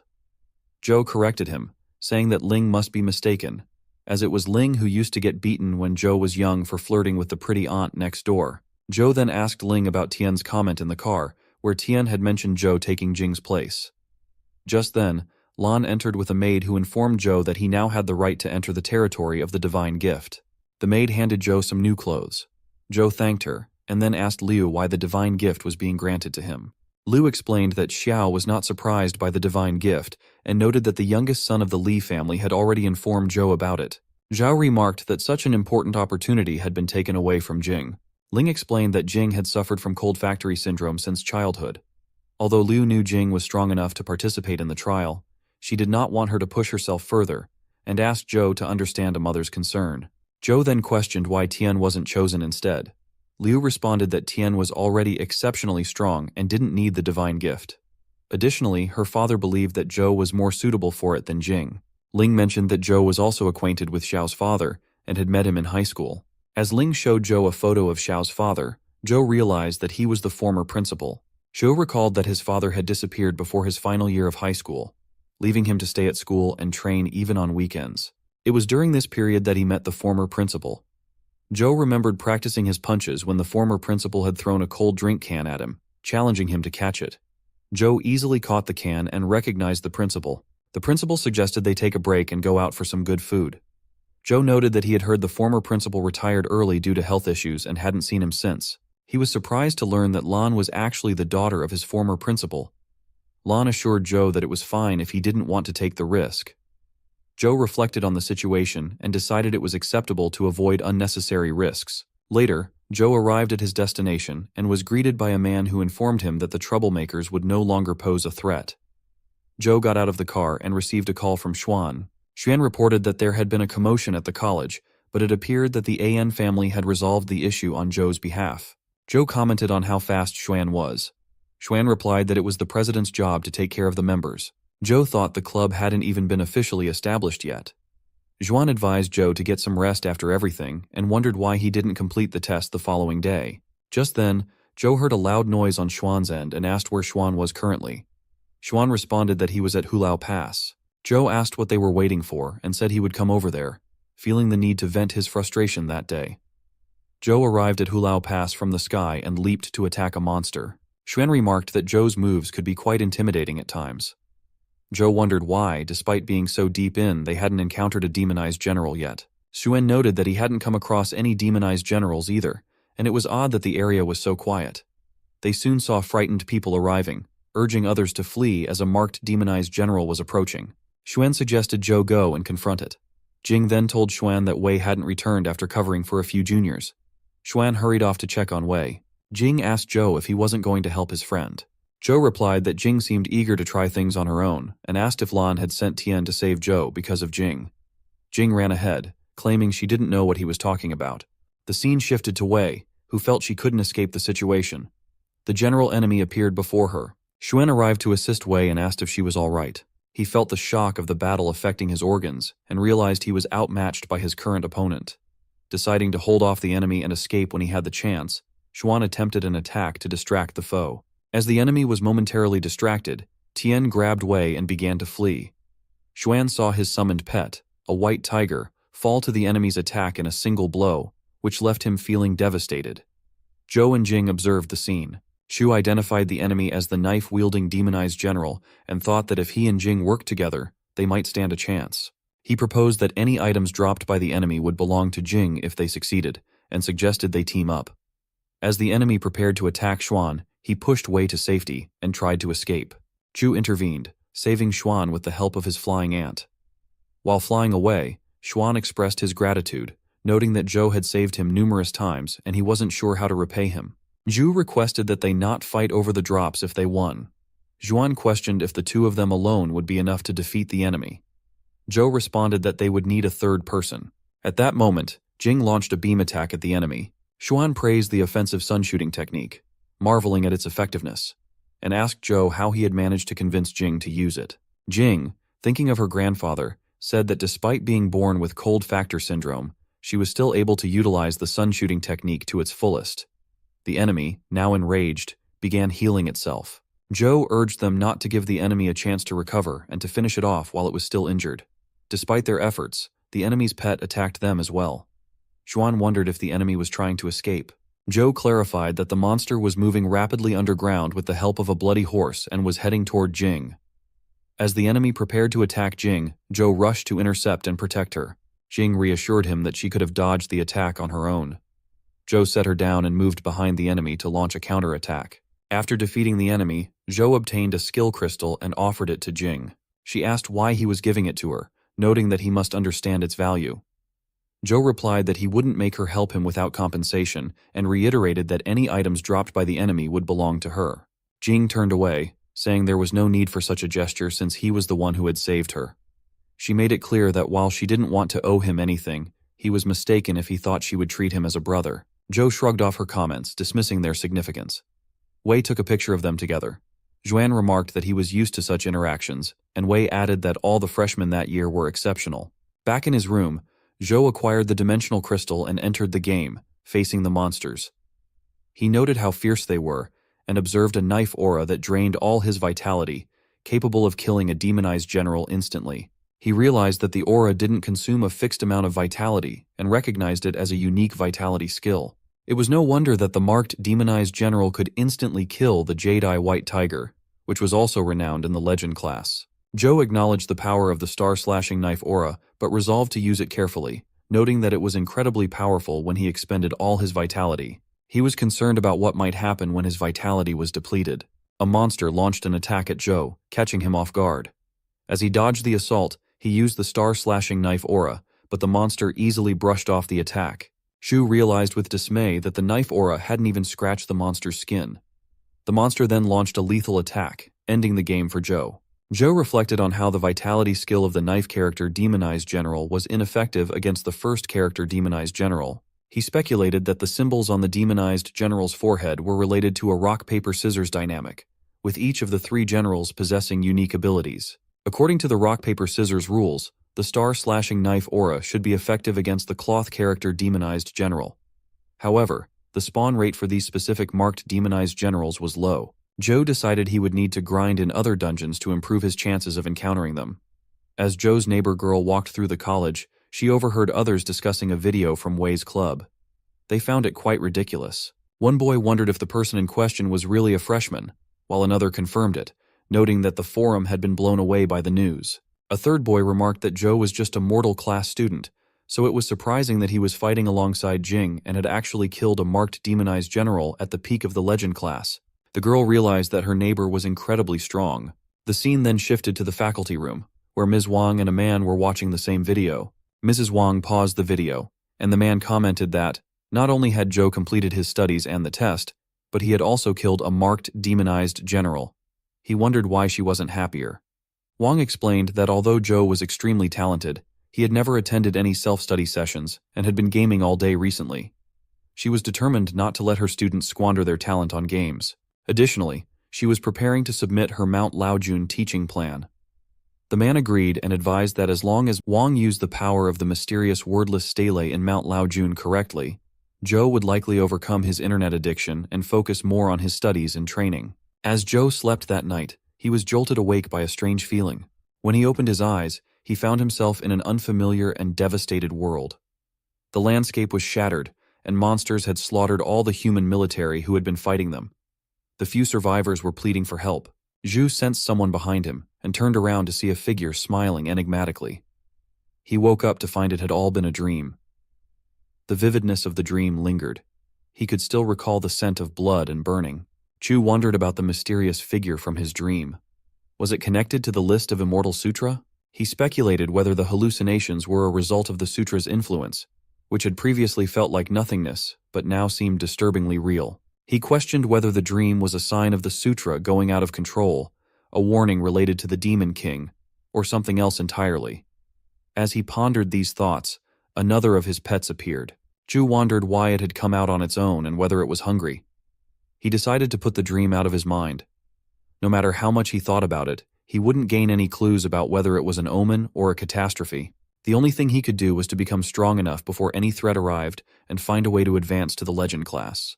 The scene shifted to the dimensional defense line in the Eastern Sea region, where a dimensional creature was detected bypassing the defense line underwater. As it emerged from the water, its image was captured, confirming it as a Western dimensional creature. The scene then moved to Ms. Wang's class, where she was addressing some students. She congratulated them on passing the admission test and announced that they would start their lessons. Although she wasn't planning to focus on combat that day, she would be taking everyone to Mount Laojun for meditation. She explained that the worry-free stele, located at their destination, had mysterious powers that would greatly benefit everyone. As Zhou and Xuan joined the class, Xuan asked Zhou what he had been up to lately. Zhou appeared to have been preoccupied with something, and Xuan commented on Zhou's tendency to book too many appointments, advising him to control himself. Zhou responded, questioning whether that was all Xuan could think about. Xu yawned, reflecting on his recent efforts to find a way to advance. He realized that if he didn't break through to the legend class, he wouldn't be able to increase his stats, even if he absorbed stat crystals. He had been thinking of techniques to enhance his stats, but despite staying up late for several nights, he couldn't make progress. It seemed that just using the flying ant to draw firepower wasn't sufficient. He also needed a vitality skill that would make him swifter. As he slept, Zhou's laziness was evident. The scene shifts to Mount Kizi, where devastation reigns and flames consume everything. A man is engaged in combat with a general. By skillfully blocking and dodging the enemy's attacks, the man grabs the ropes and pulls them towards himself. He then signals Tien to attack. Tien responds by unleashing a powerful beam against the enemy. The man reports to Tien that everyone in the third squad has been killed and no one was able to retreat. They hear a voice and rush towards it, but by the time they arrive, the boy is already dead. Tien acknowledges their sacrifice, stating that they were the pride of humanity, and expressing his wish for them to rest in peace. He emphasizes that there is no time for mourning. Their sacrifice must not be in vain. He orders the immediate deployment of the Engineer Corps to rebuild the defense line. Meanwhile, the mutations within Mount Kizi's dimension are worsening. Tien urges Tenny to find the root cause and hopes that the Eastern Sea region can manage the situation effectively. The scene shifts to Mount Laojun, where Zhou, along with Xuan and other students, arrives at a location. Xuan comments on how it's surprising that only specially admitted students have had classes here in recent years. Zhou asks if it's safe, and if Mrs. would actually bring freshmen here like that. Xuan reassures him, explaining that this place is known as the non-killing realm according to the Federation. The creatures here won't actively harm humans, and humans can't harm the creatures either. It's considered the safest dimensional realm in that regard. However, Zhou must adhere to the no-killing rule, or karma will retaliate. Zhou inquires whether Xuan believes in such superstitions. Xuan replies that the Federation wouldn't enforce a rule based on ordinary superstitions and suggests they should just go along with it. As they continue, they spot a creature, and Xuan remarks that it's jinxed. Zhou then asks if there is anything special about the wordless stele. Xuan explains that while it won't kill him, it could make Zhou uncontrollably excited, as if it were providing him with endless energy. As the other students settle into meditation, Ms. Wang approaches Zhou and Xuan, asking what they were discussing and inviting them to come forward. She reveals a statue and explains that it will be their schoolwork they must endure the mysterious power of the worry-free stele for half an hour. No more, no less. She then starts the timer. As Joe meditates, he feels a warm, enigmatic energy entering him. The sensation grows increasingly intense, and not only does he feel the heat, but his body also becomes uncontrollably agitated. He clasps his pants tightly to help him remain calm. The strange feeling eventually subsides, and the lost immortal sutra begins to flow through him, reminiscent of the experience he had in the small Buddhist temple. All the students struggled with the exercise. Wang explains that the worry-free stele is meant to bring inner peace, but it can also fill them with excess energy, or even make them extremely excited if they are under its influence for too long. She hopes they will become diligent students, especially Joe. Noticing that Joe is sleeping, she warns that if this continues, the worry-free stele's power might end up harming the other students. As the time nears its end, she instructs everyone to stop meditating.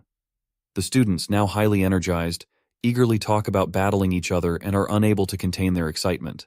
Wang is surprised, noting that this is the first time she has seen the worry-free stele fail to affect a student, and wonders if Joe's indiscipline has reached a point of hopelessness. Xuan, on the other hand, is highly motivated and performs numerous push-ups. Joe, brimming with energy, asks if he can go for a walk or run a marathon. Ms. Wang is taken aback and wonders if Joe is serious or merely pretending. She questions whether he even believes what he is saying.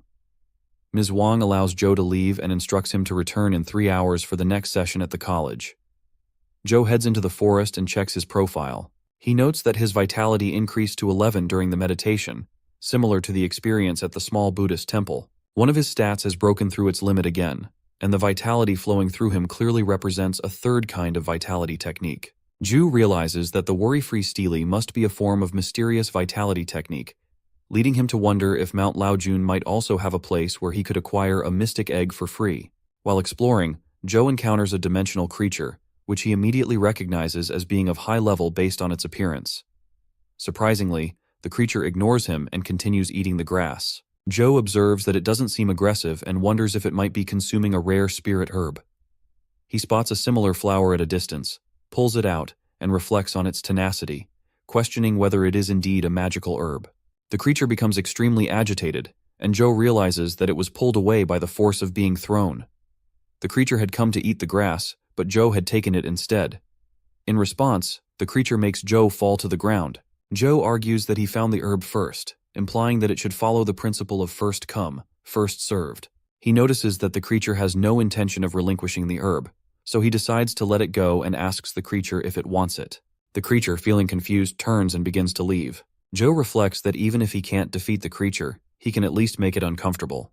He continues onward and soon arrives at the Zhongtian gate, wondering if he is already halfway up the mountain. As he approaches the gate, he notices the thick fog surrounding it, suggesting that no one has been there for a long time. He recalls that there should be a dungeon mark in the area as well. Checking his phone, he considers exploring the dungeon. Suddenly, a beam attack strikes him from behind. It's the creature whose food Joe had taken. Chu wonders why the creature ambushed him, nearly breaking his back. He realizes that the animal knows it can't defeat him on Mount Laojun, so it pushed him into a confined space. Ju notices that the herb he ate seems to be emerging from his body and questions what is happening to him. Roots also start to ensnare him, and he fears he might be turning into a plant. Using his power, Joe dispels the roots and muses that this situation is reminiscent of his experience at the small Buddhist temple. He recognizes that he needs a mysterious vitality technique to break free from the influence of the enigmatic power.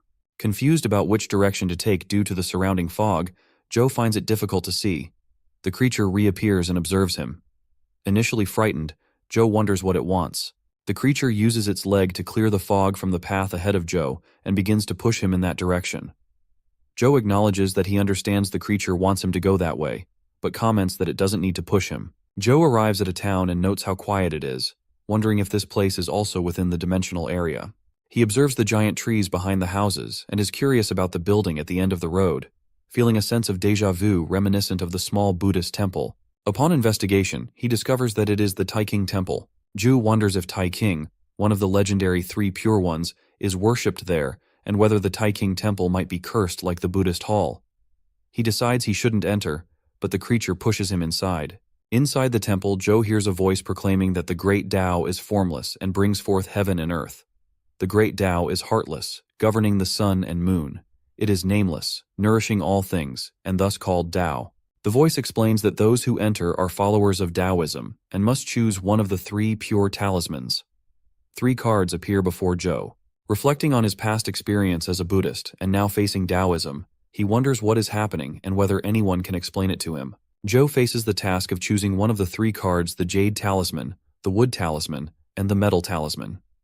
Given that Mount Laojun is known for its giant trees and wood element, he selects the Wood Talisman. As he makes his choice, he begins to feel pain and wonders if this is another forced hatching. He feels drained, and when he opens his eyes, he finds a green light ball in front of him. The ball bursts, revealing a banana fairy. Joe recognizes the banana fairy as similar to Ting's, with all its stats at their limit but possessing only one skill, Great Yin Wind. He is curious about the nature of this ability. Joe decides to return and study it further, worried that the teacher might become suspicious if he is gone for too long. Upon his return, Ms. Wang inquires about where he has been, as she had been searching for him. Joe explains that he went for a walk and went a bit far. Joe is surprised and, upon hearing the sounds of an animal, checks to find that an antelope has indeed followed him. Noticing a mark on the antelope's head that resembles an eye, Joe wonders if this is the legendary antelope. When Joe returns home with the antelope, he shows the antelope its grass food, explaining that he has washed it several times and it won't get any cleaner. He wonders why the antelope doesn't eat it, and why it hasn't gone back to Mount Laojun. The antelope ignores him and relaxes while reading a book. Joe reflects that it followed him here and shows no intention of leaving. Joe sits down and mentions that he hoped he could find a way to free himself from this situation in the game. On his way back, he tried entering Mount Laojun using his phone, thinking it would be as safe as reality. However, he was instantly killed by a dimensional creature upon entry. The only difference between the game and reality was that the antelope followed him in real life. He guesses that despite its unpleasant demeanor, it is definitely not a simple high-class creature. Though he doesn't understand why it is following him, he decides to keep it since there's nothing he can do about it. He starts the game at the Ebo Tower with the Banana Fairy. As enemies approach to attack them, he asks the fairy to use the Great Yin Wind. The fairy uses the Great Yin Wind attack, and as it hits the enemy, Joe remarks on its effectiveness. The extreme cold of the Great Yin Wind proves to be highly effective against the firebird from the Temple of the Fire God. He notices that the fairy appears exhausted, realizing that with its current vitality, it can only use this powerful attack once. The Great Yin Wind has a large area of effect, and if used strategically, it could potentially wipe out many firebirds at the top of the temple in one go. Shu decides to gather the firebirds together to maximize the attack's effectiveness. He rushes ahead and instructs the flying ant to join him. As the firebirds attack, he uses the flying ant to fight back. Joe acknowledges that it won't be as easy as he initially thought, and that both he and the fairy might get surrounded by the firebirds before they can gather them effectively. To avoid being overwhelmed by the firebirds, Joe realizes he needs to enhance his agility. He decides it's time to find a suitable footwork-type vitality skill. After checking numerous comments and reviews, he plans to visit the library for more information. Meanwhile, the antelope makes a sound to get Joe's attention and shows him a picture of a vegetable it wants. Joe comments that the antelope certainly enjoys its life. Afterward, Joe heads to the library and starts reading through various books. He discovers that one of the techniques is not suitable for him, while the fish-to-dragon technique, similar to the Sovereign Flash, can accelerate instantly, but consumes a lot of stamina. He crosses off several techniques and concludes that the Dragon's Gate flying technique seems to be the most suitable option. This flying technique, depicted with a goddess in a painting, doesn't allow one to stay in the air for long, but makes the user light and agile, which can be maintained for extended periods. Ju notes that the Dragon's Gate is located in Luoyang and plans to visit it the next day. As he steps out of the library, a dimensional creature suddenly appears by breaking through the floor. Ju wonders why a dimensional creature has appeared in the city. The creature attacks him, but he dodges the strike by flying. He notes the immense destruction caused by its swing and wonders if it is an epic-class creature. Joe then observes that the creature is about to use a vitality skill. 2 aircraft arrive to attack the creature, and a man appears, asking the creature where it could go after running so long. The man then uses a Thunderbolt snap attack. The Thunderbolt strikes the creature, causing its blood to splatter onto Joe. The creature is swiftly killed, and the man approaches Joe to check if he is all right. Joe confirms that he is fine and inquires about the situation. The man explains that the creature was a companion pet that went berserk and escaped because its master deviated during cultivation. He tells Joe that the military will handle the situation and advises him to leave and stay quiet to avoid unnecessary panic. Joe agrees, leaving the scene with the thought that the creature didn't appear to be a companion pet bound by a contract. Upon returning home, Joe takes off his jacket, which is stained with blood. A conch falls from Joe's jacket, and he wonders when it got there. Ropes emerge from the conch and wrap around his neck. A lady appears, remarking that she has finally escaped their sight and expressing regret over the fate of her little pet. Joe realizes that her coercion is even stronger than that of the snake he encountered before. The lady addresses Joe, saying that he has done her a great favor, and as a reward, she will make him her meal. As she moves to attack him, the antelope intervenes, causing the lady to fall and freeing Joe. Joe looks at the antelope, which shows him a picture of what it wants. Joe promises to buy it for sure. The lady introduces herself as the princess of the sirens, stating that there is no way she will be subdued by an antelope. Joe asks the antelope if it intends to kill her and if she might drop something useful. The lady pleads with him, acknowledging her offense and offering to share her father's divine technique if he spares her. She explains that her father, Chaos, is a primordial god from mythology, the first god born from chaos, embodying primordial order, time, and space, and representing the start and the beginning of the world. She explains that she escaped from the West to obtain this divine technique and offers it to him if he spares her. She produces a small orb to show him. Joe wonders if the divine technique is a vitality technique and asks for confirmation. She agrees, explaining that all he needs to do is gaze into the space within the orb, and he will experience the power of chaos. Joe places his face close to the orb in her hand, and her trick begins to work. He starts to sense that something is not quite right. He soon realizes that he has been deceived. He finds himself an antelope in a space-like area with red rays swirling around them. He wonders where they are and if Antelope has been deceived as well. They hear a voice calling for their children. Joe questions when he became a child of chaos, and then realizes he is about to be pulled in. He discovers the lost immortal sutras and thinks they have activated on their own again, wondering if he has become a follower of some ancient god. The scene shifts to the lady who was in Joe's room. She had been attacked by something but starts to recover, noting that only the descendants of chaos could control the first order of chaos. The orb glows brightly, and she is shocked to see Joe return, questioning why he was not affected by the power of chaos and even managed to obtain the divine technique. Antelope arrives and collapses at Joe's feet. In anger, Antelope shoots toward her, but the attack is absorbed by his third eye.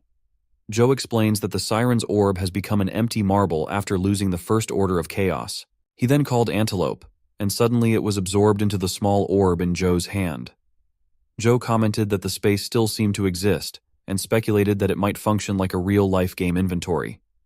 Antelope emerged and struck Joe. Joe realized that living beings with consciousness couldn't be stored inside. After a while, he brought the vegetables Antelope wanted and told him he was heading out, asking Antelope to stay at home. Antelope responded by kicking him out. Joe checked his phone and saw a wealth of information about the Dragon's Gate grottos on the forum. He read that there were many different caves and considered finding a dungeon mark to identify which cave contained the flying technique. As he was leaving, he encountered Xiao, who greeted him. He greeted her back and asked if he could call her by her name, Xiao. She agreed and inquired where he was going so early. Joe replied that he was heading to the Dragon's Gate grottos. Xiao was pleased to hear this and mentioned that she had been cultivating there recently. She suggested that they go together. He agreed, and she mentioned that she had won a new means of transport from a lottery event on TV, which was very convenient. Joe wondered if it was something like a bicycle.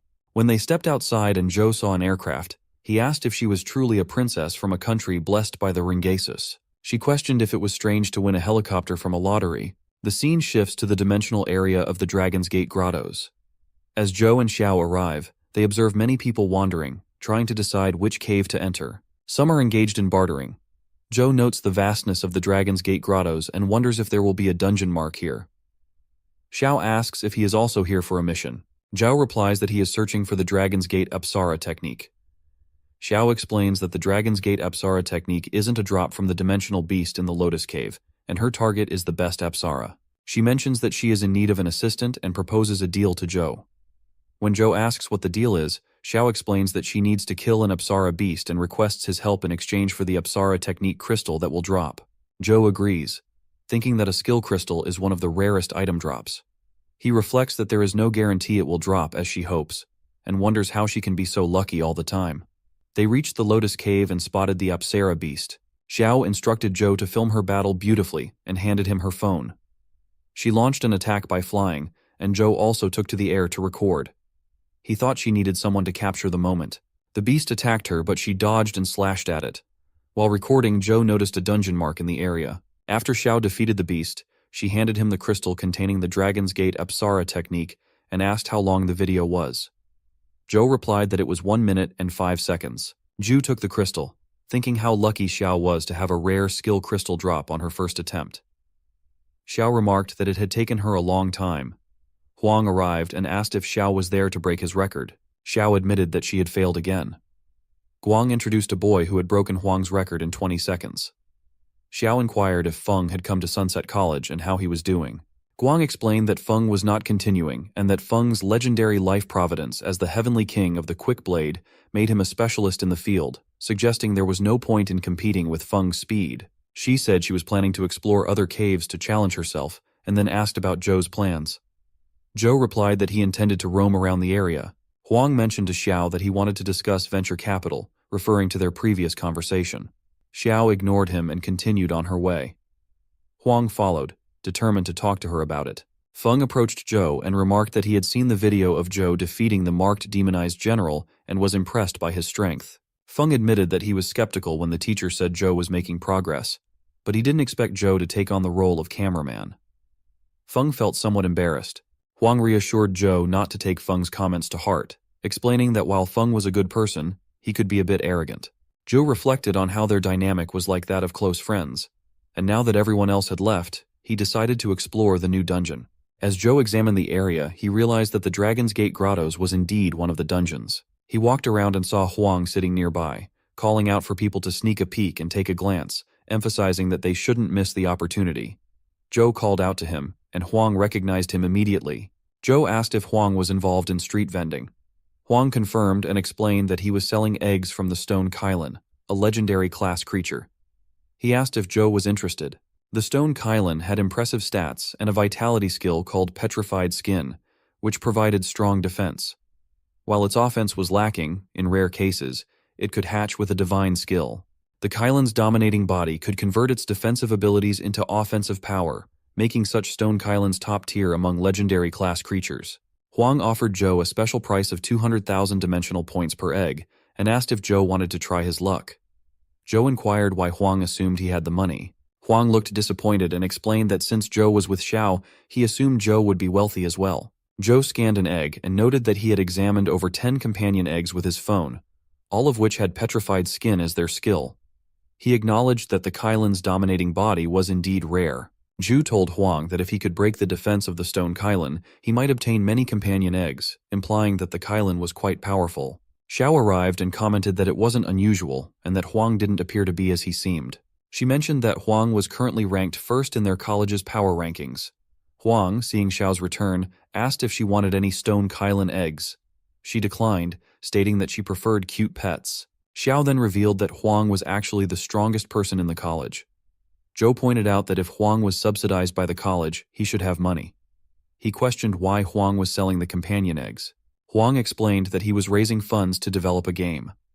As he showed the game to Zhou noted that it was quite rough. Huang admitted that was why he needed money, to perfect the game. He added that the game was designed to reflect reality, with maps and monsters based on the real dimensional areas he had explored. Zhou thought that Huang's approach was different, but similar to his own mysterious game. He realized that if Huang's game were fully developed, he might not stand out when playing it in the future. Zhou told Huang that it was a great concept and would be useful for newcomers. He expressed regret about not having the money at the moment, but promised that he would definitely invest in the game once he had the funds. Huang became emotional and asked Xiao if she saw that someone had finally acknowledged his venture. He then asked Zhou to promise to be his collaborator. Zhou agreed, and Huang offered him one of the stone Kylan eggs as a gift. Zhou acknowledged that it was also a gamble.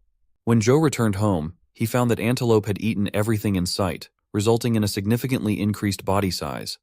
Zhou asked if Antelope had really eaten all that food. He realized that, like Huang, he would also need to work hard to earn money. However, he had acquired the Apsara technique and a rare stone Kylan companion egg from the Dragon's Gate. Holding the egg, Zhou saw Ting rush to grab and eat it. Zhou then examined the crystal he had received and entered the underground lotus pond. There, he saw the blood-patterned Buddha heart lotus and realized he had arrived at the right time. Now he was ready to test out what he had just learned, focusing on the Dragon's Gate Apsara technique. A creature suddenly attacked him, but Joe dodged effortlessly. He thought that by applying some force he could avoid the creature's strikes, which was good since he was using this opportunity to test his skills. He called upon the flying ant and then attacked the creature. He discovered a blood-patterned Buddha heart lotus and learned that it possessed 4 skills, with only one being related to physique.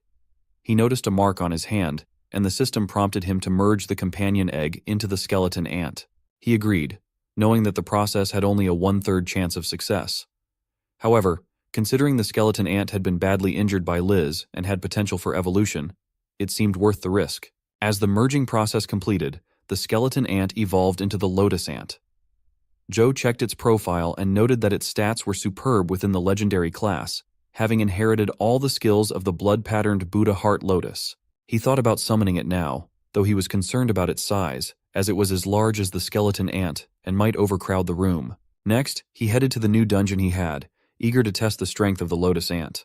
As Joe arrived at the Lotus Cave in the Dragon's Gate grottos and observed the monsters, he summoned the lotus ant and commanded it to attack. The monster charged at them, but the lotus ant used a beam attack to bring it down. It then swiftly followed up with a skeleton pierce attack. Joe noted how brutal the lotus ant's combat style was. After defeating the monster, Joe found a companion egg. He assessed its speed and other attributes, deciding to attempt merging it with the lotus ant. He hoped for the possibility of creating a flying lotus ant. The system prompted him to confirm if he really wanted to merge the companion egg into the mutated lotus ant. Joe agreed, feeling a sense of anticipation. He then focused on Ting and observed that it was evolving. He remarked that while the mythic creature was incredibly powerful, it was still considered legendary, yet it had surpassed most creatures in that class. He wondered about the significance of the life providence of hearing the world, and found the explanation somewhat vague. Determined to explore this further, he decided to experiment. Using a technique, Joe discovered that he could visualize his surroundings through sound, even seeing past walls and perceiving what was going on outside his room. He found this ability incredibly useful and believed it would aid him in taking down the Temple of Fire God, especially when combined with the Apsara technique. Joe arrived at the steps of the Temple of Fire, ready to put his newfound perception and skills to the test. Joe used the flying ant to attack the firebirds, noticing that the flying ant had managed to draw some of them away while he prepared to handle the rest. He employed his powers to evade the birds repeatedly, and continued making his way upstairs, confident that the Apsara technique could surpass the firebird's speed. He instructed the flying ant to regroup with him. As they reunited, Joe activated the silvering flying ant, which transformed into its companion state and emitted a blinding flash. They then merged, and the banana fairy appeared to launch an attack. Reaching the summit, Joe discovered that the firebirds were emerging from flames in a cauldron. He decided to test his vitality and the companion state. He attacked and realized he was facing the ancient Imperial Sutra. The encounter caused a sharp pain in his heart, leading him to wonder if the ancient Imperial Sutra was cursed. The pain felt like his heart was being ripped apart, and he began to lose consciousness, with the lost Immortal Sutra remaining inactive. As he contemplated stopping, the pain in his heart ceased. Sitting down, Joe observed that although the lost Immortal Sutra hadn't reacted, he seemed to have successfully learned the ancient Imperial Sutra. He noticed a stone sword inside the cauldron and understood that it was the reward rather than a companion pet. As he reached out to touch it, he realized he was unable to grasp it. Joe wondered why he couldn't touch the stone sword, considering all the effort he had put into climbing to the summit. He had hoped to obtain another mythic pet, but even the sword turned out to be a phantom. Just then, someone knocked on the door and informed Joe that he had a registered mail. Upon reading the sender's name, Yang, Joe realized it was the principal's name. He was puzzled, wondering how the principal, who was usually busy exploring dimensional areas, had the time to send him a letter. Inside, Joe found a business card for the Shiwan crystal shop with the owner's name, Chin, and a phone number listed at the bottom. Joe called the number, only to find that it didn't exist. He suspected it might be a wrong number and decided he would visit the crystal shop one day. Xuan arrived and asked why Joe was at the door, wondering if Joe was standing there to greet him. Joe inquired about Xuan's visit. Xuan announced that he had broken through to the legend class and had come to deliver the good news. Joe expressed his amazement. Xuan pointed out that Joe was the first person he was telling and expected him to act surprised. Xuan then explained that Joe should understand the significance of advancing to the legend class. He noted that while Legend class was above the Mortal class, it represented a crucial turning point in life classes. Xuan explained all of this to Zhou, who then asked about the life providence Xuan had awakened. Xuan, eager to share, revealed that he had awakened the immortal form for combat. This life providence granted him maximum buffs to his life force and defense, making his injuries self-heal as long as he wasn't killed outright. It brought him infinitely close to having an undying body. Excited, Xuan playfully placed his leg on Antelope, who responded by attacking Xuan and knocking him down.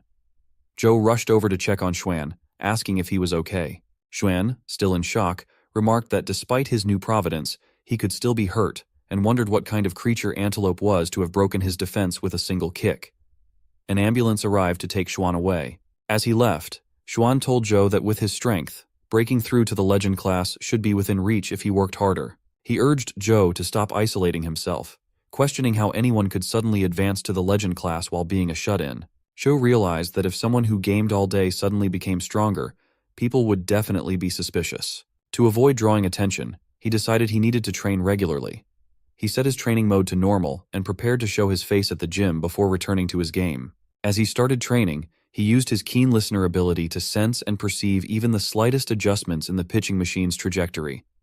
By catching the subtle changes, he could swing his bat precisely at the programmed spot. Zhou began hitting the balls, practicing with intense focus. Feng, who was also at the gym, noticed Zhou's exceptional performance and checked to see who was there. Seeing Zhou, Feng commented on how Zhou seemed to be showing off by hitting balls while closing his eyes. Feng saw this as a rare opportunity to demonstrate the importance of training and decided to show Zhou the gap in their strengths. As Feng prepared to hit the ball, Zhou struck the ball faster and more accurately, surprising Feng with his skill. Feng thought it was impossible and assumed that Zhou's previous hit was a fluke. When another ball came, Feng was determined not to miss it. As he prepared to strike, Zhou quickly intercepted the ball. This pattern continued several more times, leaving Feng bewildered. Despite his quick reflexes and blade skills, Feng struggled to make contact with the ball. When Zhou started to move away, Feng asked him to wait, explaining that there was still another ball to hit. Zhou managed to hit that ball as well. Feng couldn't help but think that Zhou seemed to anticipate where the ball would land, even with his eyes closed. Feng felt a deep sense of shame and frustration. Zhou, believing the machine had stopped, prepared to leave and resume his game. However, Feng dropped to his knees in front of Zhou, addressing him as coach. Zhou was puzzled by Feng's behavior, and after a brief conversation, Zhou explained that he didn't have the time to be Feng's coach. Feng responded by acknowledging his shortcomings and expressing that he had learned a lot from their brief encounter. He firmly believed that with Zhou's guidance, he would greatly benefit. Feng promised to compensate Zhou appropriately and pleaded with him not to refuse his request. Zhou just received a message informing him that he had received a payment of 50,000 yuan. He wondered if Feng truly did not understand what refuse meant. Realizing that the amount was substantial, Zhou reconsidered his initial decision. Although he had already decided to invest in Huang's game, he decided that he could still find time to guide Feng. Zhou agreed to Feng's request, but made it clear that he couldn't promise that Feng would achieve enlightenment or anything of the sort. Feng acknowledged Zhou's point, understanding that personal growth requires raising one's own comprehension. He agreed that discoveries made independently are the most valuable. Afterward, Zhou returned home and reflected on how he had unexpectedly become Feng's coach. He appreciated that Feng was paying him well for his time. While playing the game, Zhou contemplated the concept of the rock-paper-scissors analogy. He thought that, according to this concept, the star-slashing knife aura, which represents scissors, should be able to significantly damage the paper-demonized general. However, he knew that using the star-slashing knife aura would deplete all his vitality. He continued battling, curious to see what would happen next. The enemy, despite having fought Zhou and his allies for so long, was still able to launch attacks. Zhou instructed the lotus ant to draw the enemy's attention away from him. As the lotus ant engaged the enemy, Zhou observed that the poisonous fog was absorbed by the black ball. He recalled that the cloth general's ability was telekinetic the last time he encountered it. The resulting explosion was immense. The general enemy noticed the star-slashing knife aura and prepared to counterattack. Zhou quickly raised his shield to protect himself, realizing he had finally caught the general off guard. Zhou concluded that the cloth general's ability was not limited to telekinesis, but also involved manipulating the space between two black balls. Fortunately, the Lotus Buddha brother could defend against the poisonous fog, which was also connected to the blood lotus. Zhou knew he would have been doomed if that protection had not been in place. Then, he noticed the companion egg. He reviewed the description of the companion egg and was prompted by the system to decide whether he wanted to hatch it. He agreed, and the hatching process began. He felt a surge of power and realized that he needed to endure this process. His physique and vitality had already surpassed the mortal limits and could not be further reinforced. Fortunately, the List Immortal Sutra would help recover his vitality, so he was confident he could hatch the egg without any problems. The process was successful. Meanwhile, the general was attacking his own subordinates and moving away from the scene. Joe remarked that it was expected of top-tier legendary class characters to eliminate troublesome monsters with ease. Now he could continue grinding to his heart's content. Arriving at his class, Joe opened the door and apologized to Ms. Wang for being late. He realized he had completely forgotten he needed to attend her class. Ms. Wang asked him to come in. Xuan greeted Joe and commented that it was no surprise he was late for their esteemed teacher's class. Ms. Wang asked everyone to be quiet and announced that the class would focus on the upcoming annual unified examination at the college. She explained the details of the exam. It would consist of several challenges. The first challenge involved retrieving oil, which would test their defense. The second challenge required flying across a paper bridge, assessing their agility and speed. The third challenge was devour mountains and rivers, designed to test their vitality. The final challenge involved lifting a stone cauldron, which would gauge their strength. Xuan and Zhu noted that these challenges seemed far removed from acrobatic performances of the past. Ms. Wang continued, stating that to pass the exam, they needed to clear at least 2 of the challenges. Their performance would be evaluated based on their time and the number of tests they completed. Those who ranked within the top 10 would have the chance to enter the Ziwei Palace. The announcement shocked the class, with many wondering if this was the rumored place where countless treasures could be found. Wang confirmed that the Ziwei Palace was indeed rumored to offer numerous opportunities within the jurisdiction of Sunset College. As the class ended, Zhou walked out with Xuan. Xuan commented that it would be amazing if he could get the chance to explore the Ziwei Palace and see what it had to offer.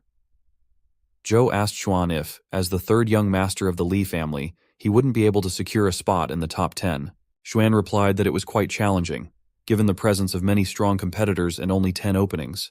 While it was understandable that seniors like Huang and Hui would be in the top 10, there were also formidable freshmen like Feng, Zhou's stepsister, and Lu from the Wang family. Chu inquired if his sister would also be among the top 10. Xuan advised against underestimating her and went on to praise her extensively, highlighting her impressive abilities. Zhou was struck by how strong his sister Xiao was. As they parted ways, Xuan told Zhou to call him if he needed anything. Zhou considered the ranking system, acknowledging that while it wasn't the most crucial factor, the Ziwei Palace was indeed tempting. He wondered if there might be a vitality technique in the palace that could elevate his last stat to 11, and if the Ziwei Palace had a dungeon mark, which could mean many opportunities to find treasures. At that moment, the man who had been with Tian earlier approached Zhou, saying it was fortunate he had found him. Zhou recognized him as Sheng, Tian's adjutant. Zhou asked Sheng what Tian wanted from him. Sheng reassured him not to be nervous, explaining that Tian was not a bad person and was not currently inviting Zhou, but it was Lan who sought him out. Sheng then guided Zhou to Lan, who thanked him for coming. Zhou asked Lan why she was looking for him. Lan invited him inside to talk. As Zhou followed her, he noticed a shop called Siwan Crystal and recalled that the principal had mailed him a business card for this shop. As Zhou entered the shop, he asked again why Lan had called him. She explained that Jing's birthday was approaching, and Lan wanted to select a companion egg for him. However, she wasn't familiar with the preferences of young people and wanted Zhou's opinion, as he was someone Jing was particularly concerned about. Zhou thought that Jing didn't seem particularly concerned with him, but he agreed to help. As Zhou looked around, he noted that there were no customers in such a large shop. Lan explained that the shop was owned by Uncle Qin Xiyuan, who was a close friend of her father. When Lan was younger, her father used to bring her here, and whenever Uncle Qin received a new collection he was proud of, he would close the shop so they could view it first. Zhou realized that the shop had been specially closed for Lan's visit. Lan continued, saying that although Uncle Qin's shop in Luoyang wasn't the largest, it boasted the most exquisite goods. The shop was divided into 2 levels. The upper level, which Zhou could see, was filled with high-priced crystals and dimensional skill stones. Zhou recognized that this must be the place mentioned on the business card he had received from the principal. Lan continued, saying that the companion eggs they were looking for were located on the lower floor. They took the elevator down to the lower level. Upon arriving, Zhou was amazed by the vast space beneath and the numerous companion eggs displayed. Lan began describing the options. She noted that the Ice Moon Fox was elegant and might appeal to Jing, but the Flower Fairy also seemed like a suitable choice. She asked for Zhou's opinion. Zhou responded that the companion egg of the venomous caterpillar was an excellent choice. When Lan asked if girls liked it, Zhou explained that in terms of strength, it was at the peak of the legend class and could evolve into the even stronger venomous queen butterfly after metamorphosis. Lan remarked on Zhou's unique taste, but agreed that if she told Jing that the companion egg was the black jade butterfly, it would indeed make for an interesting birthday present. Zhou mentioned that his father had never remembered his birthday since he was young. Lan said she would ask Sheng to wrap the present and noted that they still had time. She suggested they continue exploring the shop. He asked if there was another lower floor. Lan answered that there was indeed a lower level where very special companion eggs were kept. This level could only be accessed when Uncle Qin was present, but Lan also had a key. She wondered if the special eggs were still there. As they descended, Zhou saw a massive and powerful companion pet inside a cage. Lan explained that most of these pets were fighters who had battled alongside veterans during the dimensional storm period. Over time, they developed bonds with their owners, who could not bear to see them die. Therefore, these pets were placed here, waiting for a chosen person.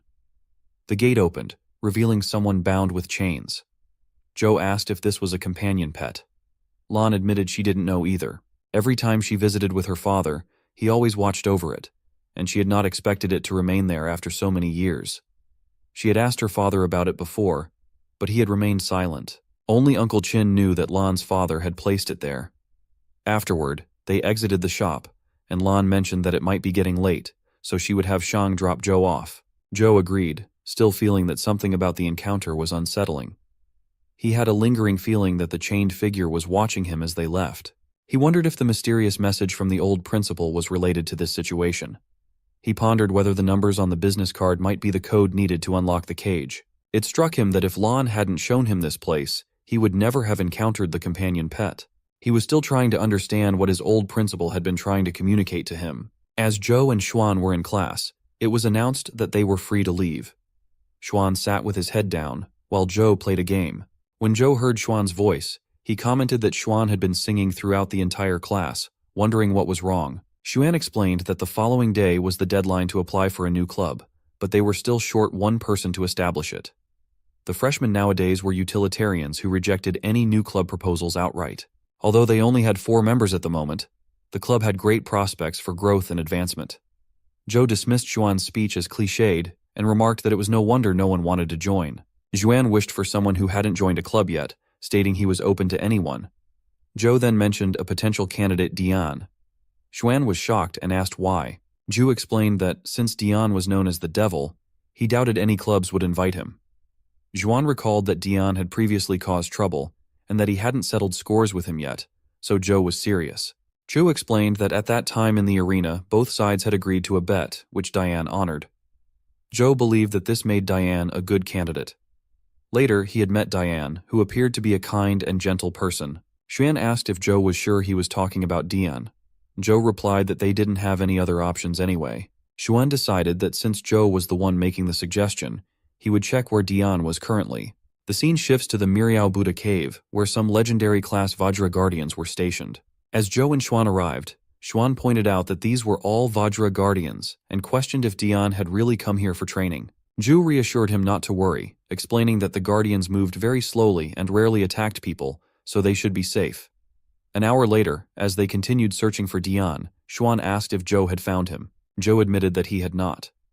Xuan wondered where Dian could be, as they were unable to locate him. While Xuan was touching a Buddha statue, the Guardians activated, and one of them leaped to attack him. Xuan barely managed to dodge the attack and wondered why they were suddenly aggressive. Zhou explained that touching the Buddha statue might have caused them to go berserk. As Zhou also placed his hand on the statue, Xuan warned him not to touch it. The Guardians began to advance on them, and they both prepared for battle. Despite using their powers to attack the Guardians, Zhou realized they were in a dire situation as more Guardians appeared. He also noticed that Xuan was being overwhelmed and, despite Xuan's immortality through the life providence of an immortal god, he was struck by a Guardian and fell near Zhou. Xuan exclaimed that there were too many Guardians and they were too fierce. Zhou instructed him to hold on tight. As the Guardians closed in, Zhou lifted Xuan and jumped onto the statue. Xuan protested, questioning how Zhou dared to step on the Buddha statue. After a while, They noticed that the Guardians began to calm down, and Zhou put Xuan down. However, after a short time, the Guardians became active again. Zhou lifted Xuan once more, and Xuan wondered why the Guardians seemed to tolerate Zhou. Zhou speculated that it was because they were in the Buddha cave and Zhou was currently a Buddhist. Dian had likely summoned them to follow him. Zhou and Xuan jumped onto the Buddha statue, and Dian instructed them to move behind it, where the Guardians could not reach.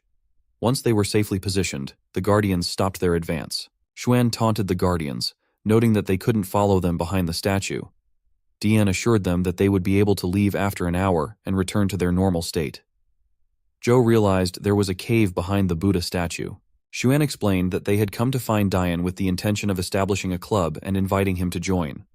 Dian, however, easily declined, expressing disinterest. Xuan urged him not to reject so quickly, highlighting the club's benefits, including a generous monthly allowance for each member. Xuan was confident that Dian, who was known to appreciate commissions, might be persuaded. Dian asked for 100,000 per month to join. Xuan was taken aback by this amount. Zhou then proposed that they only needed Dian to fill the quota to establish the club and that he would not be required to participate in any club activities. He inquired how much Dian would charge under these conditions. Dian responded that it would be 10,000. Xuan agreed to the amount and made the arrangement. After an hour, Dian announced that he would finish packing up so they could leave first. As Dian packed, Zhou noticed an item and discovered it was a pocket watch. He felt that the design looked familiar and realized that while the size was different, the design on the back was similar to that of a companion he had seen in a crystal shop. The design featured a woman and an anchor. Zhou recalled that, historically, the presence of a woman was believed to bring bad luck or even disaster during sea voyages, leading to strict prohibitions against women aboard ships. He wondered if this design had a special meaning, or if it was just a coincidence. Returning to his room, Zhou began playing a game where he battled a demonized general. He removed his character's clothing and noted that the first character's attacks against the demonized general were ineffective. It was relatively easy to defeat the generals according to the rules of rock, paper, scissors. Zhou quickly defeated the first character's demonized general and found its companion egg. He checked its state and noted that it was almost identical to the cloth one, with the only differences being the astral fist and the star suction palm. Since they were the same type of dimensional creatures and had similar stats, the system asked if he wanted to merge them, displaying a merge rate of 90%. Zhou was astonished by the high rate. He decided to proceed with the merge and was pleased to find that the resulting entity now possessed both the fist and the cloth demonized general's unique skills. Zhou marveled at how awesome it was, thinking that with this ability, he should be able to merge a demonized general that possessed all three unique skills. He looked toward a gate and attacked, considering that the demonized general's star suction palm and astral fist would be unable to catch up to the arrow.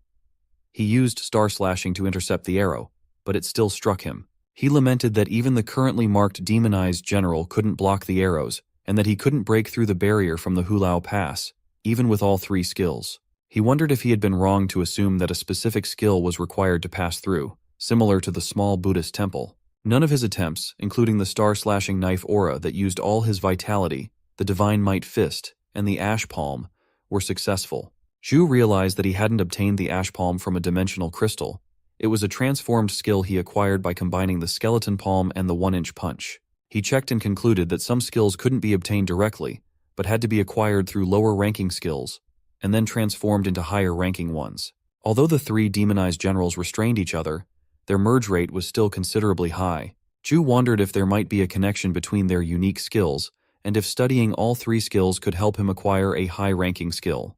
He decided it was worth trying, and planned to use the week before the unified examination to gather all three demonized generals' skill crystals. He continued to refresh the dungeon using his blood to spawn a marked demonized general, hoping to get more acquainted with their skills. During this time, he played the game while engaging in other activities. Finally, the day of the unified examination arrived. Xuan called Zhou, asking where he was, as it was time for the examination. Zhou assured him that he was on his way. He reviewed his powers and noted that, after an entire week of gaming, he had finally obtained the star suction palm, despite it being relatively easy for Wang to acquire a skill crystal. Zhou then proceeded to merge the three demonized generals. Finally, Zhou arrived at the examination site and apologized to Xuan for oversleeping. Xuan asked if Zhou was feeling nervous. Meanwhile, the student council president, Wei, observed them from his office window and inquired of a girl whether that was Zhou.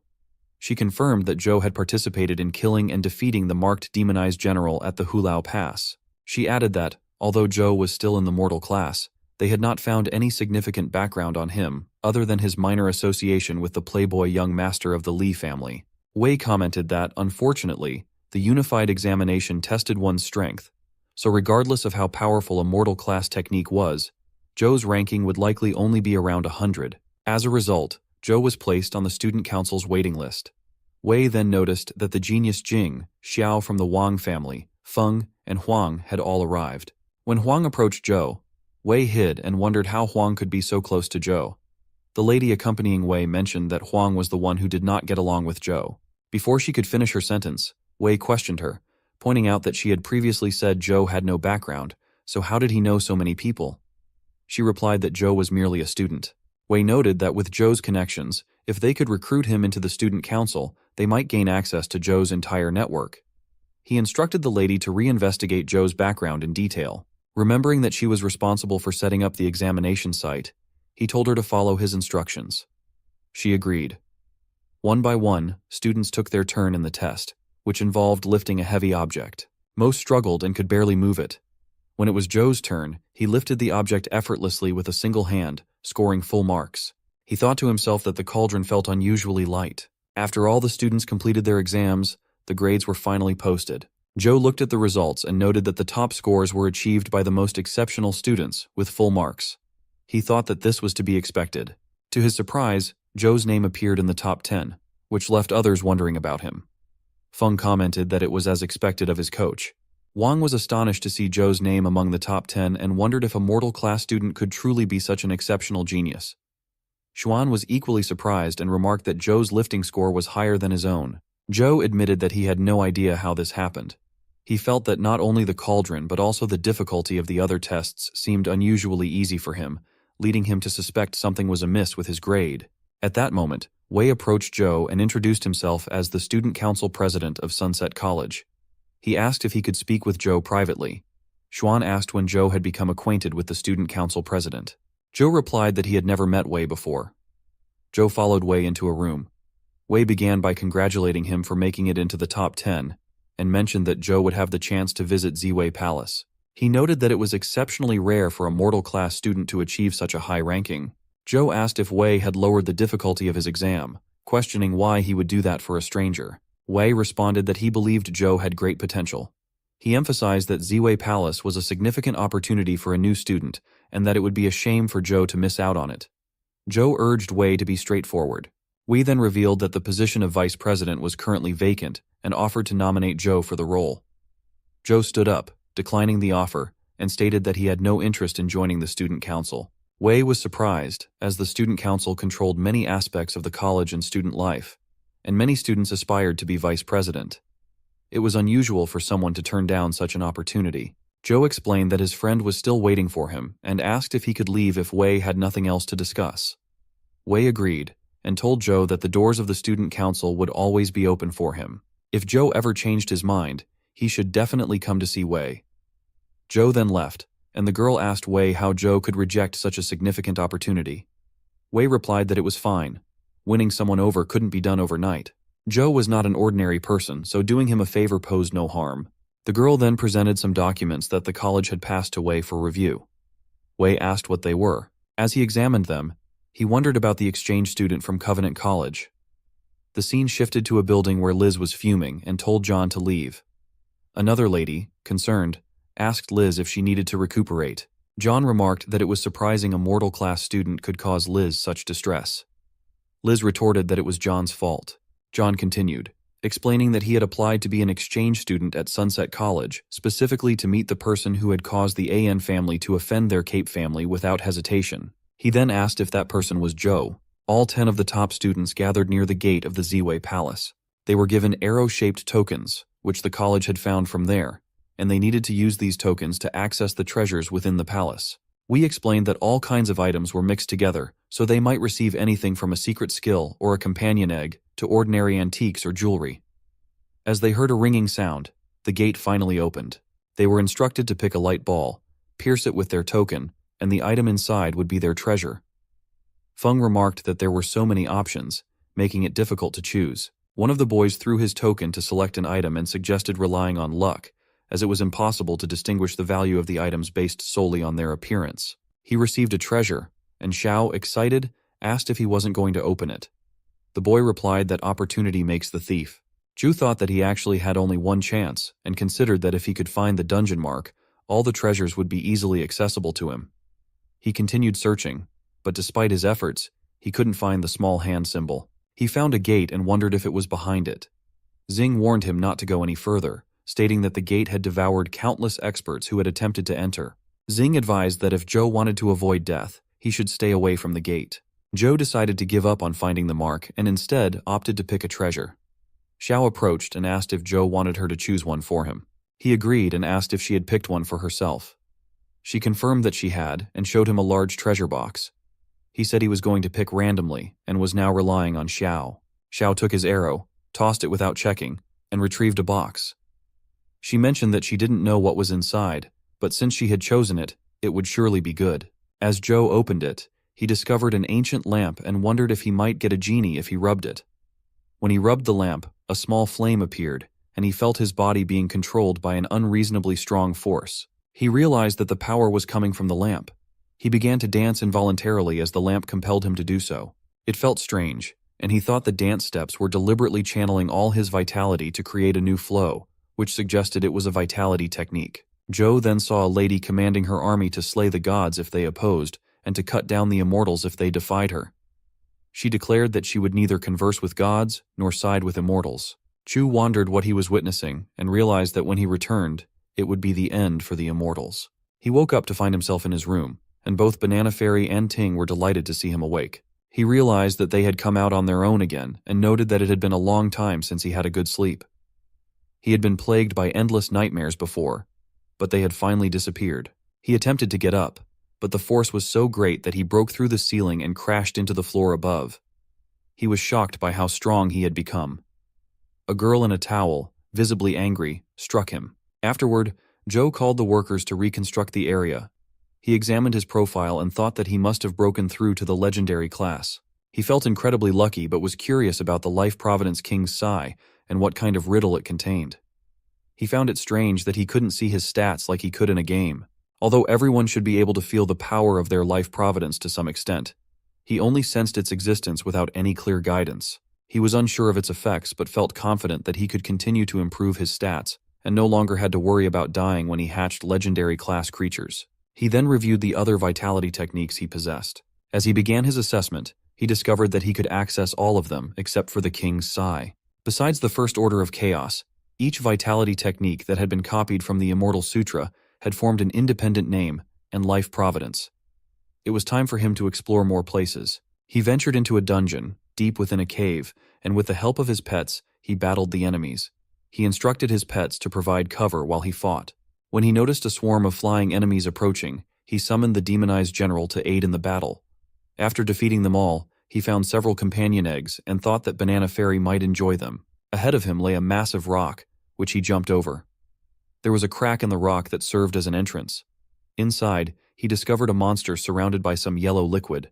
Zhou approached the crack leading into the nest. As he got closer, a high-pressure blast of yellow liquid erupted from the nest along with the monster, causing Zhou to fall back.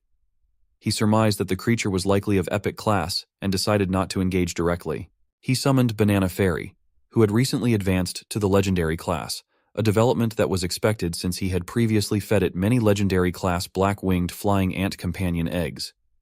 He instructed Banana Fairy to attack. Although it managed to capture the enemy creature, the creature quickly freed itself.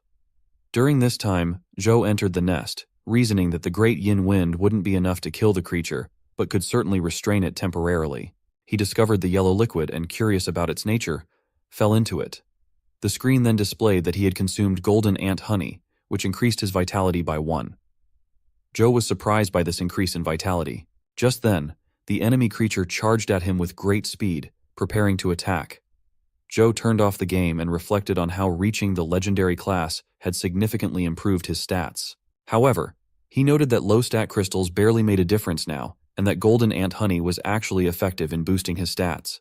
He considered consuming more of it. He also recalled the white cocoon he had seen in the nest and was curious to learn more about it. The next day, John arrived at Sunset College, and the girls were eyeing him with interest.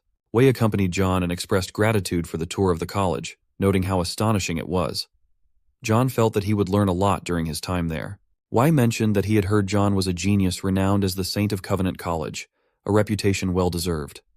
Wei had arranged for Sunset College's outstanding students to duel at John's request. He noted that Huang had not been consulted. John expressed his eagerness to exchange techniques with the experts of Sunset College that day. At the battle building, Feng was engaged in combat with John, and Xiao remarked that John had matched them all evenly. A boy observed that John was still holding back, as he had not used Holy Light Judgment, one of the vitality skills passed down through the 6 heroes' families. As the match ended, Feng and John exchanged compliments, appreciating the good game. We remarked that the performance was as expected from the genius students of Covenant College, expressing his amazement. John acknowledged that he was impressed, and noted that Sunset College was indeed full of experts, living up to its reputation. He hesitated for a moment before continuing. Wei encouraged him to share what was on his mind. John mentioned that he had heard about the college's recent strict unified examination, and was aware that Eventide had topped the list. He also noted that a student had entered the top 10 despite being at the mortal class level. John expressed that if he did not get acquainted with such a talent while he was there, he would regret it. The scene shifts to Zhou, who reflects on his unsuccessful attempts to enter the nest throughout the night. He thinks that the golden flying ant might be able to withstand the great yin wind, considering its previous defeat. Unlike the black ants, which only knew how to attack, the golden flying ant was much more intelligent. Just then, his phone rings. Checking it, he sees it's a call from Ms. Wang. When Zhou meets with her, he finds Sheng there as well. Zhou asks why Sheng is present. Sheng responds that Ms. Wang should explain that. Wang explains that they were considering giving him a break from the college. Zhou inquires about the meaning behind this. Wang reveals that an exchange student from Covenant College had specifically challenged Zhou, and that the student who issued the challenge is Liz's brother. Zhou asks who Liz is. Sheng explains that Liz is the red-haired lady who attempted to kill Zhou but ended up getting severely injured instead. Wang continues, saying that John and Liz are from the Cape family, one of the 6 hero families known for inheriting their legacy. Unlike Liz, who has not inherited the family's full power, John possesses their heroic physique and a formidable life providence, earning him the title of Saint in the Western region. Wang wasn't sure how Zhou managed to get into the top 10, but she mentioned that John had used this as a reason to challenge him. John was likely seeking revenge for his sister by attempting to kill Zhou. The college had doubts about Zhou's ranking, but they didn't investigate further due to their commitment to the AN family. If Zhou's strength didn't reflect the college's peak level, it would be a disgrace to the institution. Therefore, it was best for Zhou to remain under the protection of the AN family. Meanwhile, some girls surrounded John, expressing their suspicions about Zhou. They then invited John to lunch. Just then, Jing arrived and, as if by accident, kicked John in the face. John asked what that was about. Jing asserted that he knew very well what she meant. John explained that there had been a misunderstanding and clarified that since Zhou was on her college's list of experts, he wished to duel with him. Jing then asked if John dared to fight her. John responded by questioning whether Jing was trying to defend her college's reputation, or if she believed Zhou lacked the corresponding strength. He accused her of attempting to protect Zhou because he had seized the chance to pick a treasure unfairly. Others present also expressed their support for John, blaming Zhou. John told Jing that if Zhou hadn't cheated, he wouldn't be hiding behind her. He looked forward to the duel in 3 days. Zhou then approached, suggesting they hold the duel immediately. Jing asked Sheng why Zhou had come. Wang, also present, decided to watch with anticipation, since Zhou had chosen to proceed. The duel was broadcast on a large screen for other students to watch. John remarked that since the battle was to defend Zhou's college reputation, it should be witnessed by everyone. He asked if Zhou minded this. Zhou replied that John could do as he wished. Shen commented that it was a dirty trick, while Feng confidently assured that Zhou would win. Feng then prepared 2 lightning sticks to cheer for Zhou. John told Zhou that he wouldn't make it too difficult. He explained that if Zhou could withstand his companion pet for 10 minutes, he would be declared the winner. John summoned his pet and Zhou responded by setting the challenge to 1 minute instead. John agreed, thinking he could still cripple Zhou within that time. As John's pet moved in to attack, Zhou declared that he would end it all within that 1 minute. He then summoned his own pet. Wang considered John's pet, the Holy Spear Knight from Camelot. It was said to be Lamorak, a historical knight of the Round Table, and was known for its strength, making it one of the most formidable companion pets in the legendary class. The Holy Spear Knight launched an attack on Zhou with its sword, but Zhou's demonized general intercepted and deflected the blow with ease. Xuan was surprised, wondering when Zhou had subdued such a powerful pet. Jing realized that the demonized general was no ordinary companion. John noted that the Holy Spear Knight's attack had been effectively countered. The knight launched another assault, but once again, the demonized general struck back. Xuan commented that with such a defense, Zhou might well defeat the knight within a minute. John, however, believed that the Holy Spear Knight wouldn't be taken down easily, and thought Zhou was mistaken if he believed he could hold out in such a manner. When the knight unleashed a shattering thrust, Zhou's demonized general captured the attack in a protective circle, leaving John in shock. The demonized general then seized the knight by the neck and delivered a powerful astral fist, shattering it into pieces. Xuan was excited, noting that John's title of saint might have been an exaggeration. Feng remarked that Zhou's performance was as expected. Ying observed that the demonized general was capable of utilizing two unique vitality skills. John, utilizing his Holy Emperor physique, acknowledged Zhou's strength and requested a real duel. Zhao responded that there was no need to continue. John bet on the honor of the Cape family and offered a companion egg of the rebellious knight, which was said to inherit Lancelot's power. Zhou inquired about the rules. John explained that it was straightforward: face the inherited unique skill of the Cape family and deal with his attack. As the duel began, Zhou executed a single attack, encasing John in ice. Shu declared that John had lost. Zhou broke the ice to free John and took the rebellious knight egg as well. Ms. Wang instructed others to check on John. Jing wondered if Zhou had been concealing his true abilities. Back in his room, Zhou examined the rebellious knight egg and found its stats to be exceptionally high. He noted that the companion pet had 4 skills, and all its stats were at 19, making it nearly as powerful as his demonized general. Zhou found it odd that the rebellious knight was so much stronger than the Holy Spear Knight. He wondered why John hadn't hatched the rebellious knight and instead used the Holy Spear Knight's egg as a bet. Shu read the full description of the rebellious knight, Lancelot, and learned that it carried the providence of a main character. Lancelot had taken Queen Guinevere, whom King Arthur, his master, cherished. Zhou realized that John had likely avoided hatching the rebellious knight because its life providence could cause significant backlash to its owner. That night, Ms. Wang was on a call, discussing Zhou's impressive performance. She remarked that Zhou was truly a remarkable student, consistently delivering surprising results. She mentioned that if he was indeed a raw gemstone, the person she was speaking to was the only one capable of refining him. The person on the other end of the call was lowering a chain into a well and mentioned that Zhou sounded like another tricky student who could be tested. They noted that Zhou's strong companion pets played a significant role in defeating John, and said they would make arrangements based on the advice of the person they were speaking with. The call ended, and the man jumped into the well. The scene shifted to Zhou, who received a call from Xuan. Xuan informed him that Ms. Wang had posted their assignment and urged him to stop sleeping. Zhou checked the assignment and saw that it required them to kill 10 bronze auspicious beasts in the restricted city. Zhou asked Xuan if he was certain that the restricted city wasn't some sort of dangerous dimensional area. Xuan replied that he had already been there and confirmed it was not particularly dangerous. The restricted city was one of the furthest underground cities in Luoyang's underground network and was filled with various bronze dimensional creatures. Currently, the highest class dimensional creatures found there were only at the legend class. The city was called the Restricted City because it had mysterious powers that disrupted companion contracts, preventing the summoning of any dimensional creatures within its boundaries. As Zhou and Xuan arrived at the Restricted City, they encountered the bronze auspicious beast of the legend class, and they had to keep dodging its attacks. Xuan noticed that none of their attacks were succeeding. When he finally managed to strike, he found that the beast used its defense to force him to retreat. Zhou then launched an attack with his star-slashing knife aura, which had some effect on the beast. Xuan urged Zhou to continue using that technique, but Zhou revealed that he had already exhausted all his mana for the attack. Shocked, Xuan and Zhou pressed on.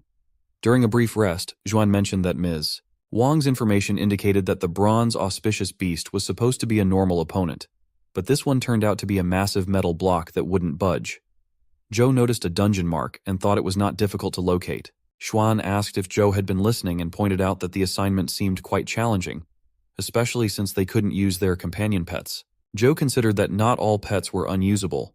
Although he couldn't feel the connection with his companion pets upon entering, Banana Fairy and Ting were exceptions, and he could still hear them. To avoid unnecessary trouble, Zhou decided it was best to keep their presence a secret and adhere to the city's restrictions. Zhou explained that the beast had a strong defense, but wasn't invincible. Since there was room for maneuver, it was possible to find its weak points. Zhuan added that, despite receiving inaccurate information, it was still feasible to fight the bronze auspicious beast. However, if their mortal class classmates made a mistake, it could be fatal.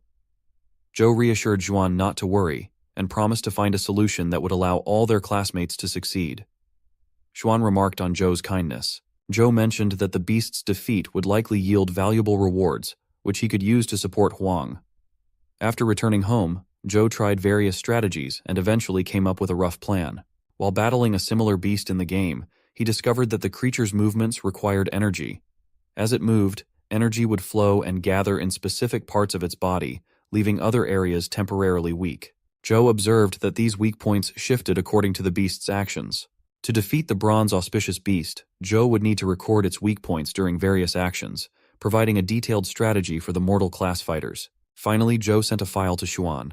Xuan wondered what it contained. Sometime later, while Zhou was sleeping, Xuan called to inform him that he had followed the instructions.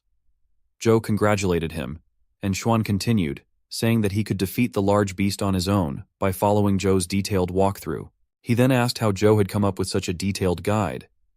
Zhou explained that he had been grinding through countless scenarios over the past few nights to the point of exhaustion. He advised Xuan not to worry too much about it and mentioned that, although the mortal class fighters would face more challenges, they could still defeat the bronze auspicious beast. Xuan agreed and said he would help Zhou sell the information to make a profit. While discussing with a girl, she pointed out that they might not have needed a walkthrough for their assignment, since it was simply to kill 10 bronze beasts, and a mortal class bronze rabbit would count as one of those beasts. They realized that it wasn't the legend class bronze auspicious beast they had been dealing with. As Zhou checked his phone, he realized that his and Chan's assignment was different from the others. Xuan remarked that it was strange and wondered why Ms. Wang had assigned them a different task. Zhou worried that this might mean no one would buy his walkthrough. Huang arrived and informed them that, in fact, the special admission class of Zhou's year also had the task of killing the bronze auspicious beast. Huang noted that he hadn't even considered that, and it was impressive how thoroughly they had analyzed every move of the bronze auspicious beast. The mechanism could even be implemented in the game. Zhou asked Huang if he thought the specially admitted students would purchase the walkthrough for their assignment. Huang replied that they probably would not. He explained that admitted students usually took pride in their abilities, and using someone else's walkthrough would imply that they were inferior. Xuan and Zhou prepared to leave, with Xuan expressing that the effort seemed futile. Zhou added that he would view it as training and planned to invest the money he earned into Guang's game. Huang suggested that they let him finish his point first. Although it was unlikely that the specially admitted students would buy the walkthrough for the assignment, it could help many of them break Huang's record in the restricted city. Some students with big egos would certainly purchase it in secret to surpass his record. Zhou recalled that Feng and Wang had previously attempted to break the record at the Lotus Cave. Just then, Feng approached from behind Zhou and hugged him, saying he had found himself. He then pulled Zhou along, declaring it was time for their lesson. As Feng dragged Zhou, his pants began to fall. Huang told Zhou to leave the sales to him. Feng took Zhou to a room and informed him that he had acquired the mind's eye, if Zhou had taught him. Zhou wondered if he had ever mentioned this. Feng asked Zhou to inspect him, then swiftly slashed his sword towards Zhou. Zhou dodged the attack and thought it was incredibly fast. He managed to evade several more strikes, feeling as if Feng's attacks were precisely aimed at him. Feng's attack demonstrated the power of the mind's eye. Zhou dodged numerous slashes, feeling as though the sword was targeting him with precision. After a while, Feng stopped and explained that any moving object would disrupt the airflow. Even without using his eyes, his sword would be swifter and more accurate as long as he trained his perception to sense subtle changes in the air. However, Feng's current level of movement perception was far from Zhou's ability to predict his next move. Feng expressed that he wanted to reach the same level of understanding that Zhou had achieved. Zhou thought that while Feng's mind's eye was similar to the keen listener ability, it was distinct and represented a unique realm of perception. Zhou then told Feng that there was nothing he had taught him about the mind's eye. It was something Feng had developed on his own. Therefore, Zhou suggested that he should return Feng's money. Feng insisted that Zhou wait. He acknowledged that Zhou had made remarkable progress every day and was very strict with his own cultivation. Feng felt it would be selfish of him to hold Zhou back. Zhou clarified that this was not what he meant. Feng assured Zhou that there was no need for him to be perplexed. He was perfectly fine with self-study and would do his best to assist Zhou whenever needed. Zhou told Feng to proceed as he wished. Feng agreed and expressed a desire to know more about Zhou. If Zhou didn't mind, Feng would like to apply to live with him. Zhou hesitated, wondering how he would manage to play the game under those circumstances.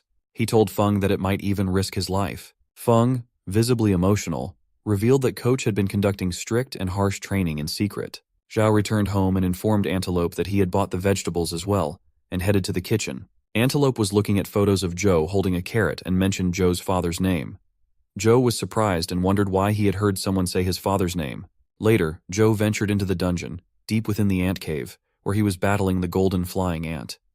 He knew that even a silver-winged flying ant would struggle to match its speed. The golden flying ant struck him, causing him to fall, and then the demonized general attacked the golden flying ant. Zhou asked for a moment to regroup.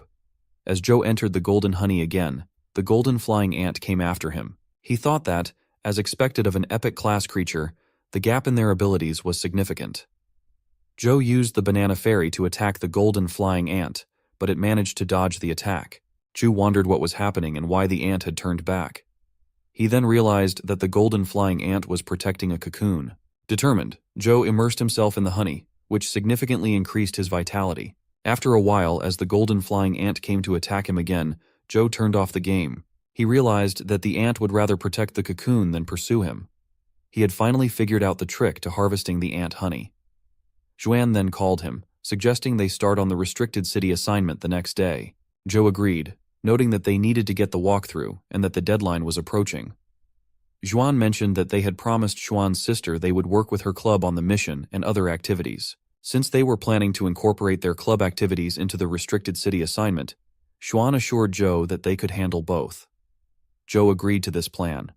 Then Xuan's sister arrived, calling him Xuani. Xuan, feeling embarrassed, asked her to stop using that nickname. She informed them that she had received numerous applications from people wanting to join the activity, and it seemed the event would be more lively than expected. The next day when Zhou arrived, he was greeted by a large crowd of people. A man wondered why Wei was at the club activities, and whether he was trying to recruit people again with his usual presidential charm. We explained that the Ocean Club was full of troublesome workers who didn't follow the rules, and he was there to oversee them. Zhou felt that these two were antagonists to each other. Sister Xuan, Yang, arrived, betting that everyone was there for Zhou, who had gained fame after his battle with John. Xiao and Feng were also present. Zhou asked them why they had come. Xuan revealed that they were members of the Xuanwen Club. Zhou inquired how Xuan had managed to persuade them. Xuan replied not to paint him as too villainous, and explained that Zhou was in the Xuanwen Club, so they joined to see Zhou more often. Xiao chimed in, saying they could count on her and that she felt like she was riding on the main character's coattails. They then all began battling the creatures present, and Huang commented that they couldn't afford to lose to the girls from that club.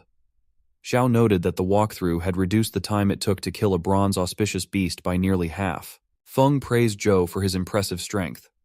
Zhou, walking alone, decided to find a quiet corner to play the game. He received a call and wondered if it was from the mysterious number. Suddenly, the area began to shake, and they wondered if it was an earthquake. Huang noticed something and directed the others to look as well. Some rocks fell, and the door ahead opened. They were puzzled by what was happening, and surprised by the vast space that lay ahead. Xuan mentioned that it was a location not shown on the map of the restricted city. One wondered if it might be a treasure cave. Zhou suggested they investigate. As they entered, they saw a massive structure forged from bronze. Xiao approached it, curious if it might be hiding something. Zhou used his power to examine the structure and found that there was no visible entrance, window, or vent. One of them tried using a hammer to break through, but it had no effect. Wei remarked that it seemed brute force wouldn't work either. Chu wondered about the power protecting the structure. Yan explained that it was a place that had received blessings from heaven and God. Wei asked her if she knew anything about the structure. She replied that she knew a bit, and began to explain that during the Zhou dynasty, people believed in ghosts and gods, and they thought that the gods controlled life and death. To show their devotion, the royalties were meticulous about their funerals. However, during the late Eastern Zhou period, the emperor, fearful of death, had his bones and blood placed in a sealed city of death. He hoped to deceive heaven and fate by faking his death to avoid his destined demise. Unfortunately, he could not defy the will of the gods and died in the end. The city of death, which attempted to deceive heaven and God, was forged in bronze and had no doors or windows, according to historical records. Xuan urged them not to leave him hanging, and since Yan seemed to know so much, he bet she would know how to enter. Yan confirmed that it was indeed a death city from the Eastern Zhou period and suggested that Feng should try digging around the southern wall of the city. While outside, Yan mentioned that the others had been inside for a long time and wondered if they had encountered any dangerous situations. Feng reassured her that it would be fine as long as Zhou was with them. Upon entering the City of Death, they found nothing but a dead tree. Zhou examined it and realized that this was the first time the phone had reacted to something other than the small handmark. He met up with Xuan and Xiao and asked if they had found anything significant. Xuan shook her head, stating that there was only the tree. Suddenly everyone was shocked as the dead tree began to glow. They were stunned, unsure of what was happening. A boy revealed that he had touched the tree, and that was when it started glowing. A girl examined the boy and reported that she didn't detect any curses, jinxes, or anything unusual. She was simply startled by the tree's radiance. Xuan confirmed that nothing extraordinary had occurred and wondered why the tree had started glowing earlier. Zhou had no idea either. Xiao found it intriguing and decided to touch the tree. To her surprise, the tree glowed red.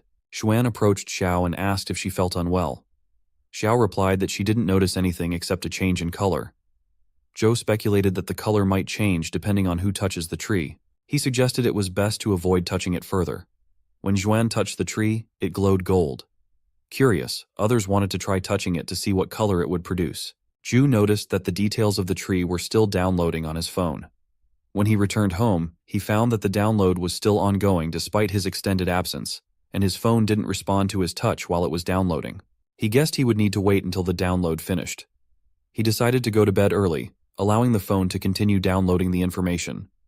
The scene shifts to Lan and Tian. Lan expressed concern about the upcoming fight for the right to the Holy Land, and her worry about Zhou going alone. She asked Tian to send Sheng to accompany Zhou. Tian questioned whether she was being unreasonable, stating that he had faith in Jing. Lan responded that it was a foregone decision and acknowledged that Tian loved his sister dearly. However, she pointed out that Tian should be aware of Jing's condition. Unlike Tian, Jing was born with the cold factor physique, and its actual cause had yet to be uncovered.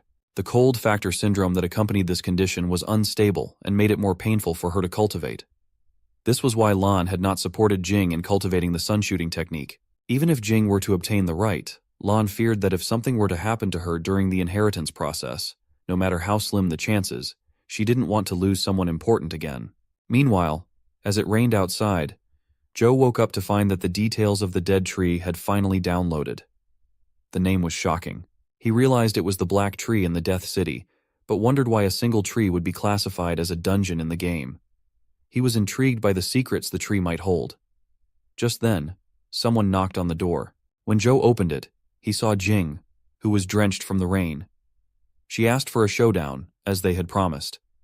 Zhou handed her a towel to dry off and told her he didn't recall agreeing to any showdown. He mentioned that her room was upstairs and suggested she go back after she dried herself. Jing pointed out that Zhou had progressed to the legend class and had a powerful companion pet, so why was he hesitating? Zhou replied that he knew Jing had come because of the right to the Holy Land, but he had no interest in it. He told her that if she wanted it so badly, he would go to Lan and pressure her to return it to Jing. Jing admitted that defeating Zhou wouldn't prove anything, but she couldn't accept that.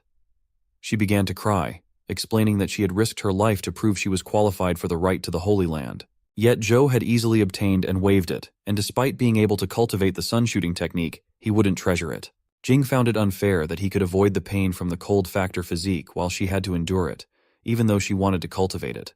Just then, Zhou received a call from Xuan, who informed him that some of the people who had gone to the Death City with them, including Xiao, had been found dead that morning.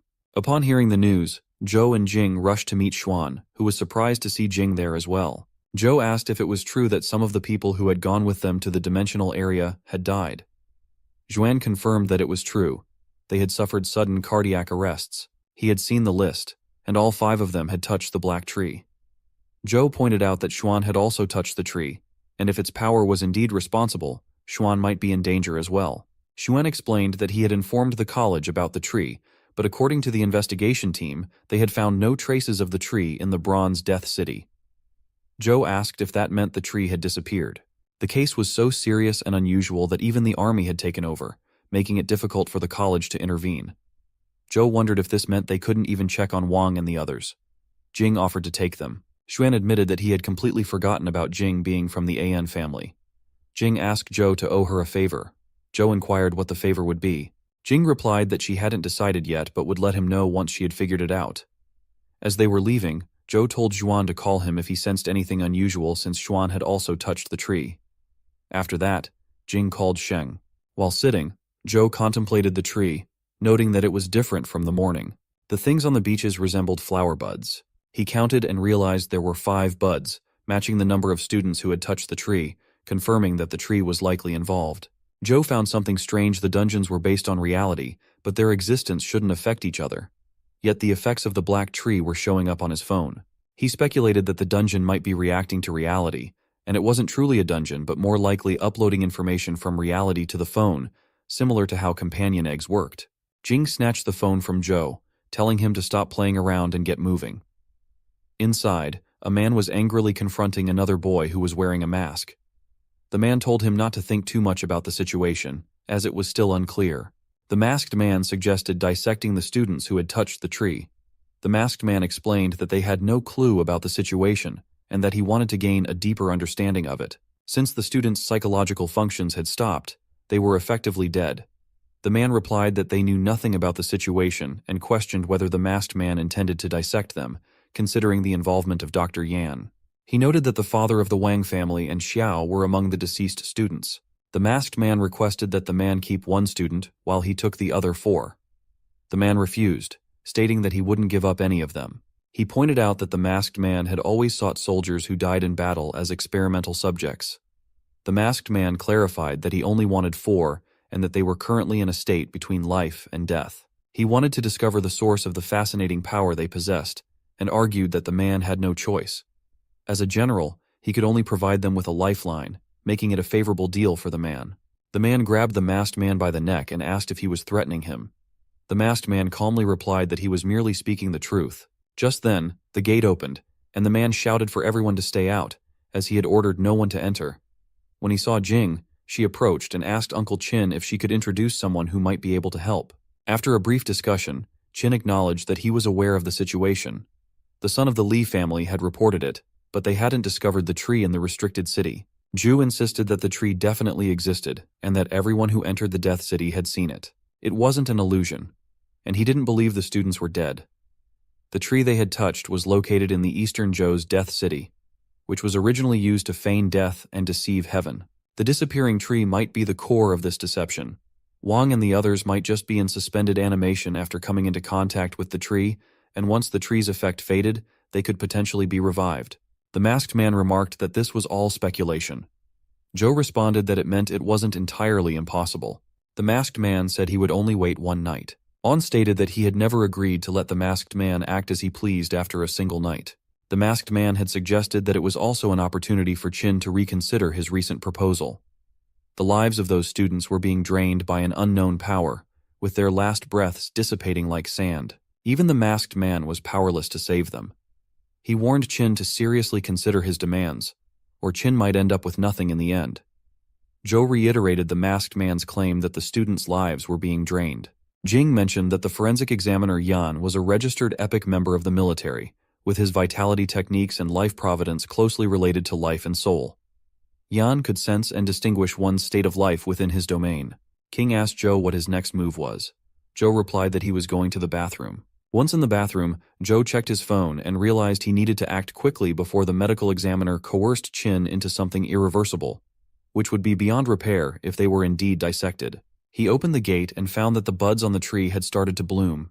He thought that if he associated this with what Yan had said, the growth of the 5 flowers might represent the life force being extracted from the 5 students. He decided to risk destroying the buds. As he attacked one, Xiao suddenly opened her eyes. Jing noted this development. When the masked man and Yan checked, they wondered how it was possible, as she should still be in a state of death. Qin remarked that something was clearly amiss, and Zhou's guess about suspended animation seemed increasingly likely to be correct. Yan stated that their condition was not improving, so there was no cause for celebration yet. Zhou asserted that he could indeed destroy the buds with the star-slashing knife aura at full power, and then instructed his pets to attack the tree together. Ting made contact with the tree, prompting Zhou to ask why Ting had come alone. Ying then plucked the buds. Zhou emerged, shouting in anger at their audacity, and saw Xiao waking up and rubbing her eyes. Qin mentioned that he had instructed them to examine the daughter of the Wang family, but she appeared to be fine. Since Xiao was recovering, it was likely that the other students might wake up soon as well. It seemed Zhou was right. Yan wouldn't get his way now. Zhou said it was merely a stroke of luck, and that he was leaving. Qin expressed his appreciation for Zhou's intervention. Zhou thought he needed to make Ting pluck the other buds as well. Jing was on the phone with Zhou and informed him that Qin had called to say that the other students had been saved as well. Zhou agreed and ended the call. Ting was ecstatic about receiving the 5 flowers. Zhou wondered what to do with them, considering the buds had become items, but he wasn't sure of their use. He told Ting that he could eat them if he wanted, as Zhou himself didn't know what to do with them. As Ting was about to place one in his mouth, Zhou noticed another bud growing on the tree. He recognized a golden aura around it, indicating that it might be Xuan. Zhou called out to Xuan, but Xuan was unconscious and lying on the floor. Zhou realized that something had happened to him. He instructed Ting to pluck the new bud as well. Once the bud was removed, Xuan woke up and, calling out to Zhou, said he was fine before suddenly falling back to sleep. Zhou speculated that their lives might be drained if they touched the tree and noted that this bud was just a dead flower that hadn't bloomed yet. He wondered what might happen if it did bloom, fearing that someone might die in the process. He then noticed another bud and pondered how many people had touched that cursed tree. The scene shifts to the restricted city, where Xuan took a picture of a beast and, by uploading it, completed his mission. He then asked Zhou why he looked so pale in recent days. Zhou explained that he had been preoccupied with monitoring that troublesome tree with Ting, which had finally stopped producing new buds. He hoped that God wouldn't burden him with such mandatory tasks again. The scene shifts to Ms. Wang, who saw that Zhou had completed his task.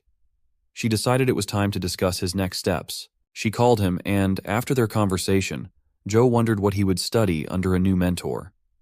Ms. Wang told him that he was exceptionally talented and that this new mentor would be better suited to develop his skills than she could. The mentor's name was Ming, who had been ranked in the middle tier in past assessments of strength. However, Ming was unmatched in terms of academic achievements and theories in the college. Ms. Wang believed that studying under Ming would be highly beneficial for Zhou. Zhou agreed and thanked her for her support up to this point. As he was leaving, Ms.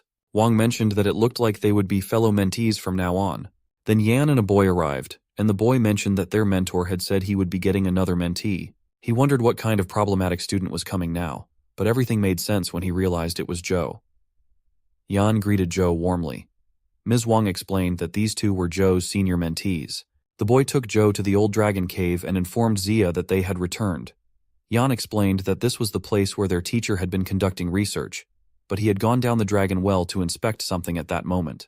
Zia noted that they had returned sooner than expected, and mentioned that if he hadn't been on duty that day, he would have gone to pick up their junior himself. The boy referred to Liza as the lazy one, noting that Liza was also a senior to Zhou. Zia expressed some irritation at being called lazy and remarked that with Zhou's arrival, he was finally free from his duties and that Zhou would now be responsible for pulling up the freaking chain. The boy showed the chain to Zhou and explained that it was part of an entry-level task from their mentor. Zhou was instructed to pull up the chain. As he observed the chain extending into the depths, he asked what it was for. The boy replied that it was connected to the dragon well below, and it was used to draw up a dragon. He mentioned that storage light and dragon roars occasionally emanated from the cave, and this special chain had been crafted by their mentor for that purpose. Zhou wondered if the dragon was something from Legends. Zia clarified that it was their mentor's guess based on dimensional mutations, and even if there was something down there, it would just be another dimensional creature. As Zhou touched the chain, he felt a sharp cold sensation and experienced some pain. Zia laughed, explaining that the dragon well was extremely cold, so the chain would also be cold when hanging down there. He added that Zhou wasn't allowed to use any vitality skills to pull up the chain, as this was another rule set by their mentor. Zhou agreed and continued pulling the chain despite the cold and pain. Yan remarked on how many times Zhou had pulled the chain and noted that he was still using such a genuine method to lift it. The boy mentioned that while the damage from the extreme cold to someone of legend-class strength was limited, it still wasn't pleasant. Finally, the mentor, Ming, arrived and noted that it seemed everyone had already gotten along with the new junior. Ting made a bonfire, and Ming prepared hot soup for Zhou, explaining that it was very effective against frostbite and coldness. Zhou thanked him for the thoughtful gesture. As Zhou enjoyed the soup, Ming mentioned that he had heard from Haifeng about Zhou's numerous attempts to pull the cold chain. Zhou admitted that he hadn't figured out a solution yet, but that was probably the case. Ming inquired why Zhou hadn't considered an alternative method, given the number of times he had pulled the chain. He explained that Haifeng had used full power and amplitude to pull the chain with the help of inertia, minimizing the time his hands were in contact with the chain to avoid freezing. Yan had taken note of when the coldness diminished and then pulled the end of the chain that was least affected by the cold, managing to bring it up successfully. Zia added that while Zhou had followed the rules, people often found flexible solutions within those constraints. Chu wondered if Zia was the one who had said he couldn't use a vitality skill. After having the soup, Zhou expressed his desire to continue pulling up the chain in the same manner, viewing it as both a mission and a training opportunity. He believed that with a few more attempts, he would become accustomed to it and be able to succeed. Ming acknowledged that among his mentees, there had been a few who tried to pull up the chain without success, but Zhou was the only one who persisted after failing dozens of times. Zhou inquired about the other person who hadn't succeeded. Ming explained that the other mentee had graduated, but the rules were the rules, and Zhou could only rest after he had pulled the chain up. Zhou resumed pulling the chain and eventually discovered a giant anchor. Its shape resembled the one he had seen earlier, though it appeared to be a polished version. Curious, Zhou asked about the anchor. Ming explained that it was a fishhook designed to catch dragons, which were known for their voracious appetites, especially when it came to food. He entrusted the chain to Zhou and instructed him to return the fishhook to the well before resting. Zhou agreed, and once alone he thought about the dragon. Using his flying power, he rushed to investigate and reach the dragon's gate grottos, the old dragon cave. Zhou continued his descent, wondering how deep it was and acknowledging that it was unbearably frigid down there. He activated the Lotus Buddha body, hoping it would help. As he went deeper, the cold intensified, and he realized that even with his enhanced physique and power, he might freeze to death if he ventured any further. He considered practical solutions like wearing a down jacket or lighting a fire, but then thought about what he could do within the game. Remembering the mysterious vitality technique from the Temple of the Fire God, he decided to use his firepower. The vitality technique, specifically the flaming stele, proved to be effective, providing high resistance against the cold. Zhou pressed on, and after some time, the fire skill eventually expired. He estimated that he was nearing the bottom, so he used his flying ability to deploy the demonic light needle. As the attack went deeper, he activated the keen listener skill to sense his surroundings and discovered a break in the depth. To his shock, he found a dragon. The dragon roared so loudly that it made Zhou feel incredibly cold, prompting him to turn off the game. He wondered if the roar, powerful enough to kill someone from 100 meters away, was truly the roar of a legendary dragon. He also noted the presence of a cocoon in the dragon well, which made him think of the white cocoon protected by the golden flying ant. He decided to ponder that later, and resolved to return to rest after pulling up the chain. Suddenly he found himself in a dark, unfamiliar place and wondered where he was. Then Zhen, the masked man, spoke up, revealing that he had used his life soul to interfere with the senses of nearby life forms so that no one could detect his domain. Zhen said he had finally found a suitable moment to meet with Zhou again. Zhou realized that Zhen was the medical examiner.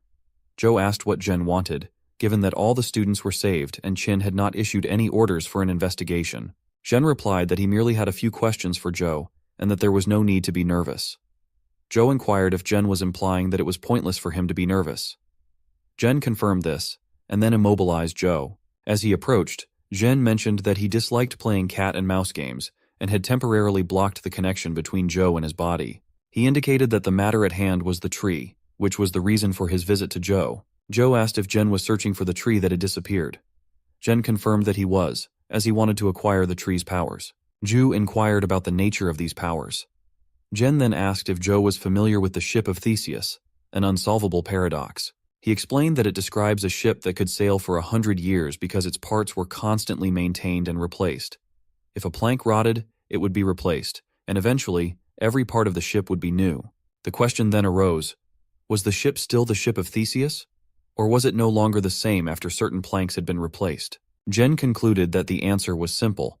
It was not the ship of Theseus itself that determined whether it remained the same, but rather its ruler. He then proceeded to explain many concepts to Zhou. Zhou admitted that he did not fully understand, and wondered if Zhen was a genius or a madman. Zhen explained that he had dedicated his life to researching life, providence, and the concept of souls. His goal was to explore these abstract concepts and expand their possibilities. However, no matter how carefully he attempted to separate the soul consciousness from the body, the soul would always become detached, and life force would disappear, every single time. But those instances where substances would mysteriously reappear after being stripped away had broken that rule. The tree they were discussing possessed the power that Jen wanted. Joe asked if Jen thought he had something to do with the tree. Jen agreed and elaborated that if the existence of the tree was at static equilibrium, then the variable causing its disappearance would be the people who entered Death City. If there was also a variable linked to the dead students who received something, it would involve Joe and Jing, with Joe existing in both variables. Joe replied that this was merely Jen's guess after ruling out other possibilities involving unknown variables. Joe thought he couldn't use any skills under the restrictions of an epic class. Jen said he would find what he needed after separating all the memories from Joe's brain. He used a device on Joe, who asked if Jen didn't think it was ridiculous to harm his own kind for the sake of humans. Jen responded that it wouldn't take long, and the moment he removed the memories from Joe's brain, Joe's king would collapse, leaving him a doll devoid of emotions and consciousness. The sacrifices were necessary for advancement, and Jen was willing to bear that sin, recording Joe's sacrifice in the history of human evolution. Afterward, Joe used his flame attacks to force Jen to retreat. Jen acknowledged that his guess had been correct. Joe had a secret. Jen attempted to use his soul-controlling eyes, but they had no effect on Joe. Shocked, Jen could hardly believe it. As Joe was only at the legend class level, how could he possess such power? Joe explained that he was eliminating an intruder and then attacked Jen. However, Joe soon felt normal and coughed up blood. He wondered if he would be the first person to die from the power of his own life providence. He then fainted. After some time, Joe awoke to find that he had not died. His clothes were missing, but his injuries had been treated. As he tried to sit up, his mentor Ming told him to remain still. Ming had used his life soul to repair Joe's fatal wounds, but Joe still needed to recuperate from the damage caused by broken ribs and damaged organs. Through their conversation, Joe learned that Zia had found him. Ming was also shocked when Zia brought Joe in, noting that all the meridians were crushed by some power, and the surrounding bones and organs were severely damaged. Joe wondered if he had lost any of his belongings. Ming asked if Joe knew who had attacked him. Joe replied that he had trouble recalling. He considered that rather than attributing the attack to Jen, it was better to say he had been attacked by his own life providence. However, this was odd because life providence, being born from oneself, should not surpass the body's limits. This was not the case for the King Sai. Additionally, when the attack occurred, another consciousness seemed to have intruded into his mind. Ming noted that Joe's difficulty recalling the events was troubling. Zia mentioned that he had not found any traces of another person when he discovered Joe lying in a pool of blood. Joe questioned the lack of traces, wondering if Jen had exploded on the spot, as he would expect such an event to leave evidence scattered across the ground. Ming mentioned that he had contacted the college's investigation team and suggested leaving the rest to them. While treating Joe with his life soul, Ming had discovered something interesting about Joe's injuries. Joe was severely injured all over, except for his heart, which seemed to be protected by a different kind of power. Without this protection, Joe would have died instantly. Joe wondered what kind of power was safeguarding him. Ming explained that Joe had been on the brink of death from the very first day he became Ming's mentee. Joe denied this, but Ming patted Joe's head, teasing him for being so gullible. Joe then asked about a notebook Ming had mentioned. Ming revealed that it was for Joe and contained the 7 scattered palms. He explained that he couldn't always be there to protect Joe, and only by strengthening himself would Joe truly be safeguarded. Shu wondered if it was a vitality technique, and commented on its apparent power. Ming explained that the technique was named 7 scattered palms, because it was derived from 7 distinct kingdoms of palm techniques. This is why it was known as such. Explaining this, Ming noted that Joe would currently be unable to walk due to his injuries, so he should use the time to rest. Ming talked with Xuan about an antelope, but Xuan mentioned experiencing phantom pain in his chest just from hearing the name. Joe admitted he couldn't move at the moment and warned that if he didn't avoid thinking about the antelope for a few days, it might cause significant damage to the dorm. He asked Xuan for help, and Xuan agreed, wishing Joe a speedy recovery. After ending the call, Joe was relieved to find that he could still use his hands, allowing him to play the game and practice the 7 scattered palms within it. While playing, Joe wondered if Jen had done something similar for the tree. Checking the game, he saw a number under the tree icon and went to the tree within the game. He found another bud on the tree, but the tree itself had disappeared. No one should have been able to make contact with it.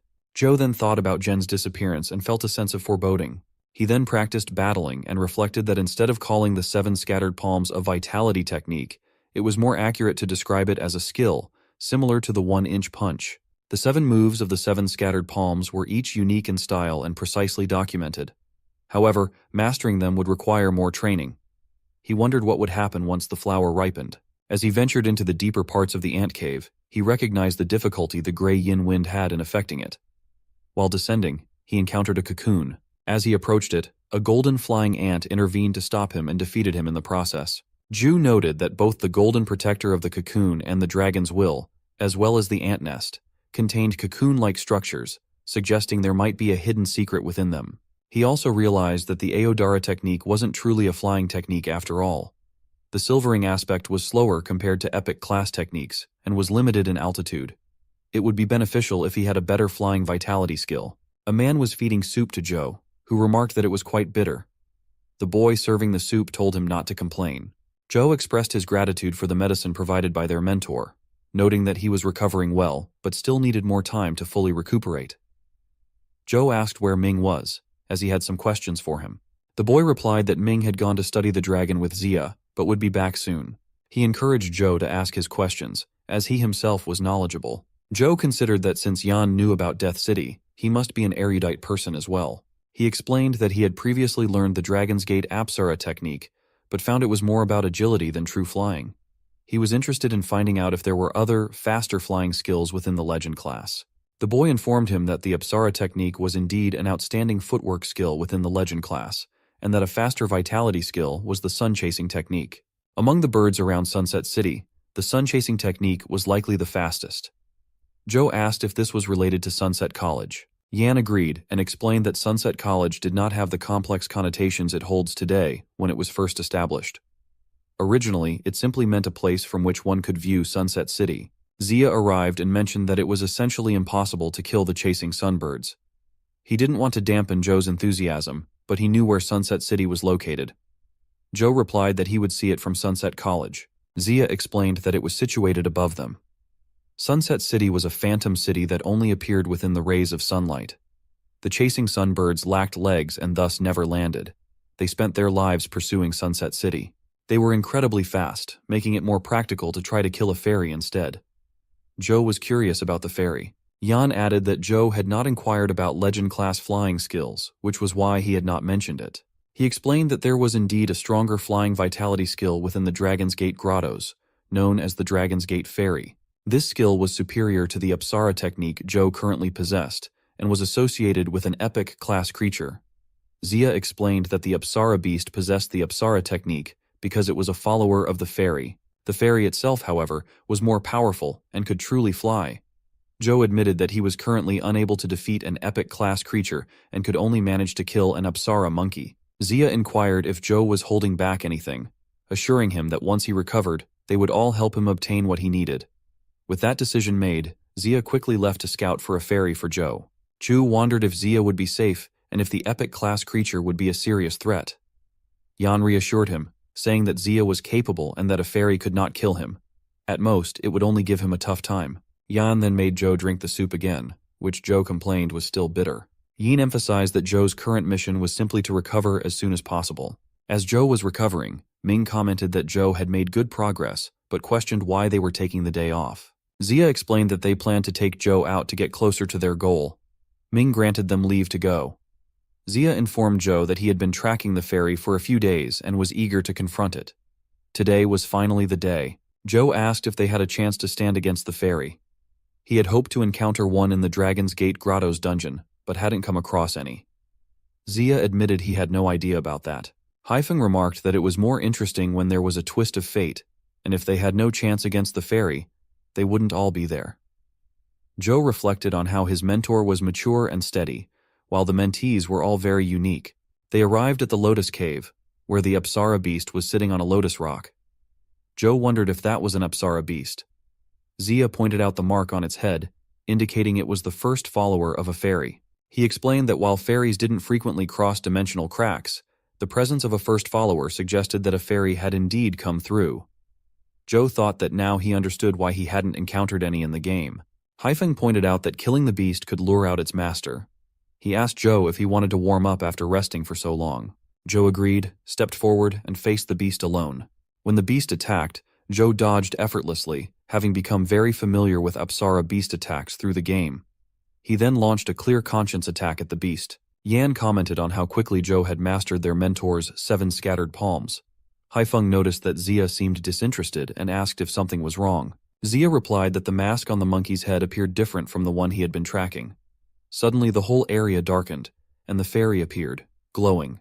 Ju noted that the fairy, dressed in black cloth and white silk ribbon, looked different from the colorful fairies depicted in the mural.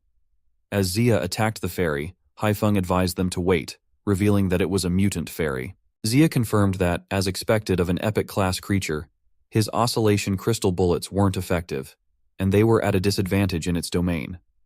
As Zia suggested retreating, he was struck by something and fell. They soon discovered a barrier blocking their exit. The fairy moved closer, prompting Zia to draw his gun and suggest that everyone get ready, stay alert, and fight with all their strength, or TB would die. Haifeng urged him not to speak such dire words. As the 4 of them prepared to attack, the fairy struck first. They managed to dodge the initial assault and rushed forward to counterattack. Joe attempted to use the Great Yin Wind by throwing a leaf, but the fairy blocked it and fired a shot at Joe. Zia stepped in front to intercept the attack, then told Joe not to die in their first battle. Joe responded that he wouldn't, and noted that the Banana Fairy's life class was too low. He explained that if they were in the same life class, the fairy would have been frozen, despite its wind abilities. The fairy attacked Joe again, but he managed to dodge, noticing that, while still fast, the fairy's speed had been somewhat reduced. Haifeng asked Zia to cover him while Joe blocked the fairy's attacks to create an opening for Haifeng to strike.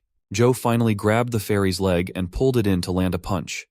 However, the fairy counterattacked, causing Joe to stagger back. Haifeng, who was injured, revealed that he had received blood from his mother. Joe remarked that the creature was formidable and that Haifeng didn't seem like the type to be so reckless. Haifeng retorted that he didn't get hurt for nothing. Meanwhile, Yan used his skill to grab the fairy's leg. Zia attacked the fairy with a moon slash, but the fairy retaliated, aiming for his neck and causing him to fall. Zhao remarked that Tenny had finally inflicted some real damage on the fairy, signaling that it was now a battle of attrition. The group continued to assault the fairy with their powers, and Zia seized an opportunity to strike again. He observed that it seemed Hung had done his part, but suddenly, yellow tendrils appeared to capture Zia. They realized that the fairy was gathering all its energy for a massive explosion. Haifeng recognized that the fairy was about to explode. Zia was trapped and couldn't free himself, so Joe intervened, grabbing the yellow tendrils. The others questioned why Joe had returned and if he too wanted to die. Joe believed that Ash Palm was a form of hidden force, so he focused all his energy on the silk to break it and free Zia. They managed to escape just as the blast occurred. Zia commented that they had finally killed the fairy and noticed the skill crystal left behind. He felt fortunate that the fairy had dropped something valuable. Joe offered to pay for the crystal, but Zia insisted it wasn't necessary. However, Joe couldn't resist the urge to challenge more dimensional creatures. He agreed and took the crystal, wondering if a legend-class being could absorb the skill crystal of an epic-class creature. As they all gathered around, Minim used life-soul materialization and applied a few drops to Joe's injuries. Joe felt the pain dissipating and his wounds healing rapidly. This was the power of the mentor's life-soul. Minim remarked that, as Joe's seniors, they shouldn't have put him at risk right after his recovery. He then reminded Joe of the question he had asked earlier about absorbing an epic-class skill crystal. Mine HMG explained that, theoretically, it was possible to absorb a skill crystal of a higher class than one's own, unlike hatching dimensional creatures. However, it wasn't straightforward. Skill crystals were essentially mediums that channeled vitality into different forms, which didn't directly correlate with life classes. Some skills required more than just vitality. They needed a certain minimum of fundamental stats to maintain activation. Since such conditions were often only available in higher classes, the process was inherently risky. Minhem added that it was rare to see all his comrades so injured, so they should celebrate with a feast that night. Zia saw Joe and asked what he was looking at. Joe was examining the description of the crystal and remarked that, just as the mentor had said, it was his first time seeing a vitality skill with a speed requirement. When Joe got home, he found Antelope sleeping and noted that Xuan had been surprisingly diligent in taking care of it. He took a bath and checked his phone, reflecting that he hadn't even been able to defeat a normal fairy on his own, and it was only a matter of time before he would be killed by them. He noticed that the crystal had a speed requirement of 21, while his current speed after cultivating in the game was 18. Lying down, Joe wondered if a high-class speed crystal would be as restrained as when he advanced to legend class, and he realized he needed to find a way to obtain a high-class crystal. The next morning his phone rang, and he wondered who it could be. While traveling with Shen in the car, Sheng apologized for calling so early and addressed Zhou as young master.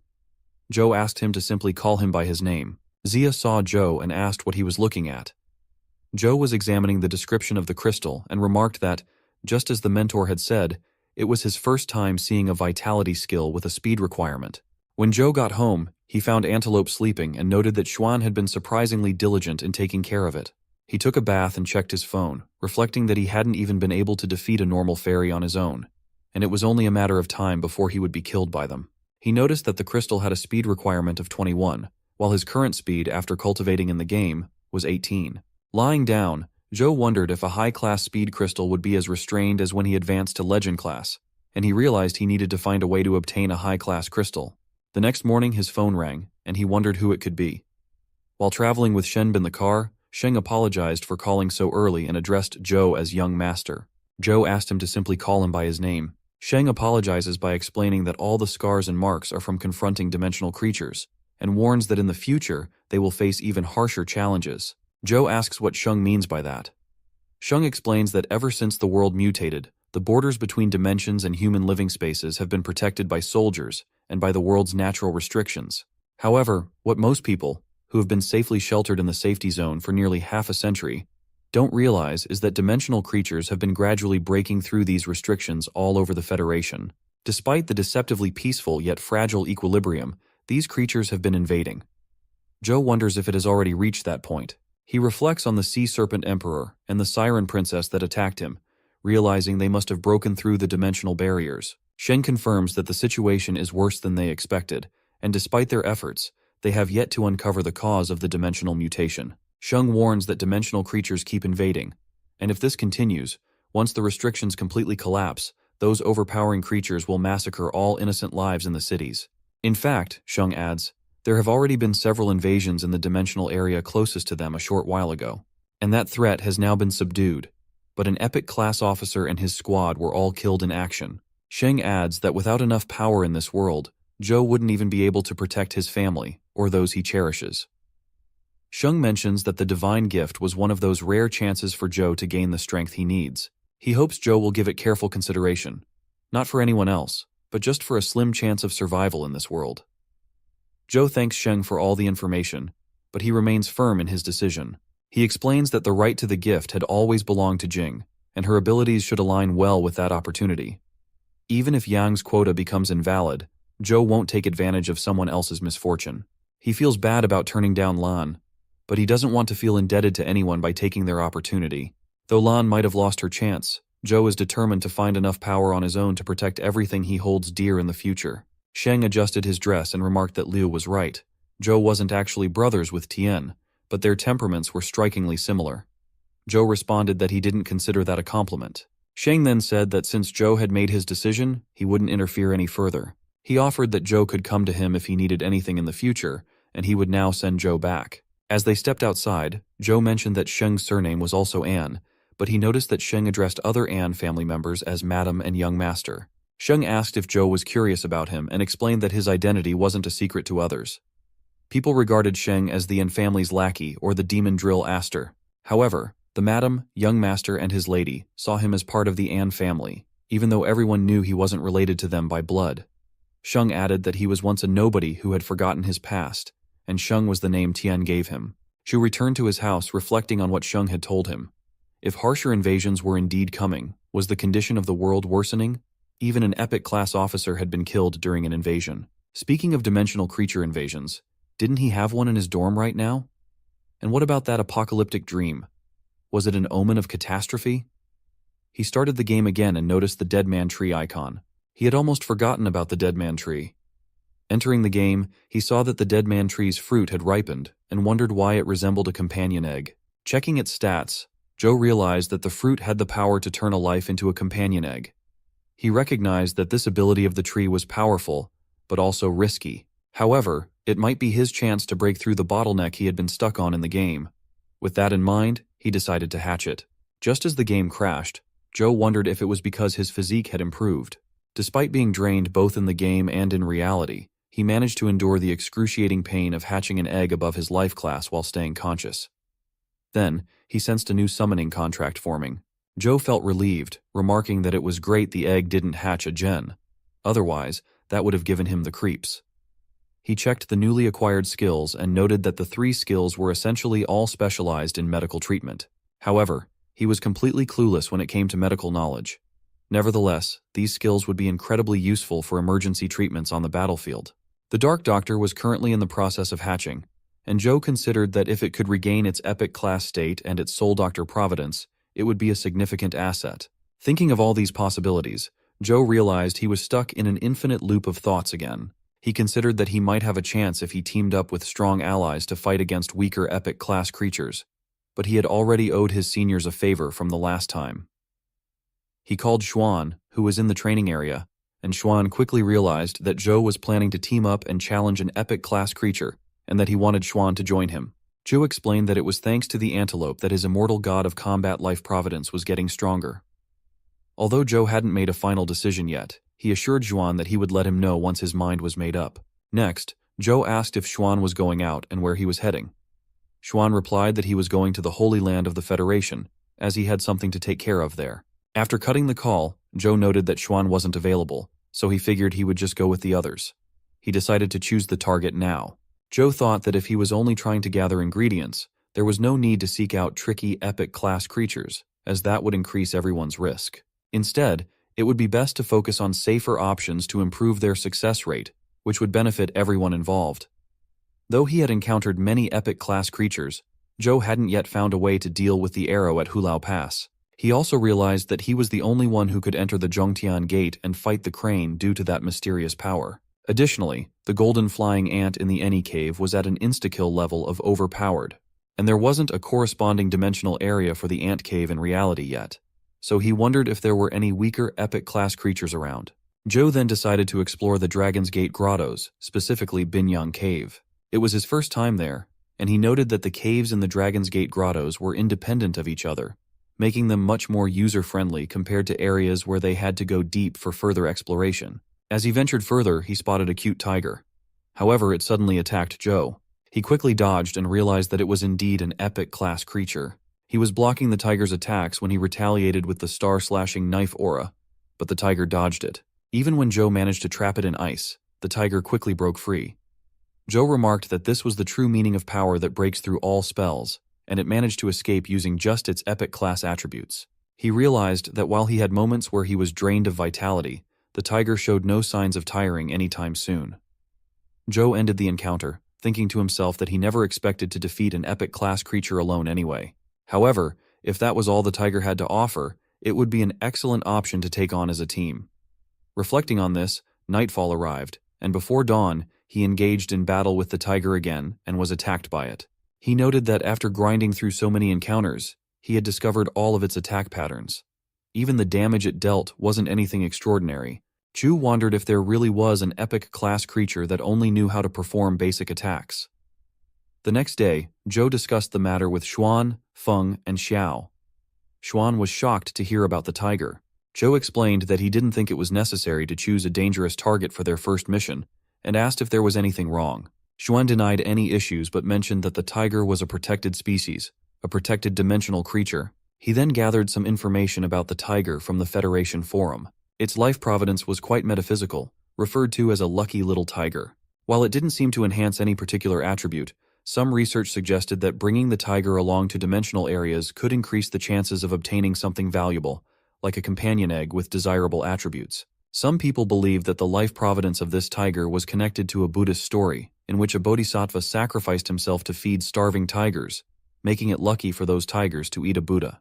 Although the little tiger was known as the weakest epic class creature, gang wars occasionally erupted due to its unique characteristics and scarcity. Eventually, it became so well known that the Federation took control of Binyang Cave, implementing strict and crafty rules regarding access to the cave, especially concerning the timing and entry. The scene shifts to the Dragon's Gate grottos, specifically Binyang Cave, where a man announces the entry rules. He explains that it costs 10,000 per draw, with a 1% chance of winning the right to enter the cave. There's also a time limit for entry. A 99% chance of winning allows for 1 to 5 hours of access, while the 1% chance of winning a special prize grants 72 hours. He warns that no one can cheat within his range of detection, so such attempts are futile. Xiao agreed with these terms. Then, everyone received their passes, and Xiao suggested they head to the cave. After some time, the man was astonished to see that all 4 had won the special prize. He wondered how they had managed to win 4 special prizes in a row, but didn't sense any power interference. He asked someone to notify the maintenance department, suspecting that the machine might be broken. They were curious about how Xiao had achieved this, likening it to winning 4 lotteries.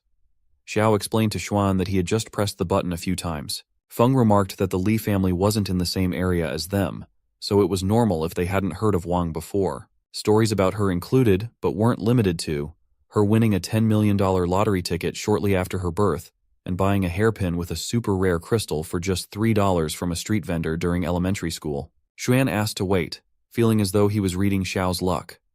Feng then took out a coin and asked Xiao to choose heads or tails. Xiao responded that she would go with whatever stood. Feng flipped the coin, and as Xuan reached to grab it, the coin fell and landed standing upright. Xuan was shocked, realizing how extraordinary Xiao's luck was. Sina then commented that while a lucky tiger might be interesting, they had Xiao, and she asked if they were interested in going to Gambling City the next day. Shu interrupted, reminding them not to forget why they were there. Xuan replied that there was no need to be overly cautious. The little tiger didn't appear at a fixed location, and many people who only had a short entry time returned empty-handed. With their 3 days of free entry, they had plenty of time. Suddenly, a blast was heard from within the cave, and Zhuan warned them to be careful. Regardless of its apparent weakness, an epic class creature was still an epic class creature. Zhu instructed them to follow his lead. Meanwhile, a man monitoring the situation from outside noted that Zhou was indeed one of the people who had entered a while ago.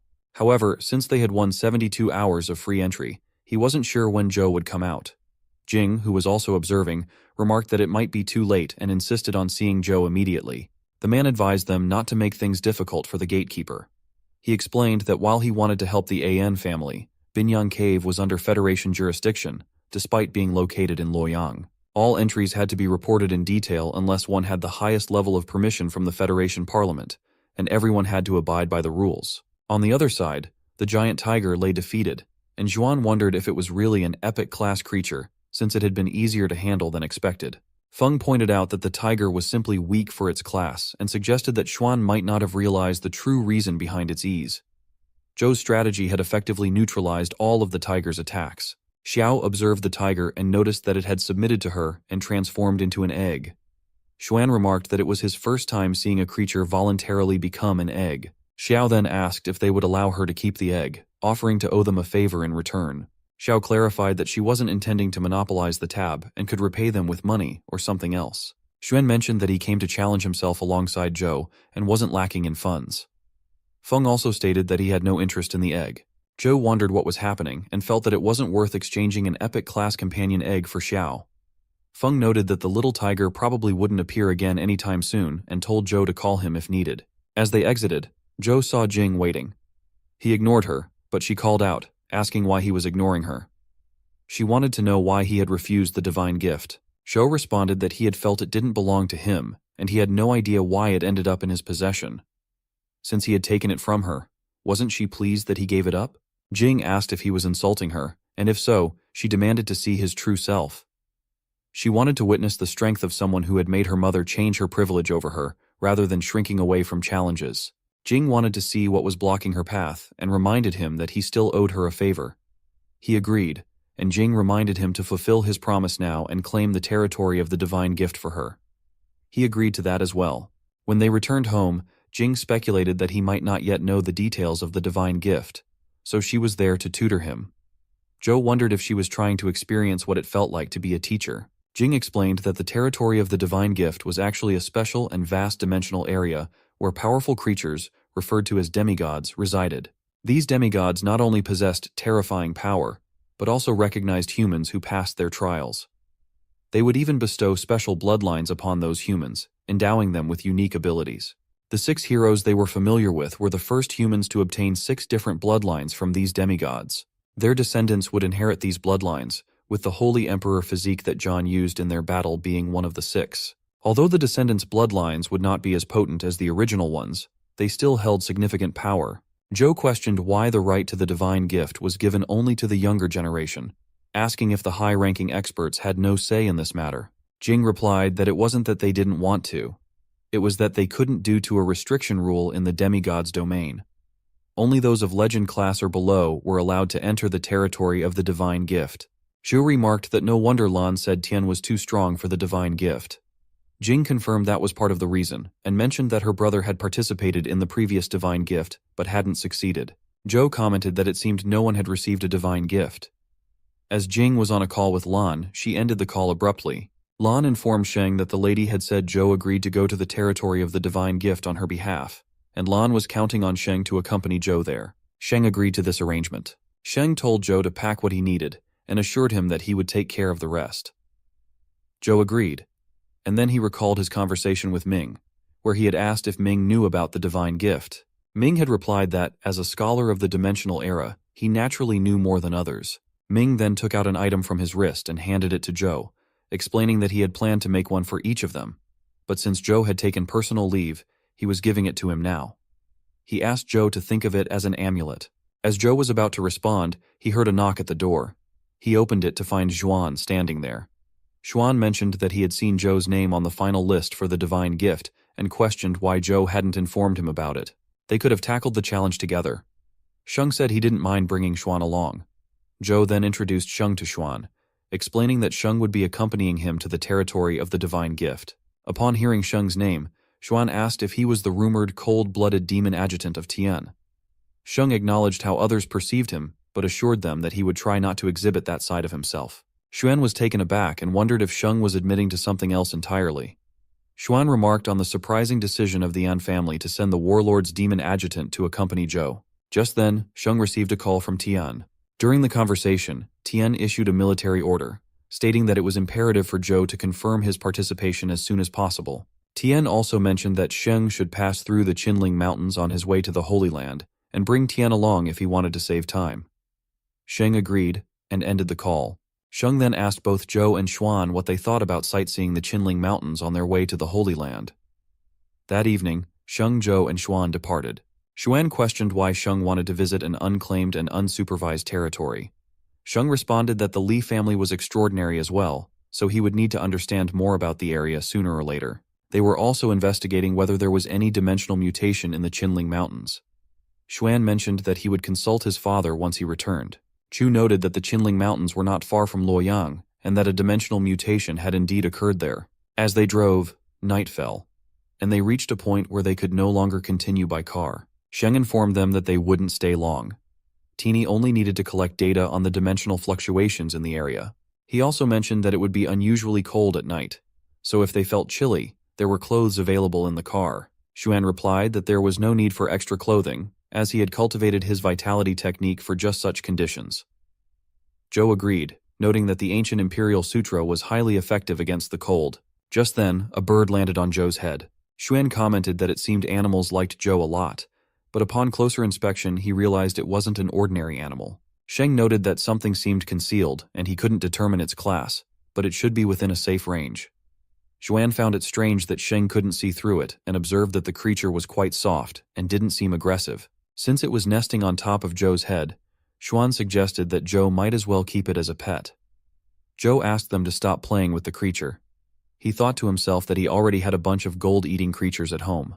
When he set the creature down, it crawled into his shirt, making Zhou wonder if it was afraid of the cold. Sheng commented that it was very clingy, suggesting that the creatures in this area always stayed close to their parents. Xuan inquired if dimensional creatures were not generally born strong. Sheng explained that the military had discovered some adult dimensional creatures carrying their babies during explorations long ago. He also mentioned that Ms. Wang had taken them to the non-killing realm before, where there were many such creatures. Chu wondered why the little creature was clinging only to him, considering his body wasn't particularly special. He then sensed some ancient Imperial Sutra energy around him. Xuan asked what Zhou had done with the antelope, to which Zhou replied that he had given it to be cared for. Xuan commented that Xiao would surely regret that decision. Sheng noted that it wasn't safe to enter the dimensional area at night, so they would wait until they had rested and the morning light before proceeding. The next morning, they continued their journey on foot, with Sheng using a device to detect things in the area. Zhou mentioned that the bird was still following them. Xuan noted that it was only following Zhou. After some time, the bird perched on Zhou's head again. Xuan, feeling bored, wondered if they were truly in a dimensional space, as they hadn't encountered a single-dimensional creature yet. Shun explained that his expanded presence had kept normal creatures away, as they found it boring. He promised to take them to a dimensional area for training next time. Sheng had hoped that with his presence, they would at least scratch the surface of the dragon vein. Chu pondered the dragon vein, considering that the Qinling Mountains were linked to Kunlun mythology. Xuan noted that Zhou needed to understand this, and while it wasn't absolutely necessary, many dimensional creatures appeared in areas most compatible with them, especially in regions associated with Kunlun dragon veins. Xuan questioned if Zhou thought dimensional mutations had any impact on this. Just then, they spotted a beast approaching, and Xuan asked Sheng if it was the legendary phoenix. Sheng advised them to remain silent, as its presence was so powerful that he couldn't judge its nature, and he wondered why such a high-class creature would be in the outer region. The small bird on Zhou's head made a sound, causing the phoenix to turn towards them. As Zhou looked at the phoenix, he noticed that some of the birds around it resembled the one perched on his head. As the small bird approached the phoenix, Xuan quipped that they shouldn't assume the phoenix was treating them as humans, but rather as bird traffickers. The phoenix then flew away, and Xuan felt relieved that it left without attacking them. Sheng remarked that the phoenix knew they meant no harm, but if it had come to a fight, the outcome would have been different. Xuan acknowledged Sheng's military prowess but noted that even he might struggle against such a creature. Sheng shook his head and asked if Xuan was okay after seeing a divine beast. Zhu noticed that the small bird was still present, leading Xuan to wonder why it hadn't followed its mother and whether it might have been abandoned.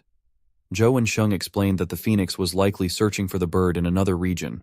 Zhou speculated that the bird might be trying to lead them somewhere. Following the bird, they came across a massive tree. Sheng commented that, according to ancient lore, phoenixes only rest on parasol trees, and guessed that this region might be its mother's territory. He suggested that the small bird was probably a phoenix chick that had ventured out on its own and lost its way. Zhou agreed that since they were already so close, they should take a look. Xuan was shocked and wondered if Zhou was serious about being in the territory of a legendary divine beast, noting that it was too dangerous. Zhu reassured him that it should be fine since they had already entered the territory with the bird, which hadn't attacked or chased them away. As long as they didn't provoke it, Tenny would likely be safe. Sheng agreed, adding that since the creature wasn't hostile, he would be able to collect more accurate spatial data for Tian. Xuan consented to proceed as well, and Zhou suggested they hurry and leave before dark. As they approached the tree, Teeny discovered a lot of tanks and vehicles and wondered how they had ended up there. Zhou explained that they had been abandoned for a long time and likely belonged to the missing military forces that had tried to establish a base. Sheng uncovered an item, and when they opened it, Tenny found a bamboo sword. Sheng remarked that it had been missing for a long time and was surprisingly there. He explained that normally, metals could hardly damage dimensional creatures, so the ammunition in the Federation's military was all infused with primordial metal, a mineral born from the dimensional storm. There was a swordsmith who forged 4 famous swords from the purest primordial metal, naming them after the 4 noble ones. Zhou recalled that he had been fortunate enough to witness one of these swords before, and the one he was holding now was the bamboo sword. Zhou examined the sword and remarked on its quality. Xuan commented that Zhou was too late to claim it as his own, as he had become its master the moment he unsheathed it. Xuan noted that Zhou was lucky, but seemed worried. He also suggested that Xuan might find the other swords in the area. Sheng responded that even if Xuan found them, he feared they would be unbreakable for him. He mentioned that the owners of the 4 swords had not met good ends, including the master of the Plum Blossom sword and the former head of the An family, who had met with an accidental premature death. Zhu realized that the previous head of the An family must have been Tian's father. Sheng took the sword from Zhou and made a cut on his own hand, warning them not to fight. He explained that if blood were spilled during their conflict, it would lead to disaster. Zhou had become its master, but it was best not to use the sword. Tenny arrived at the golden tree, and Xuan was astonished to see it, noting that the phoenix awaited there. He then spotted a cocoon and wondered why it was present.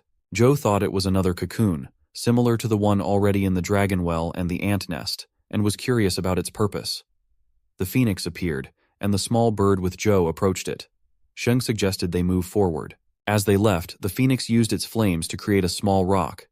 When Sheng, Xuan, and Zhou reached the car, Sheng mentioned that it would take some time to drive overnight, but they should be able to reach the divine gift trial. Xuan remarked that it was a pity they couldn't subdue the baby of the divine beast despite how amazing it was, but they had managed to recover it. Shu replied that they hadn't come away empty-handed.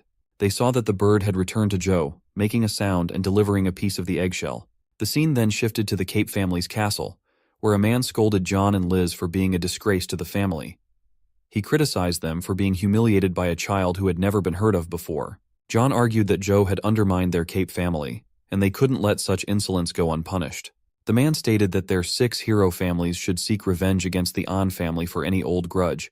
But with the divine gift trial approaching and so many eyes watching, he couldn't make a move against Zhou. John reassured him not to worry, as he already had a plan. However, he needed some help from the man.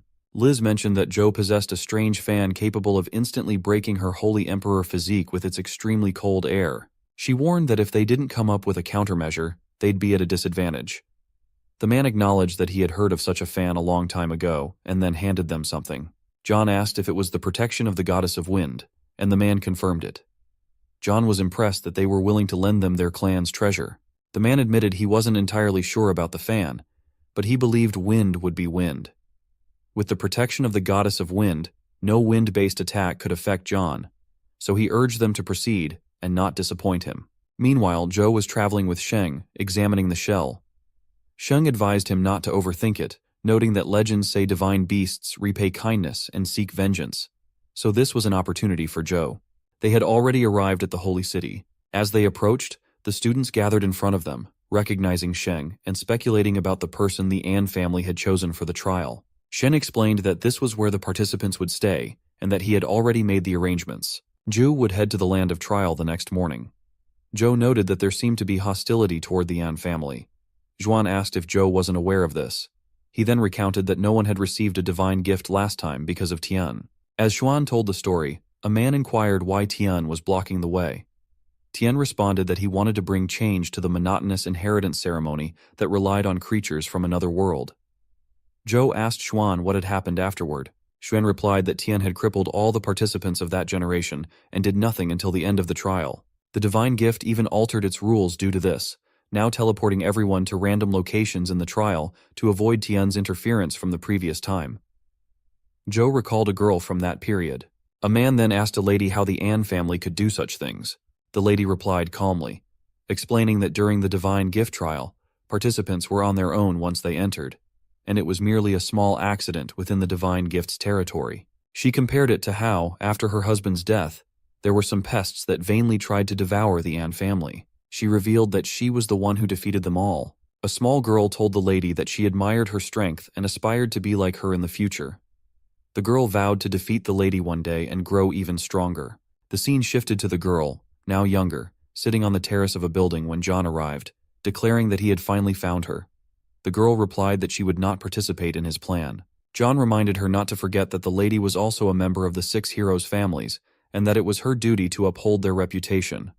Before he could finish, the lady slashed at his face, warning him not to repeat such remarks. She asked if he truly believed he had the power to instruct her. Sheng handed an egg to Zhou, explaining that Lan had asked him to give it to Zhou. Lan had insisted that Zhou could refuse other companion eggs, but he must accept this one. She had obtained it herself from a dimensional area, and Zhou was to accept it regardless of his preference. If he didn't, she would make sure he dined with her and Jing every day after his return. Sheng would wait until the end of the trial and wished Zhou good fortune. Zhou examined the egg's description and noted that it was a defense-type companion pet with a mixed physique. Its companion state was armor, and it appeared Lan had prepared it for him a long time ago. After his bath, Zhuan arrived and asked if Zhou had decided which temple to cultivate in after entering the Holy Land. Xuan recalled that the An family's sun-shooting technique was associated with the Sun Temple, and the complete form of the technique was achieved by passing the quenching of the sun and obtaining the sun god body. Xuan admitted he wasn't good at distinguishing vitality techniques, but he didn't think Zhou's vitality resembled the sun-shooting technique. Zhou responded that he hadn't cultivated the sun-shooting technique, so it didn't matter where he went. He also thought that Xuan didn't seem to have cultivated the virgin technique either. Xuan gave Zhou a firm pat and said he knew what Zhou was thinking. Xuan planned to go to the innate temple first. Since they were randomly teleported, he suggested they meet at the innate temple and then look for trials that might interest Zhou. Zhou gave a thumbs up in agreement. Xuan warned that the 6 heroes' families were hostile toward Zhou, the representative of the An family, and that John, who had a grudge against Zhou, was also in the trial. He advised Zhou to be cautious before they met up. Zhu indicated that he wasn't interested in causing trouble and would rather avoid encountering them if possible. Lan had even arranged for Sheng to give Zhou a metal essence armor beast with max defense. When Xuan heard this, he remarked on the An family's generosity, but also expressed some concern. He then drew a sword to show Zhou. Xuan explained that it was Thunder for General, the strongest offense-type companion pet within the Legend class, with unparalleled attack power. It was also a mutant with a 1 in a million special skill Thunder God Attractor. Zhou commented that Xuan was quite fortunate. Zhou then stood up, saying he would get Xiao to assist Xuan. Xuan asked what he meant by that. The next day everyone was called to the center, where the passage was about to open. As they all entered the magic circle, Xuan and Zhou agreed to meet at the innate temple. They were soon teleported to different locations. Zhou looked around and noted the vast expanse of the land of trial. He decided to follow the map Sheng had given him to find Xuan first. John appeared behind him, admiring Zhou's courage to participate in the divine gift trial despite becoming an enemy of the Cape family. Zhou asked if John was prepared for that. John, surrounded by numerous birds, explained that he had asked the patriarch of the Cape family, who was also an elder of the Holy Land, to alter some of their landing points. He warned Zhou that he wouldn't escape even if he had wings. Zhou drew his sword, urging John to skip the formalities and get straight to the point, as he was in a hurry. The others, enraged, advanced to attack Zhou. The small phoenix fledgling intervened, defeating them with its attacks. Chu noted that all the birds seemed to submit to the enraged phoenix. A man wondered what to do now, as the companions had dismissed themselves. John, furious, ordered Zhou's death. Zhou put the phoenix fledgling aside, instructing it to leave the rest to him. He then took out the leaf fan and created a massive tornado. John used the device given to him to counteract the wind, contemplating how Zhou would fare without the tower of the fan. As they prepared to attack Zhou again, he wielded his sword skillfully, killing several opponents. John was shocked, questioning how Zhou could still possess such strength after using an air vitality skill. John's men attacked with fire, creating a blast, but Zhou dodged all the flames and continued to kill a few more. John demanded that they stop Zhou. A man summoned a tetragonal shield to block Zhou's advance, but Zhou easily shattered it with his sword. At that moment, John unleashed a powerful attack, declaring that it was time for Zhou to die. The attack, enveloped in black energy, struck Zhou. John felt that Zhou was finished, believing it was the end. But Zhou had already dodged the attack and asked John what end he was referring to. John fell back, astonished to see that Zhou was still unharmed. John exclaimed in disbelief, questioning how someone could withstand the holy light judgment with their body. Zhu had used the life providence of the ancient emperor, and he cracked his fingers in a menacing display that made John fearfully regard him as a monster. After killing John, Zhou took the device that had been blocking the wind attacks. Since John had come to Zhou willingly, Zhou felt justified in claiming it. He then served their vitality meridians and resolved to avoid further trouble. As Zhou turned, he sensed someone approaching from behind. He addressed the hidden individual, noting that since they hadn't attacked, he would assume they were not his enemy. Zhou mentioned he needed to meet with a friend and asked the person to excuse him. It turned out to be the girl John had sought help from. She admitted she thought she had been hiding well. The girl remarked on Zhou's impressive strength, expressing that although she had been teleported against her will, she was fortunate to witness such a brilliant fight. She then asked for his name, and Zhou simply told her. And that's exactly how this story ended for now.